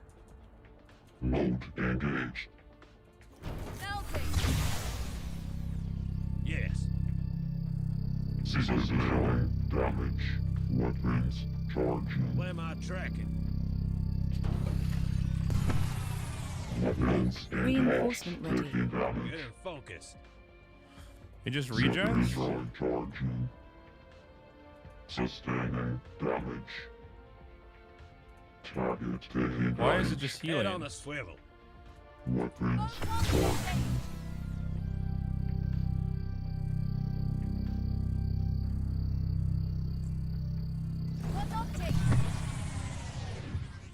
Load engaged. I guess everything just heals over time. Seek and destroy.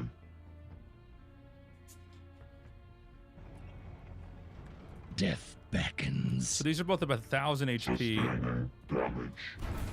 600 versus We're on it, 140. Bust them up. Tactical systems ready.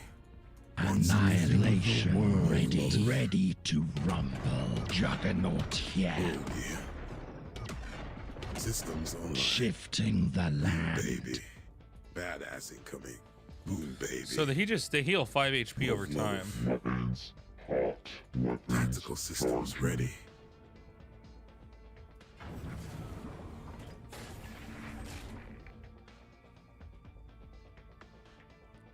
Destination set. Atlas. 20% movement speed, 40% casting range.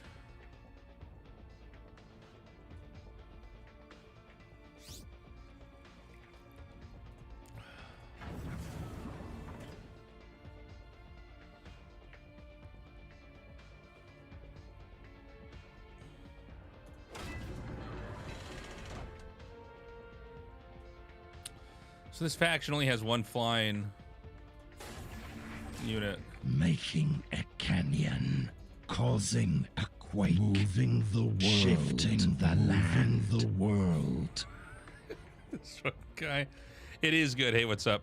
It is Causing a quake. Making a canyon.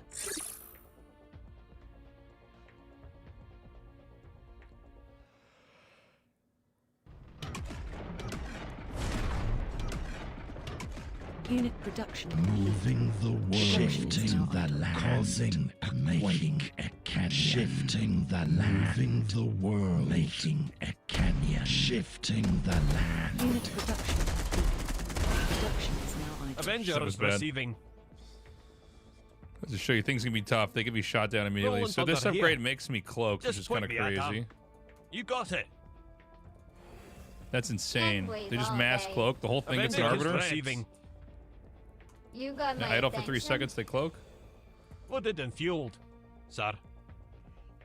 That's crazy.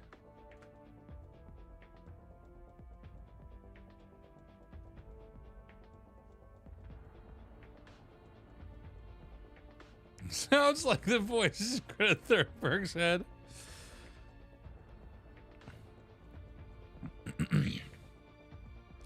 Hold on a second. I gotta fix where my YouTube chat is.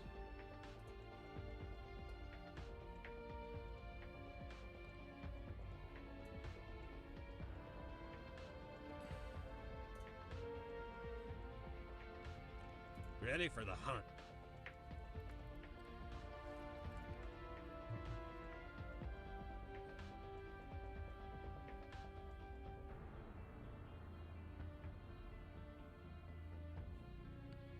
Prep to go. My God, they cloak everything. If you stay idle, that's gonna be really interesting. There's some strong abilities. Sustaining damage. Seek and destroy. Taking damage. Target in range. That's like one of the first upgrades. Jesus Christ. No, I cloaks and it's the first thing you can level up. Heavy units gain 2 damage reduction. I'm gonna need somebody smarter than me to figure this out.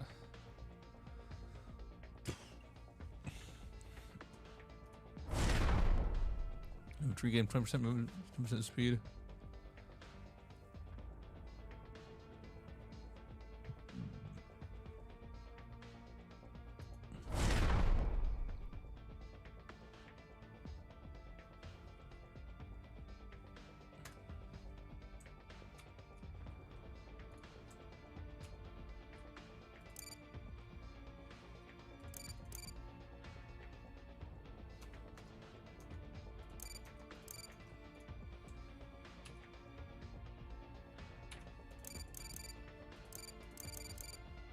What is this?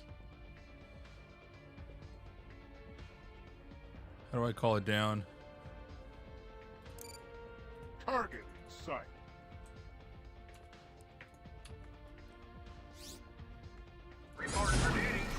This is so fucking stupid! Fuck! Thank you for the sub, Slimzy. Slimzy. Causing a quake. Kinetically moving. Moving the world. Making a canyon. Shifting the land. Load engage. Weapons charging. Hey, you fucking idiot in the chat. You are terrible at everything. You want to talk about my minerals in the bank? Let's see you play. Fucking asshole. Hey, Zach GSC. Thank you so much, man. Appreciate it. I don't know, though.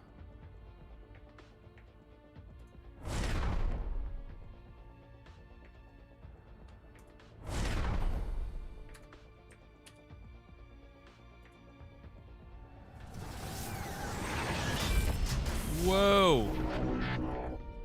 Holy shit.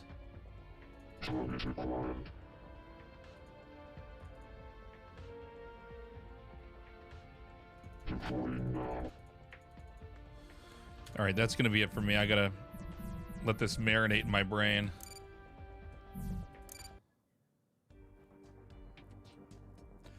Guys, I need ideas. Can you guys send me trailers for short, fun games to play on stream?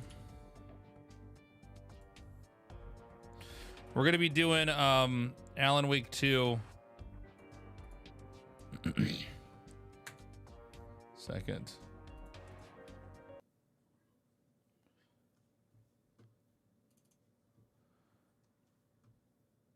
But if we can think of any games to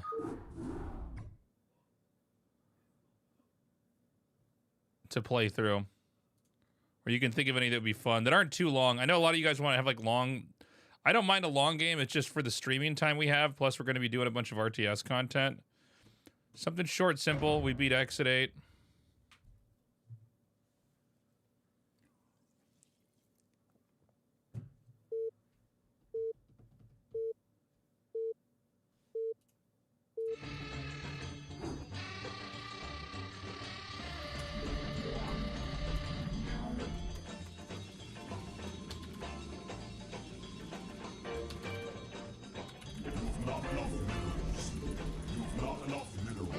Yeah, see, Hogwarts Legacy is exactly what I can't do.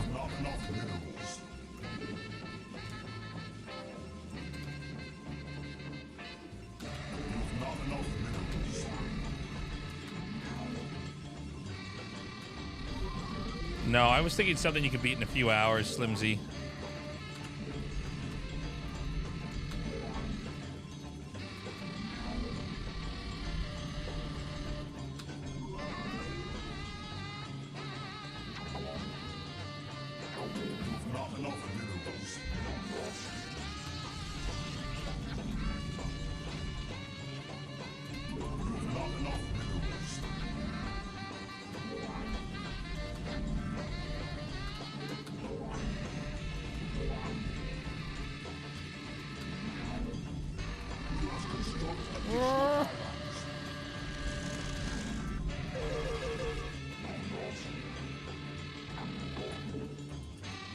Yeah, I beat Inscription. I really liked Inscription. One of my favorite games.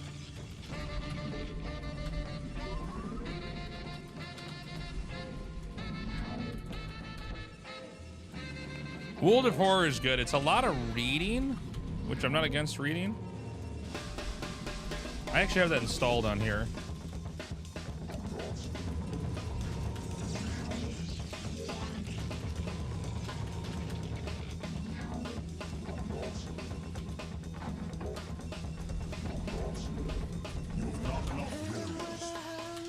Nice.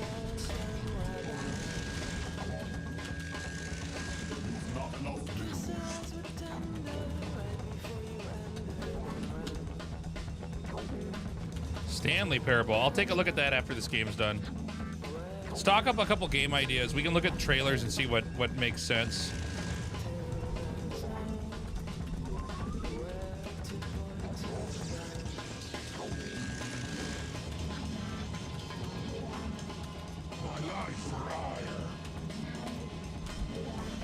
Oh my god, punching the mic here.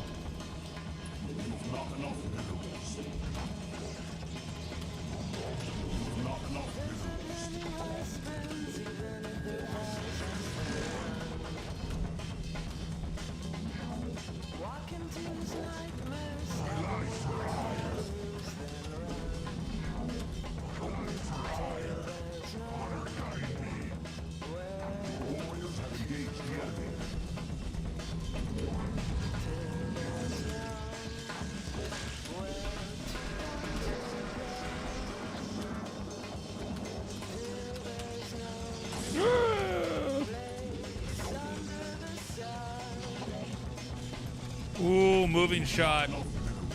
We got a pro gamer in the game.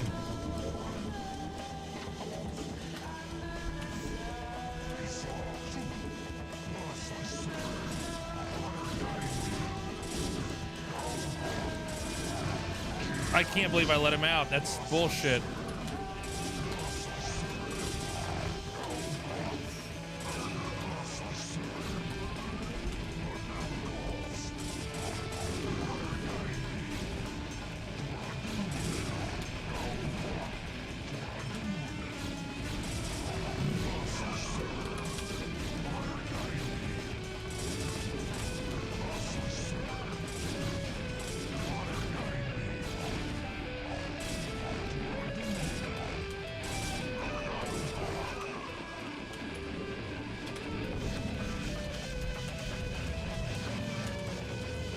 I love fighting games too now.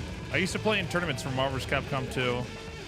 My brother and me were really big Soul Calibur guys growing up. Soul Calibur 2 mainly.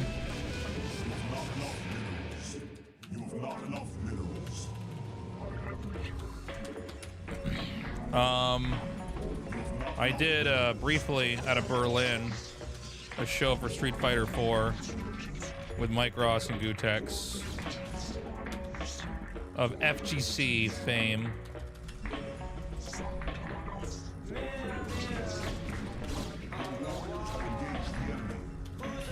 Fuck me.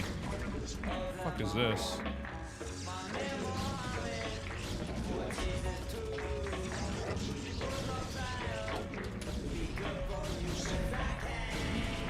He fucked up.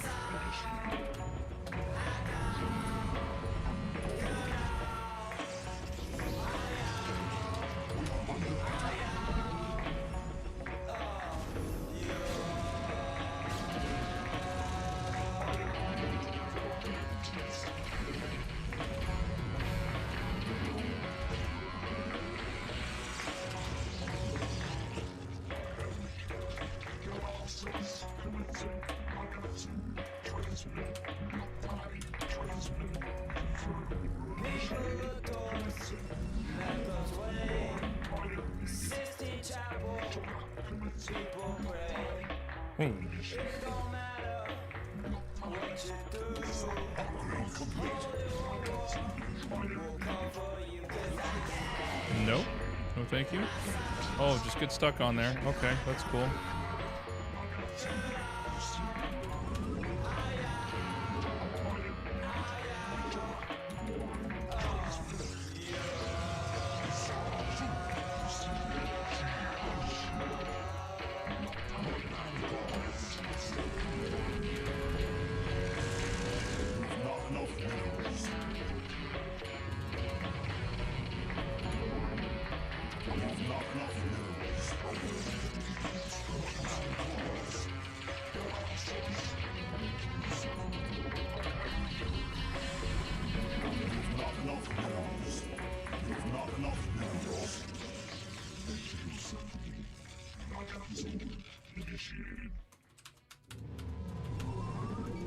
Control 9.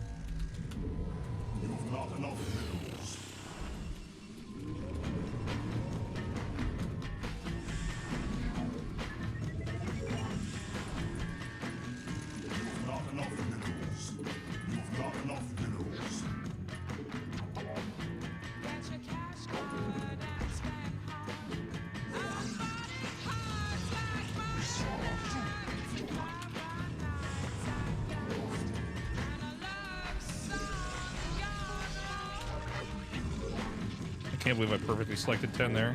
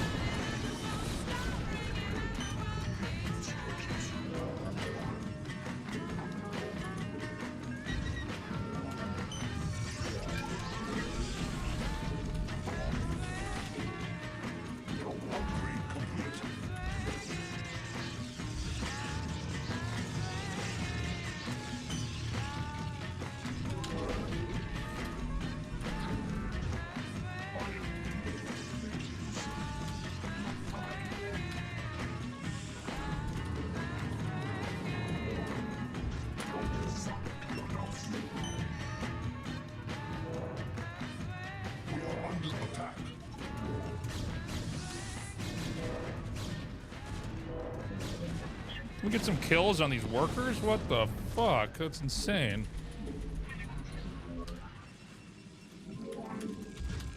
I can't believe that.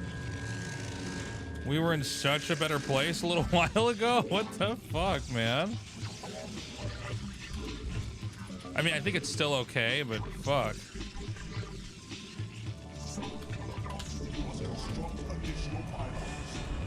For some reason, it's like I got like map dyslexia. I decided that his natural was here and I could just drop him. I would never even made that move. It's just a dumb way to navigate the map.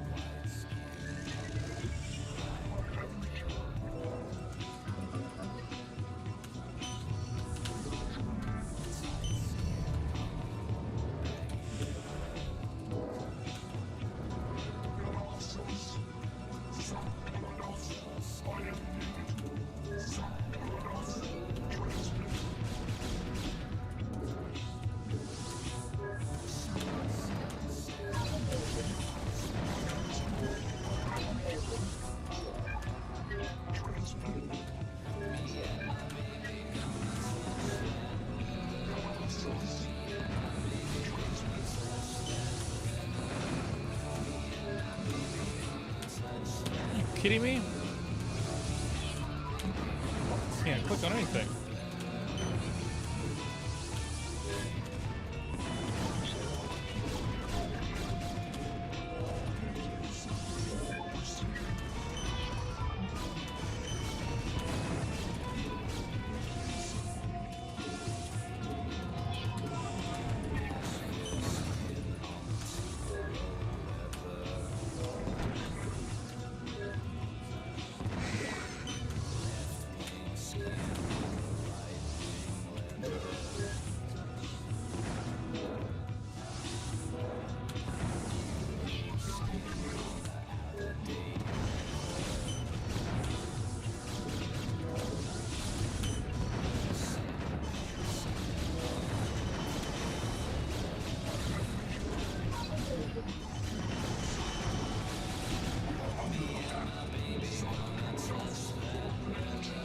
fucking weird game.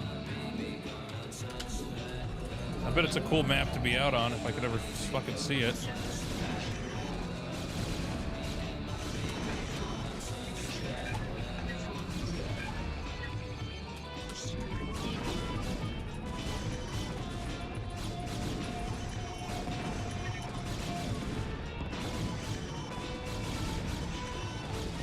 Shit.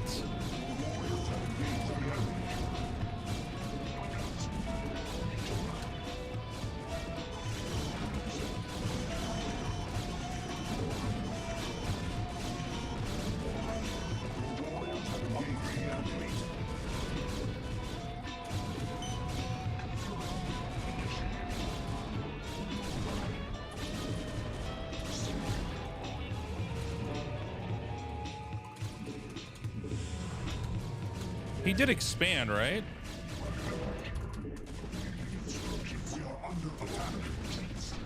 Yeah, we're gonna make a DT and try to get out that way. Oh, it's so annoying. I guess we still have a decent amount of workers. See, no upgrade.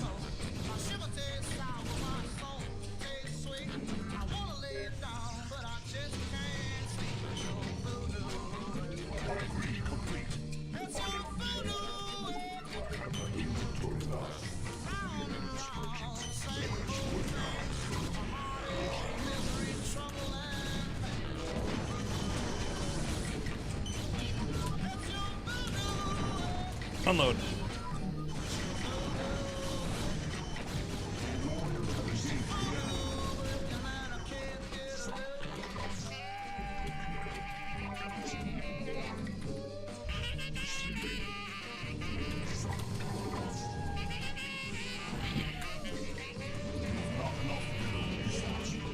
Jesus Christ.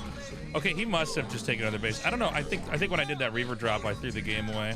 Shit. That's too bad. I thought we played okay here too.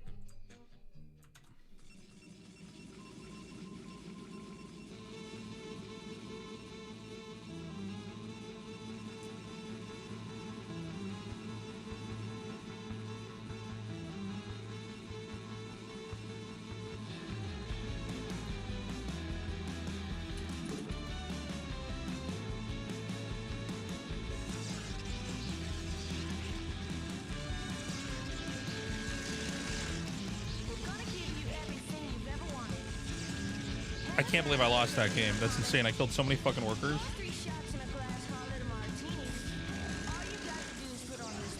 And we got the second scout off. It's crazy.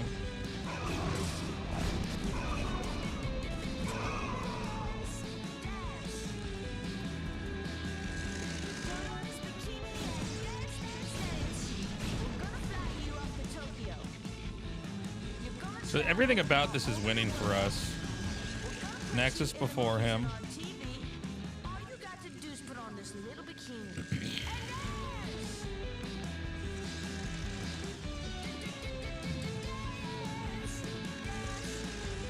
Worker lead.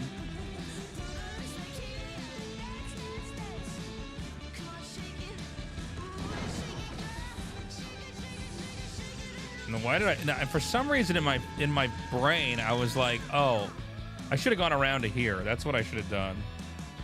Especially when we had the second Reaver coming out.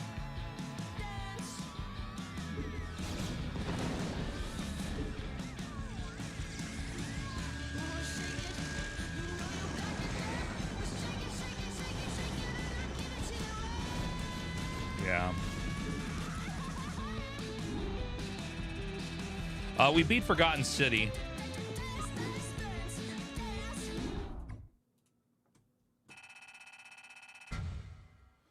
Stanley Parable.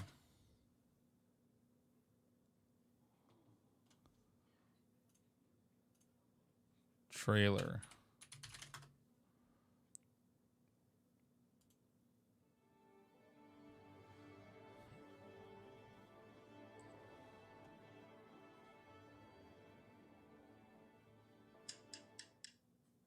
This is the story of a man named Stanley.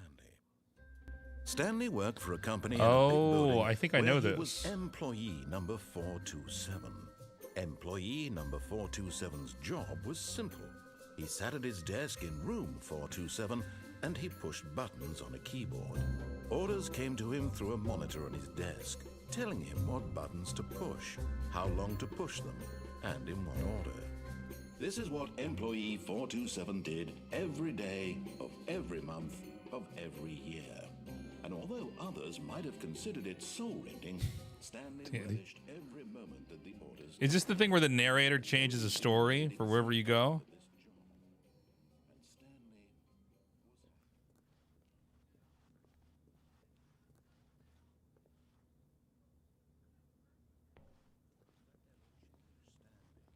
Something he would never quite forget.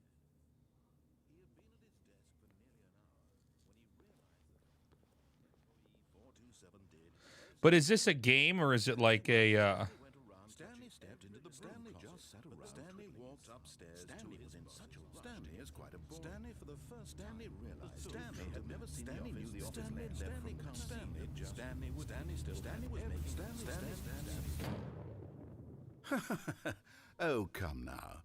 You don't want it to end already, do you? Why don't we begin again?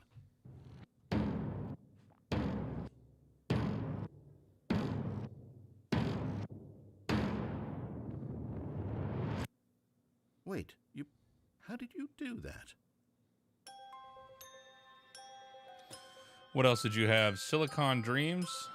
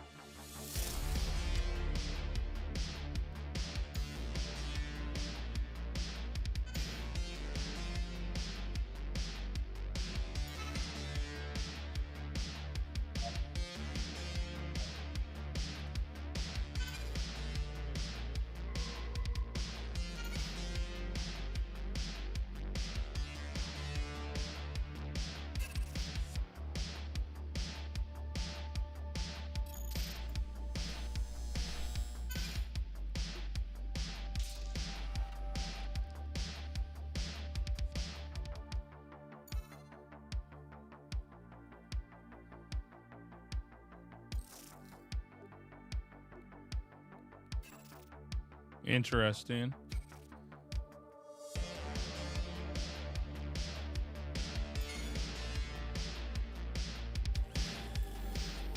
Soma short?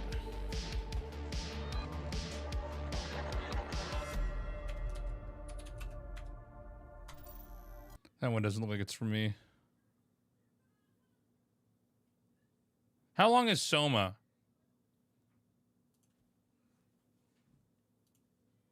How long? But guys, what you guys think is short might not be short. Some people are like, this game's 20 hours, and I'm like, I'm talking about like a few hours. How long is this game? Hello? 10 hours? That's kind of long. Is it a action horror or survival horror or what? How did I get here? The creators of Amnesia. It's my sincerest belief that we can go on. Oh, we beat Limbo. Limbo's good. It really makes you think about what it means to be human. I mean, if we are able to save even just a small piece of ourselves, why wouldn't we do that? My name is Simon. Do you know anything about this place? Oh, I think we watched this trailer. You knew. Look, I'm obviously hurt. Blacked out pretty bad. Can't remember how I got here. Inside's good too. I was in the pilot seat. Inside's really good. You gotta play that Gauntlet. You gotta come play that in full page report on my desk the next day. What the hell? How is this possible? you human?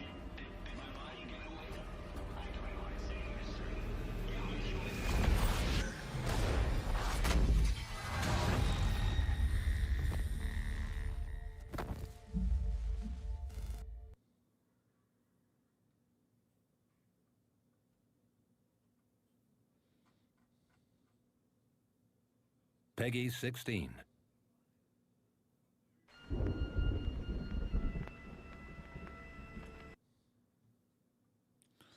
What are some other ones, chat?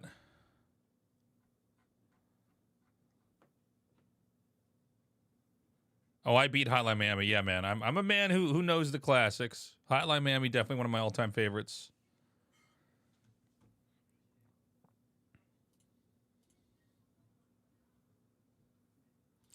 Bastion.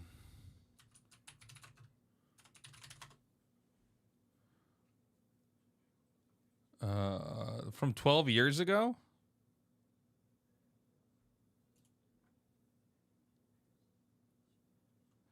Outer Wilds.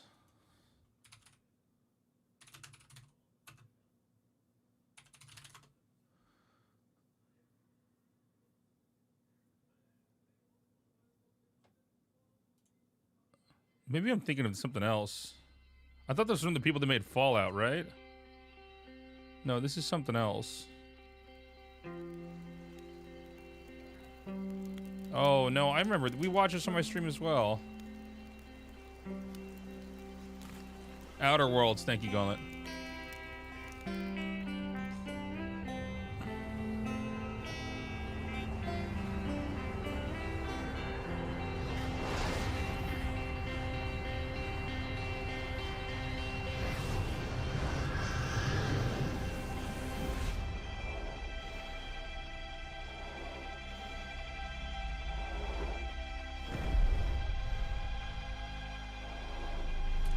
My brother's playing through some point-and-click adventure game. What is he playing through? It looked pretty sick.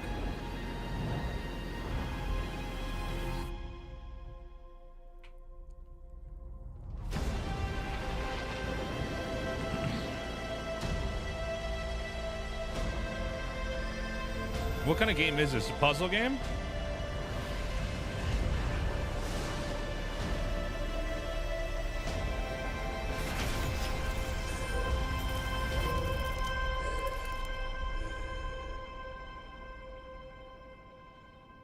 Tempting. What else, guys?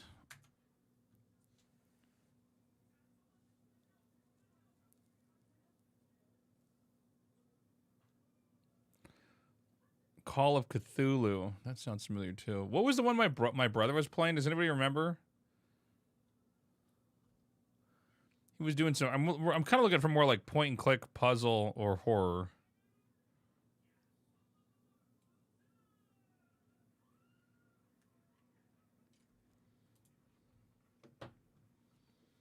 Stasis.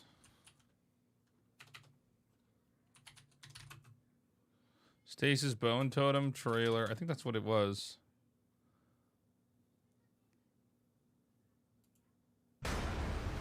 Oh, Disco Elysium's so good.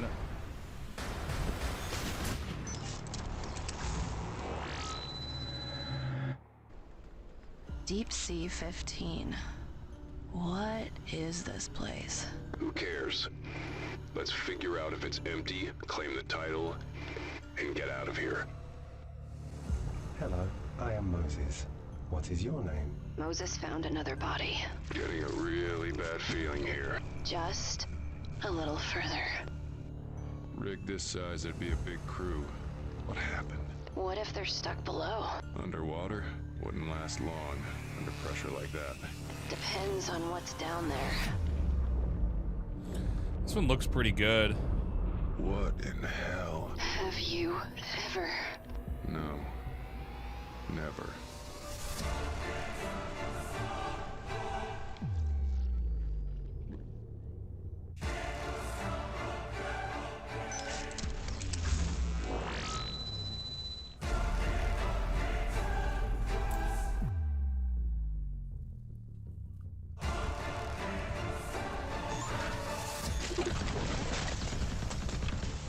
was that? I opened a door. A door? What'd you use, dynamite? Guns are not toys, Mac. He has a gun now?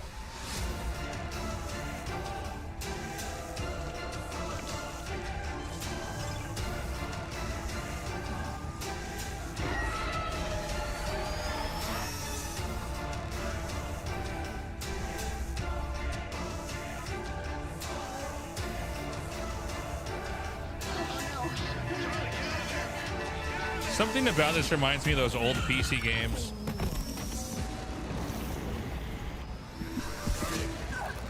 Like Windows 95 games. Charlie! Yeah, like the old Fallout. There's like the aesthetic and the... I can get into this. Guys, I'm gonna sort through some of these and map out some games to play. We're gonna do Alan Wake 2. After the Zero Space beta is done.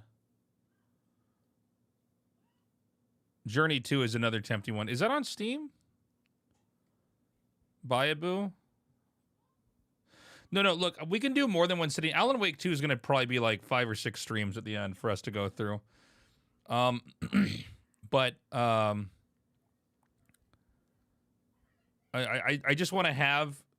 Here's basically the deal. I want to have games that are both long that we can play through over like, you know, a week or two.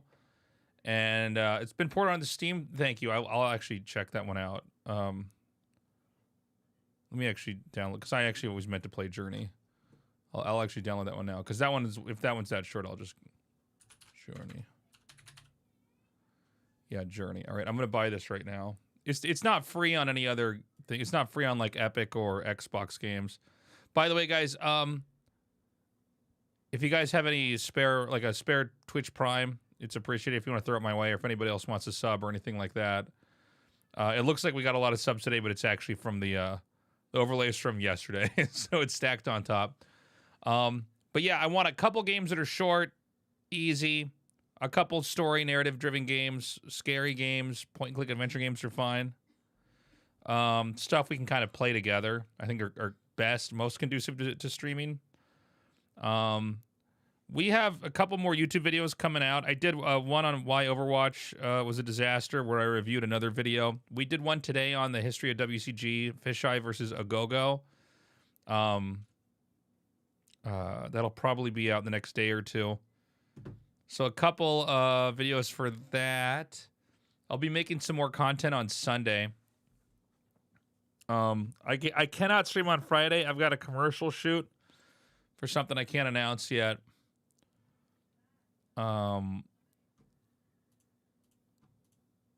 think that's it. I think we're going to find someone who's streaming and raid him now. Let's see who's actually on here.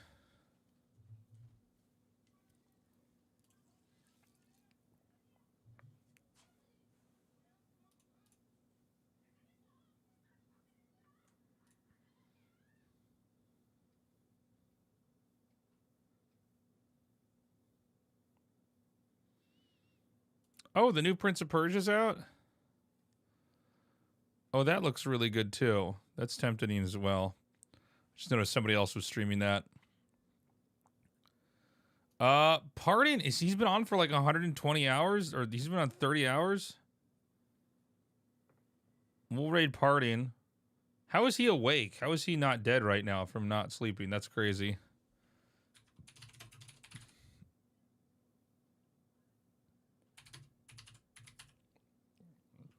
All right, we're gonna raid Parting. Oh,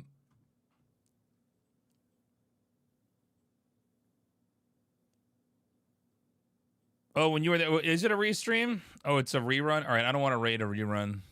That's no fun. Okay, that makes more sense then. I was like, how the fuck is he not, like, just passed out? Who else is on?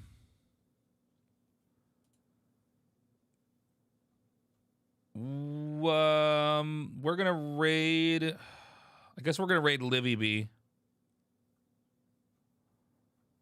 Say hi to Livy for me, guys. So no stream tomorrow. I gotta get a haircut and get ready for this commercial. Friday we have the commercial shoot. Saturday I'm taking off to rest. Sunday I should be on. Some more YouTube content, more games. Hopefully we, I don't know, refine our play. We keep dying out. We're making some bad stuff. I can't say the commercial yet, Gauntlet Wizard, but it'll be playing soon. Guys, I love you. What else? Announcements for ASL should be around the corner, so just sit tight. We can talk more about that when they actually say that it's happening. Have a good one. Stay safe out there. Sorry we didn't do a later stream tonight. I just sort of, I don't know. I want to chill and take it easy. So I'll be on again on Sunday. Love you guys. Take care. Taste us out. Bye-bye.